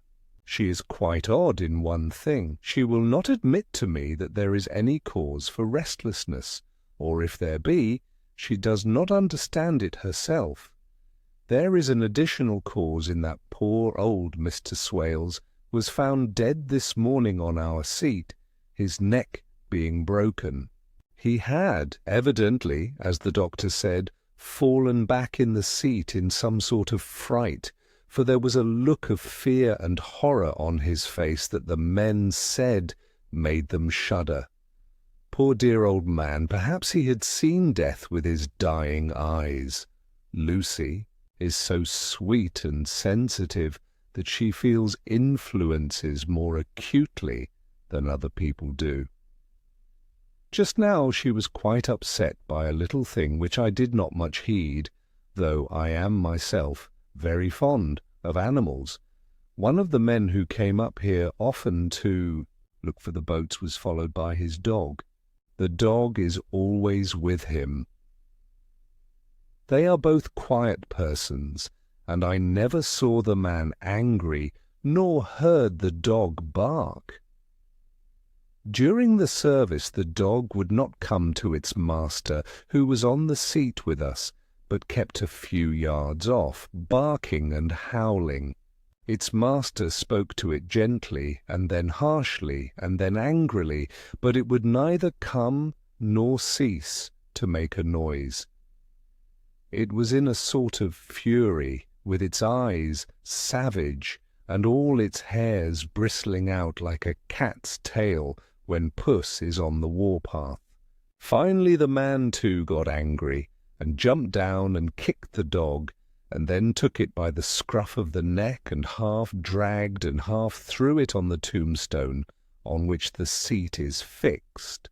The moment it touched the stone, the poor thing became quiet and fell all into a tremble. It did not try to get away, but crouched down, quivering and cowering, and was in such a pitiable state of terror that I tried, though without effect, to comfort it. Lucy was full of pity too, but she did not attempt to touch the dog, but looked at it in an agonized sort of way. I greatly fear that she is of too supersensitive a nature to go through the world without trouble. She will be dreaming of this tonight, I am sure. The whole agglomeration of things, the ship steered into port by a dead man, his attitude, tied to the wheel with a crucifix and beads, the touching funeral, the dog, now furious and now in terror, will all afford material for her dreams. I think it will be best for her to go to bed tired out physically, so I shall take her for a long walk by the cliffs to Robin Hood's Bay and back. She ought not to have much inclination for sleepwalking then. But chapter 108, Mina Murray's journal, in same day, 11 o'clock T.M. Oh, but I am tired. If it were not that I had made my diary a duty, I should not open it tonight. We had a lovely walk.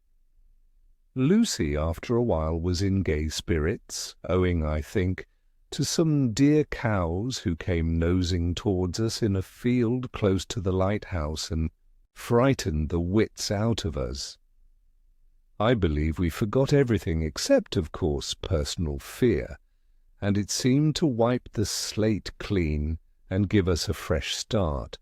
We had a capital severe tea at Robin Hood's Bay in a sweet little old-fashioned inn, with a bow window right over the seaweed-covered rocks of the Strand.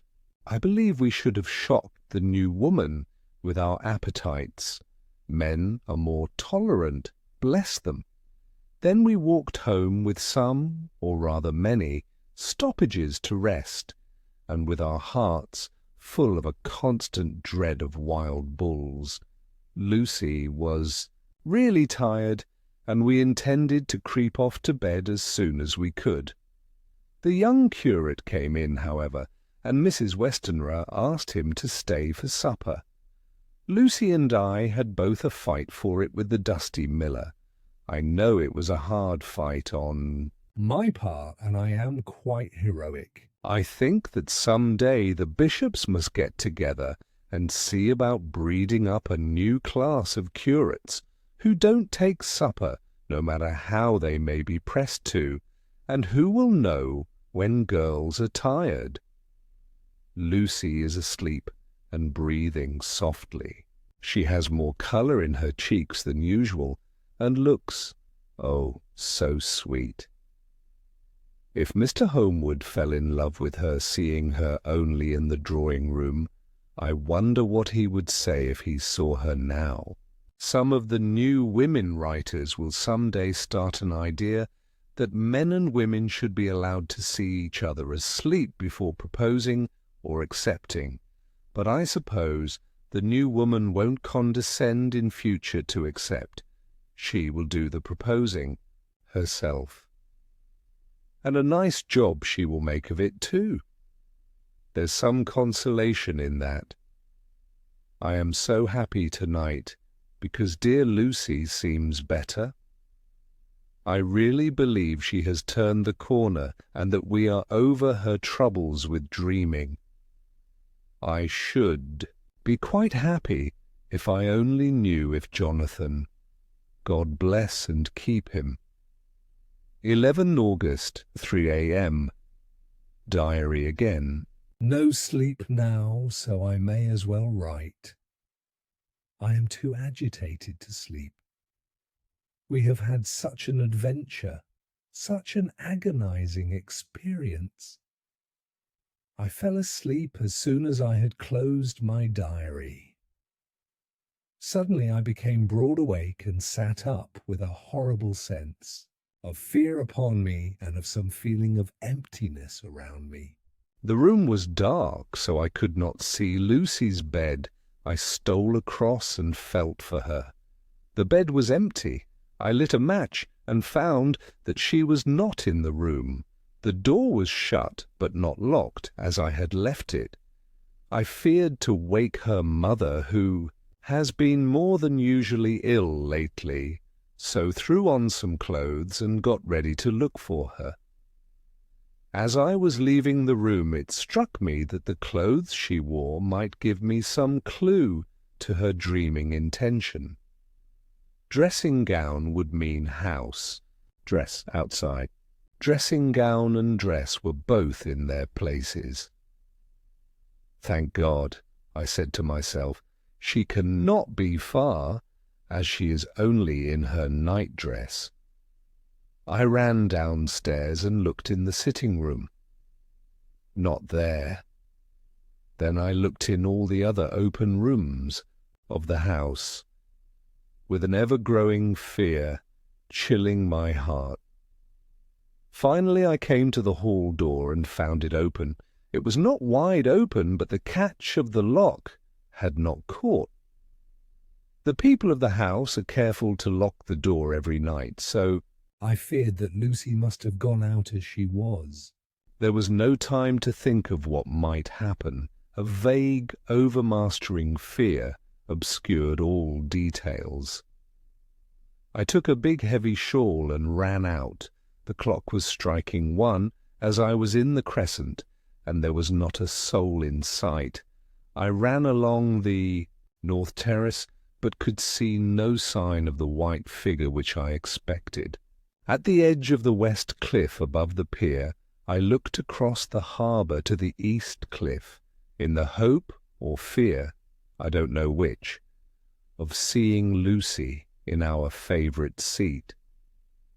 There was a bright full moon with heavy black driving clouds which threw the whole scene into a fleeting diorama of light and shade as they sailed across. For a moment or two I could see nothing, as the shadow of a cloud obscured St. Mary's Church and all around it. Then, as the cloud passed, I could see the ruins of the abbey coming into view, and as the edge of a narrow band of light as sharp as a sword cut moved along, the church and the churchyard became gradually visible. Whatever my expectation was, it was not disappointed, for there, on our favourite seat, the silver light of the moon struck a half-reclining figure, snowy white.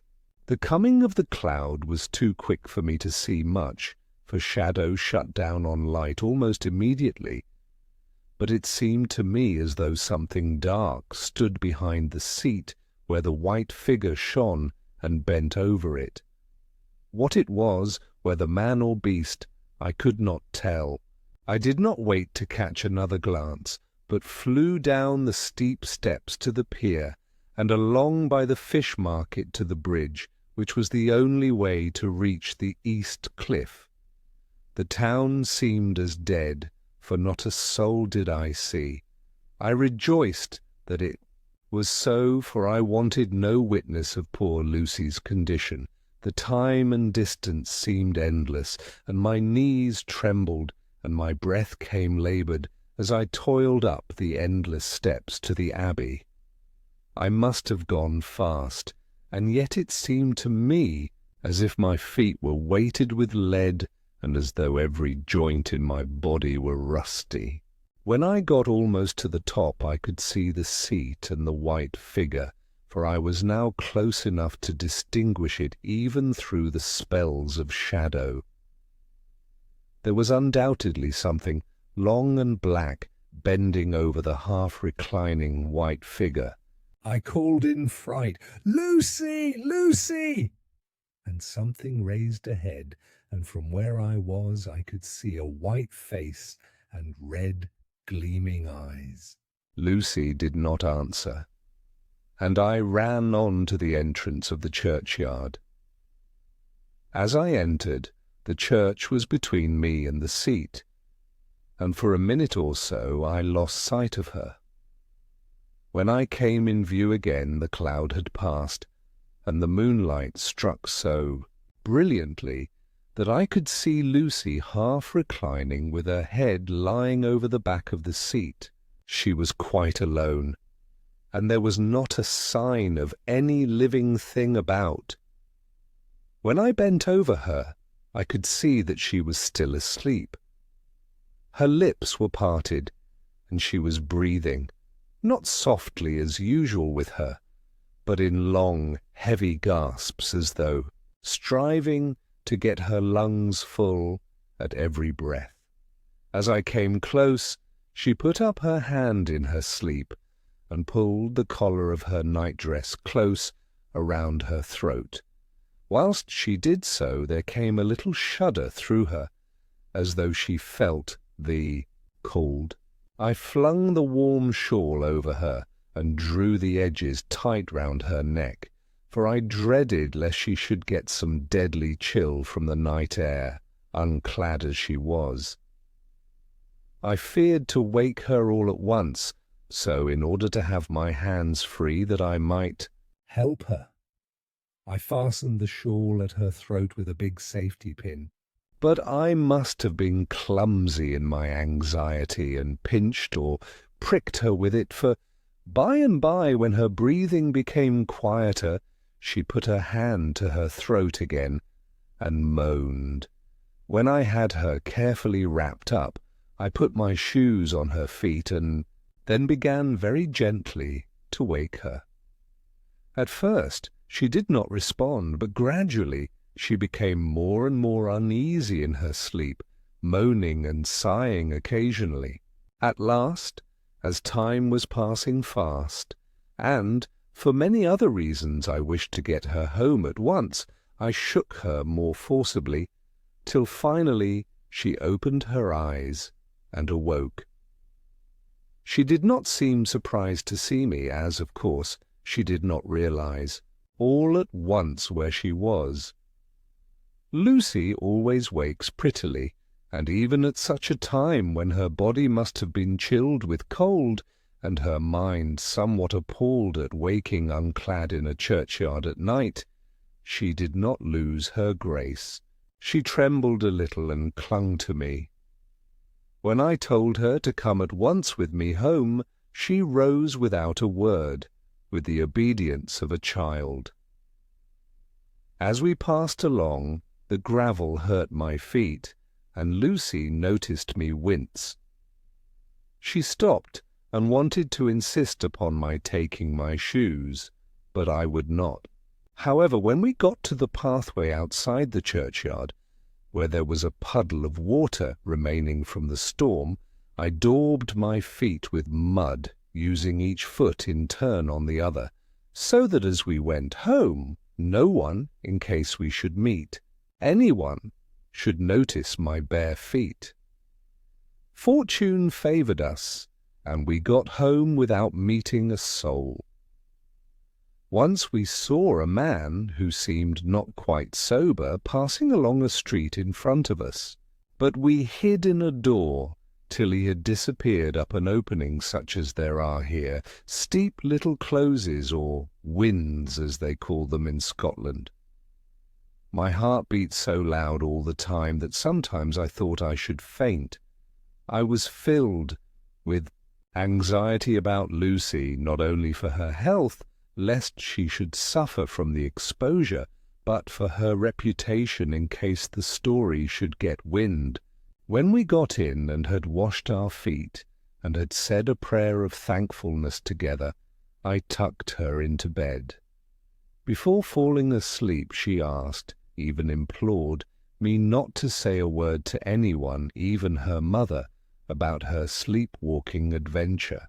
I hesitated at first to promise, but on thinking of the state of her mother's health, and how the knowledge of such a thing would fret her, and thinking, too, of how such a story might become distorted, nay, infallibly would, in case it should, leak out, I thought it wiser to do so. I hope I did right. I have locked the door, and the key is tied to my wrist, so perhaps I shall not be again disturbed. Lucy is sleeping soundly. The reflex of the dawn is high and far over the sea. Same day, noon. All goes well.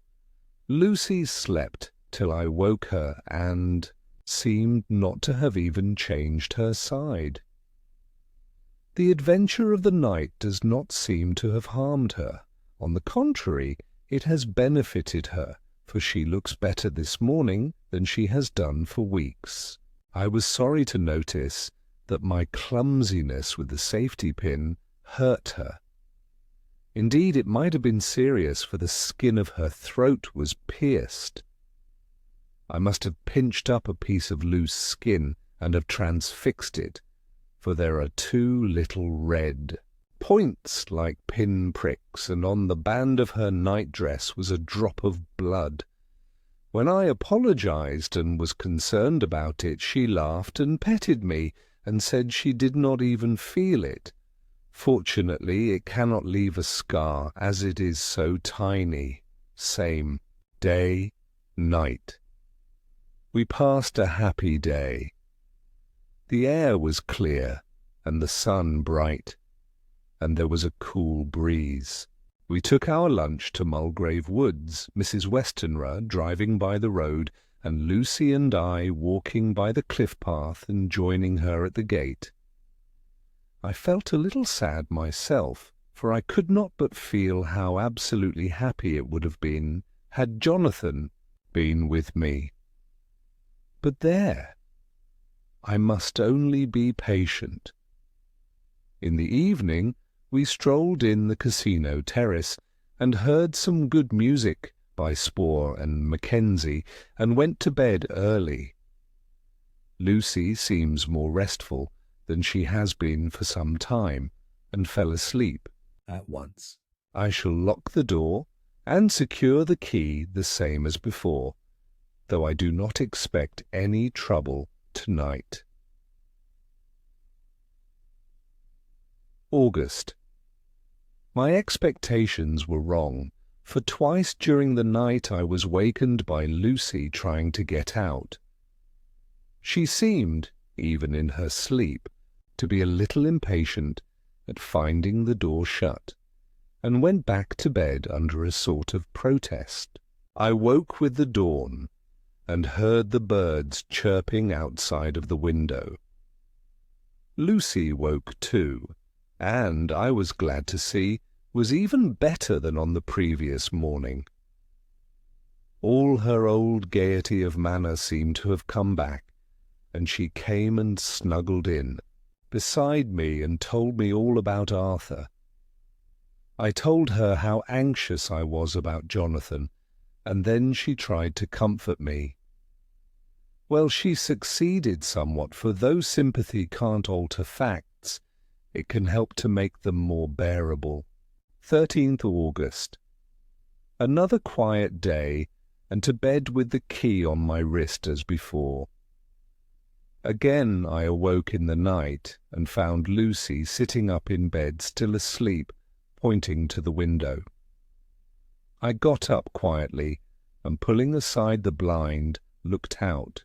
It was brilliant moonlight, and the soft effect of the light over the sea and sky, merged together in one great silent mystery, was beautiful beyond words. Between me and the moonlight flitted a great bat, coming and going in great whirling circles. Once or twice it came quite close, but was, I suppose, frightened at seeing me, and flitted away across the harbour towards the Abbey. When I came back from the window, Lucy had lain down again, and was sleeping peacefully.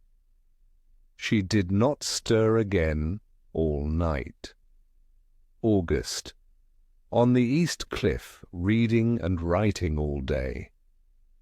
Lucy seems to have become as much in love with the spot as I am, and it is hard to get her away from it when it is time to come home for lunch or tea or dinner. This afternoon she made a funny remark. We were coming home for dinner, and had come to the top of the steps up from the West Pier, and stopped to look at the view, as we generally do. The setting sun, low down in the sky, was just dropping behind Kettleness. The red light was thrown over on the East Cliff and the old Abbey, and seemed to bathe everything in a beautiful, rosy glow. We were silent for a while, and suddenly Lucy murmured as if to herself, "His red eyes again, they are just the same." It was such an odd expression coming apropos of nothing that it quite startled me. I slewed round a little, so as to see Lucy well without seeming to stare at her, and saw that she was in a half-dreamy state, with an odd look on her face that I could not quite make out. So I said nothing, but followed her eyes. She appeared to be looking over at our own seat, whereon was a dark figure seated alone. I was a little startled myself, for it seemed for an instant as if the stranger had great eyes like burning flames, but a second look dispelled the illusion. The red sunlight was shining on the windows of St. Mary's Church behind our seat, and as the sun dipped, there was just sufficient change in the refraction and reflection to make it appear as if the light moved. I called Lucy's attention to the peculiar effect and she became herself with a start, but she looked sad all the same. It may have been that she was thinking of that terrible night up there. We never refer to it, so I said nothing, and we went home to dinner. Lucy had a headache and went early to bed. I saw her asleep and went out for a little stroll myself. I walked along the cliffs to the westward, and was full of sweet sadness, for I was thinking of Jonathan.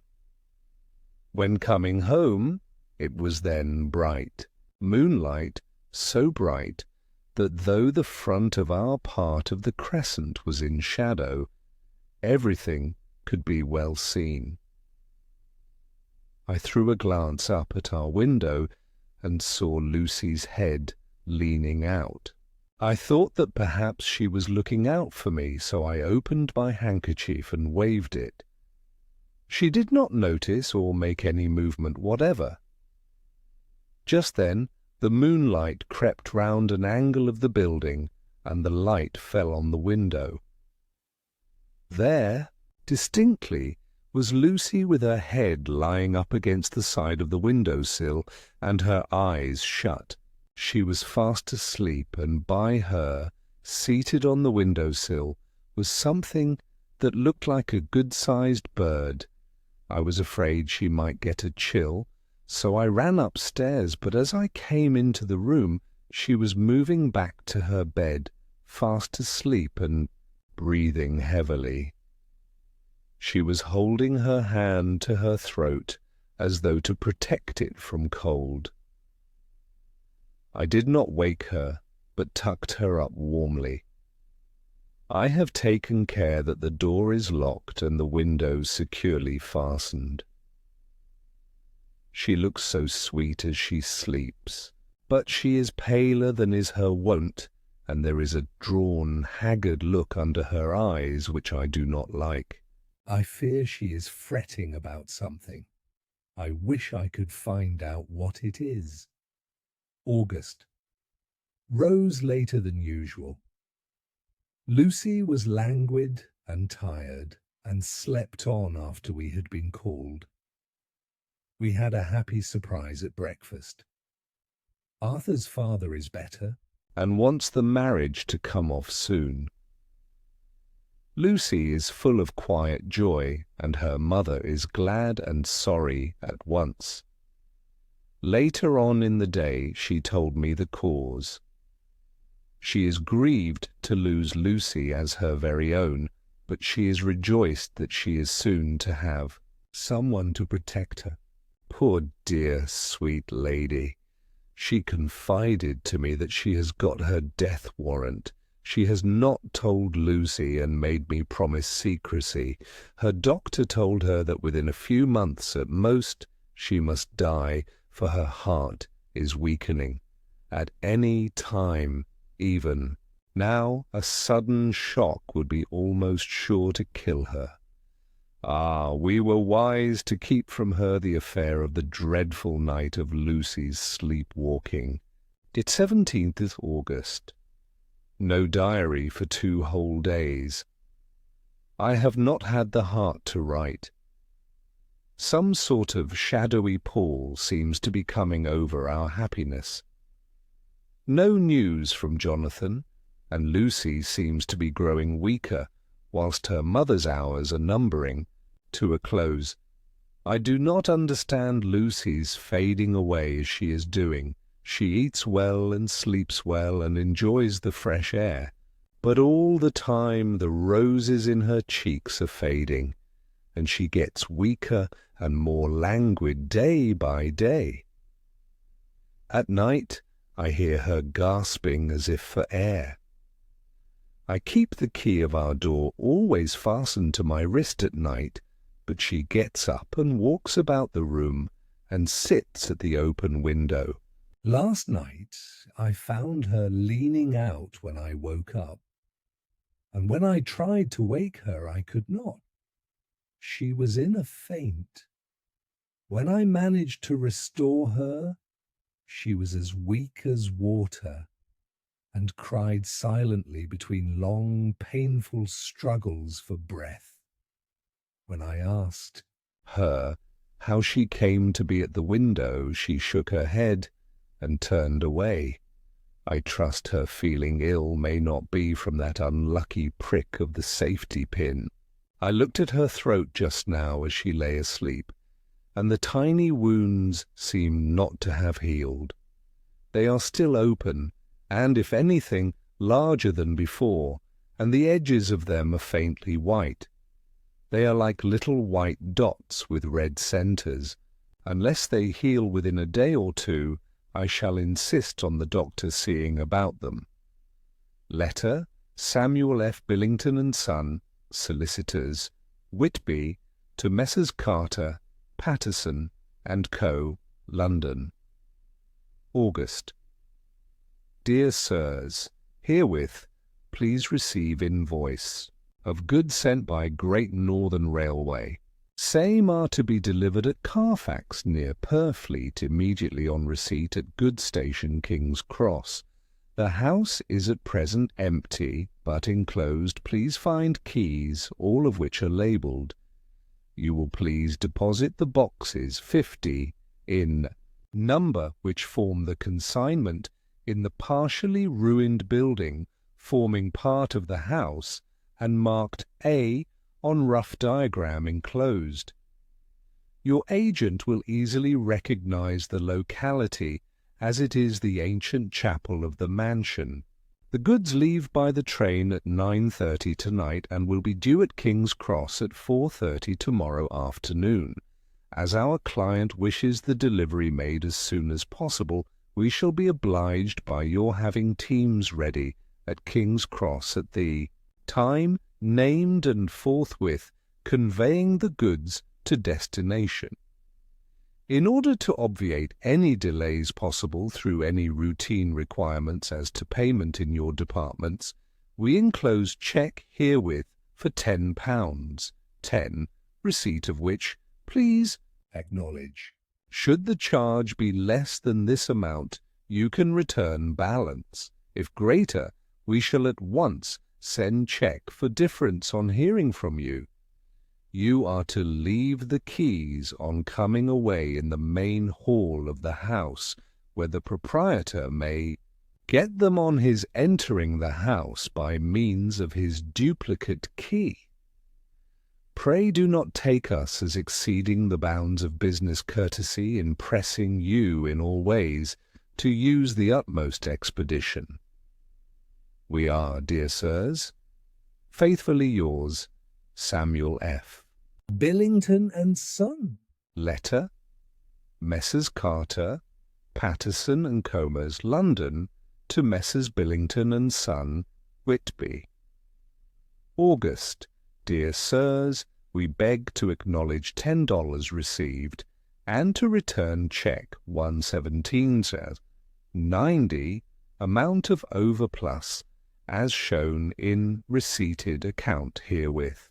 Goods are delivered in exact accordance with instructions, and keys left in parcel in main hall, as directed.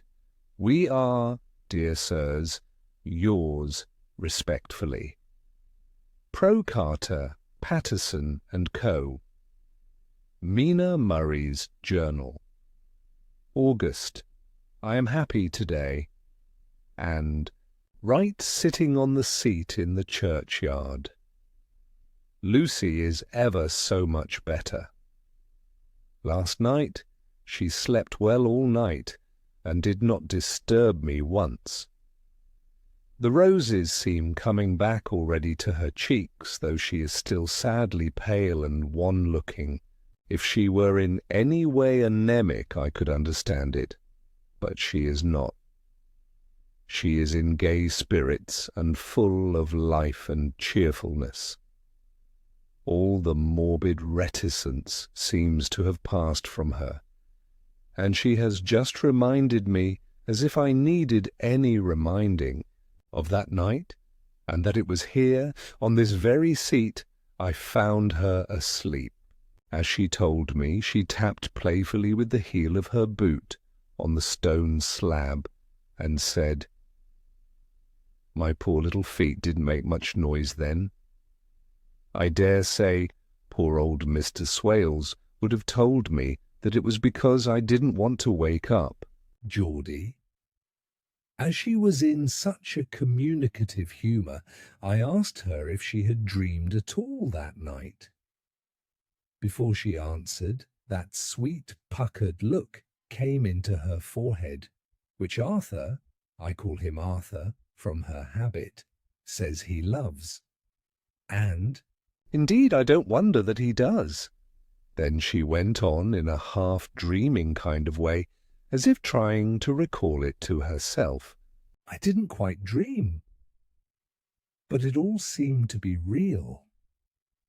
I only wanted to be here in this spot, I don't know why, for I was afraid of something, I don't know what.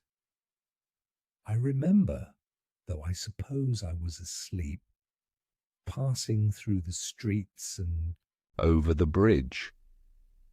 A fish leaped as I went by, and I leaned over to look at it, and I heard a lot of dogs howling. The whole town seemed as if it must be full of dogs all howling at once, as I went up the steps. Then I had a vague memory of something long and dark with red eyes, just as we saw in the sunset, and something very sweet and very bitter all around me at once. And then I seemed sinking into deep green water, and there was a singing in my ears, as I have heard there is to drowning men. And then everything seemed passing away from me. My soul seemed to go out from my body and float about the air. I seem to remember that once the West Lighthouse was right under me, and then there was a sort of agonizing feeling as if I were in an earthquake, and I came back and found you shaking my body. I saw you do it before I felt you. Then she began to laugh. It seemed a little uncanny to me, and I listened to her breathlessly. I did not quite like it, and thought it better not to keep her mind on the subject, so we drifted on to other subjects, and Lucy was like her old self again. When we got home, the fresh breeze had braced her up, and her pale cheeks were really more rosy. Her mother rejoiced when she saw her, and we all spent a very happy evening together. August. Joy, joy, joy! Although not all joy. At last, news of Jonathan. The dear fellow has been ill. That is why he did not write. I am not afraid to think it or say it, now that I know. Mr. Hawkins sent me on the letter, and wrote himself oh so kindly. I am to leave in the morning and go over to Jonathan, and to help to nurse him if necessary, and to bring him home. Mr. Hawkins says it would not be a bad thing if we were to be married out there. I have cried over the good sister's letter, till I can feel it wet against my bosom where it lies. It is of Jonathan, and must be next my heart, for he is in my heart. My journey is all mapped out, and my luggage ready. I am only taking one change of dress. Lucy will bring my trunk to London and keep it till I send for it may be that I must write no more. I must keep it to say to Jonathan, my husband.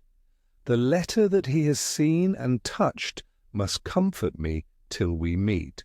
Letter, Sister Agatha, Hospital of St. Joseph and St. Mary, Budapest, to Miss Wilhelmina Murray.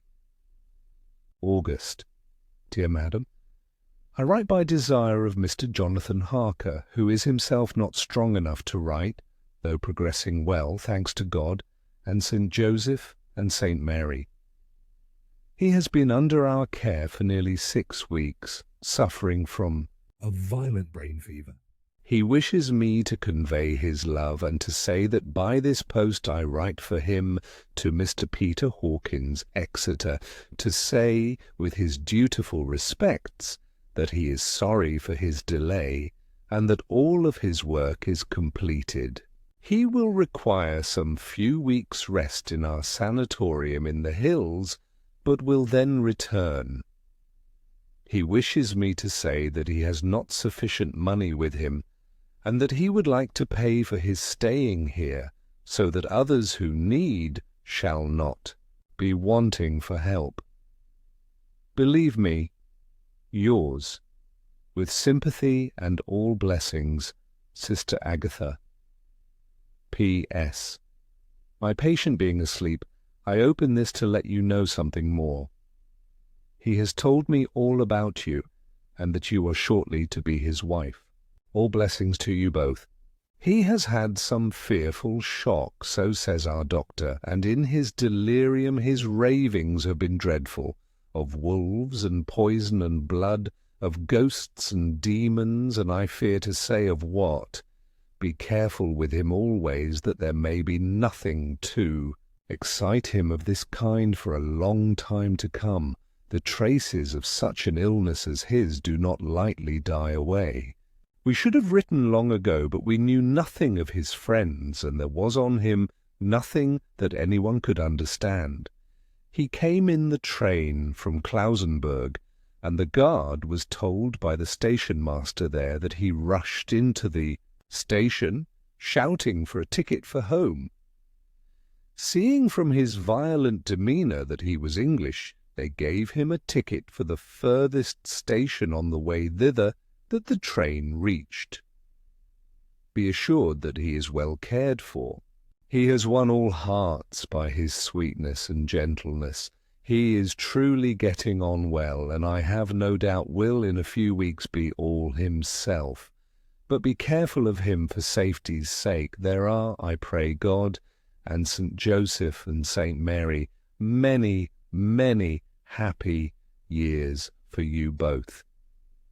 Dr. Seward's Diary, 19th August. Strange and sudden change in Renfield last night. About 8 o'clock he began to get excited and sniff about as a dog does when setting. The attendant was struck by his manner, and knowing my interest in him, encouraged him to talk. He is usually respectful to the attendant, and at times servile. But tonight, the man tells me, he was quite haughty, would not condescend to talk with him at all. All he would say was, "I don't want to talk to you, you don't count now, the master is at hand." The attendant thinks it is some sudden form of religious mania which has seized him. If so, we must look out for squalls, for a strong man with homicidal and religious mania at once might be dangerous. The combination is a dreadful one. At 9 o'clock I visited him myself. His attitude to me was the same as that to the attendant. In his sublime self-feeling, the difference between myself and attendant seemed to him as nothing. It looks like religious mania, and he will soon think that he himself is God. These infinitesimal distinctions between man and man are too paltry for an omnipotent being. How these madmen give themselves away! The real God taketh heed lest a sparrow fall, but the God created from human vanity sees no difference between an eagle and a sparrow. Oh, if men only knew! For half an hour or more, Renfield kept getting excited in greater and greater degree. I did not pretend to be watching him, but I kept strict observation all the same. All at once that shifty look came into his eyes, which we always see when a madman has seized an idea, and with it the shifty movement of the head and back which asylum attendants come to know so well. He became quite quiet, and went and sat on the edge of his bed resignedly and looked into space with lack-lustre eyes. I thought I would find out if his apathy were real or only assumed, and tried to lead him to talk of his pets, a theme which had never failed to excite his attention. At first he made no reply, but at length said testily, "Bother them all, I don't care a pin about them." "What?" I said. "You don't mean to tell me you don't care about spiders?" Spiders at present are his hobby, and the notebook is filling up with columns of small figures. To this he answered enigmatically, "The bridemaidens rejoice the eyes that wait the coming of the bride. But when the bride draweth nigh, then the maidens shine not to the eyes that are filled." He would not explain himself, but remained obstinately seated on his bed all the time I remained with him. I am weary tonight, and low in spirits. I cannot. But think of Lucy and how different things might have been. If I don't sleep at once, Chloral, the modern Morpheus, C2HCl3O H2O, I must be careful not to let it grow into a habit. No, I shall take none tonight. I have thought of Lucy, and I shall not dishonour her by mixing the two. If need be, tonight shall be sleepless. Later, glad I made the resolution, gladder that I kept to it. I had lain tossing about, and had heard the clock strike only twice, when the night watchman came to me, sent up from the ward, to say that Renfield had escaped. I threw on my clothes and ran down at once. My patient is too dangerous a person to be roaming about. Those ideas of his might work out dangerously with strangers. The attendant was waiting for me. He said he had seen him not 10 minutes before, seemingly asleep in his bed when he had looked through the observation trap in the door. His attention was called by the sound of the window being wrenched out. He ran back and saw his feet disappear through the window and had at once sent up for me. He was only in his night gear and cannot be far off. The attendant thought it would be more useful to watch where he should go than to follow him, as he might lose sight of him whilst getting out of the building by the door. He is a bulky man and couldn't get through the window. I am thin, so with his aid I got out, but feet foremost, and, as we were only a few feet above ground, landed unhurt. The attendant told me the patient had gone to the left, and had taken a straight line, so I ran as quickly as I could.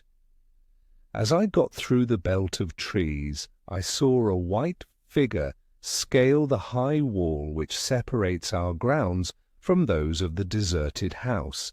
I ran back at once, told the watchman to get 3 or 4 men immediately and follow me into the grounds of Carfax, in case our friend might be dangerous. I got a ladder myself, and crossing the wall, dropped down on the other side. I could see Renfield's figure just disappearing behind the angle of the house, so I ran after him. On the far side of the house I found him pressed close against the old iron-bound oak door of the chapel. He was talking, apparently, to someone, but I was afraid to go near enough to hear what he was saying, lest I might frighten him, and he should run off. Chasing an errant swarm of bees is nothing to following a naked lunatic, when the fit of escaping is upon him. After a few minutes, however, I could see that he did not take note of anything around him, and so ventured to draw nearer to him, the more so as my men had now crossed the wall and were closing him in. I heard him say, "I am here to do your bidding, master. I am your slave, and you will reward me, for I shall be faithful. I have worshipped you long and afar off. Now that you are near, I await your commands, and you will not pass me by. Will you, dear master, in your distribution of good things? He is a selfish old beggar anyhow. He thinks of the loaves and fishes even when he believes he is in a real presence. His manias make a startling combination. When we closed in on him, he fought like a tiger. He is immensely strong, for he was more like a wild beast than a man. I never saw a lunatic in such a paroxysm of rage before, and I hope I shall not again. It is a mercy that we have found out his strength and his danger in good time. With strength and determination like his, he might have done wild work before he was caged. He is safe now at any rate. Jack Shepherd himself couldn't get free from the strait waistcoat that keeps him restrained, and he's chained to the wall in the padded room. His cries are at times awful, but the silences that follow are more deadly still, for he means murder in every turn and movement. Just now he spoke coherent words for the first time. I shall be patient, master. It is coming, coming, coming. So I took the hint and came to. I was too excited to sleep, but this diary has quieted me, and I feel I shall get some sleep tonight.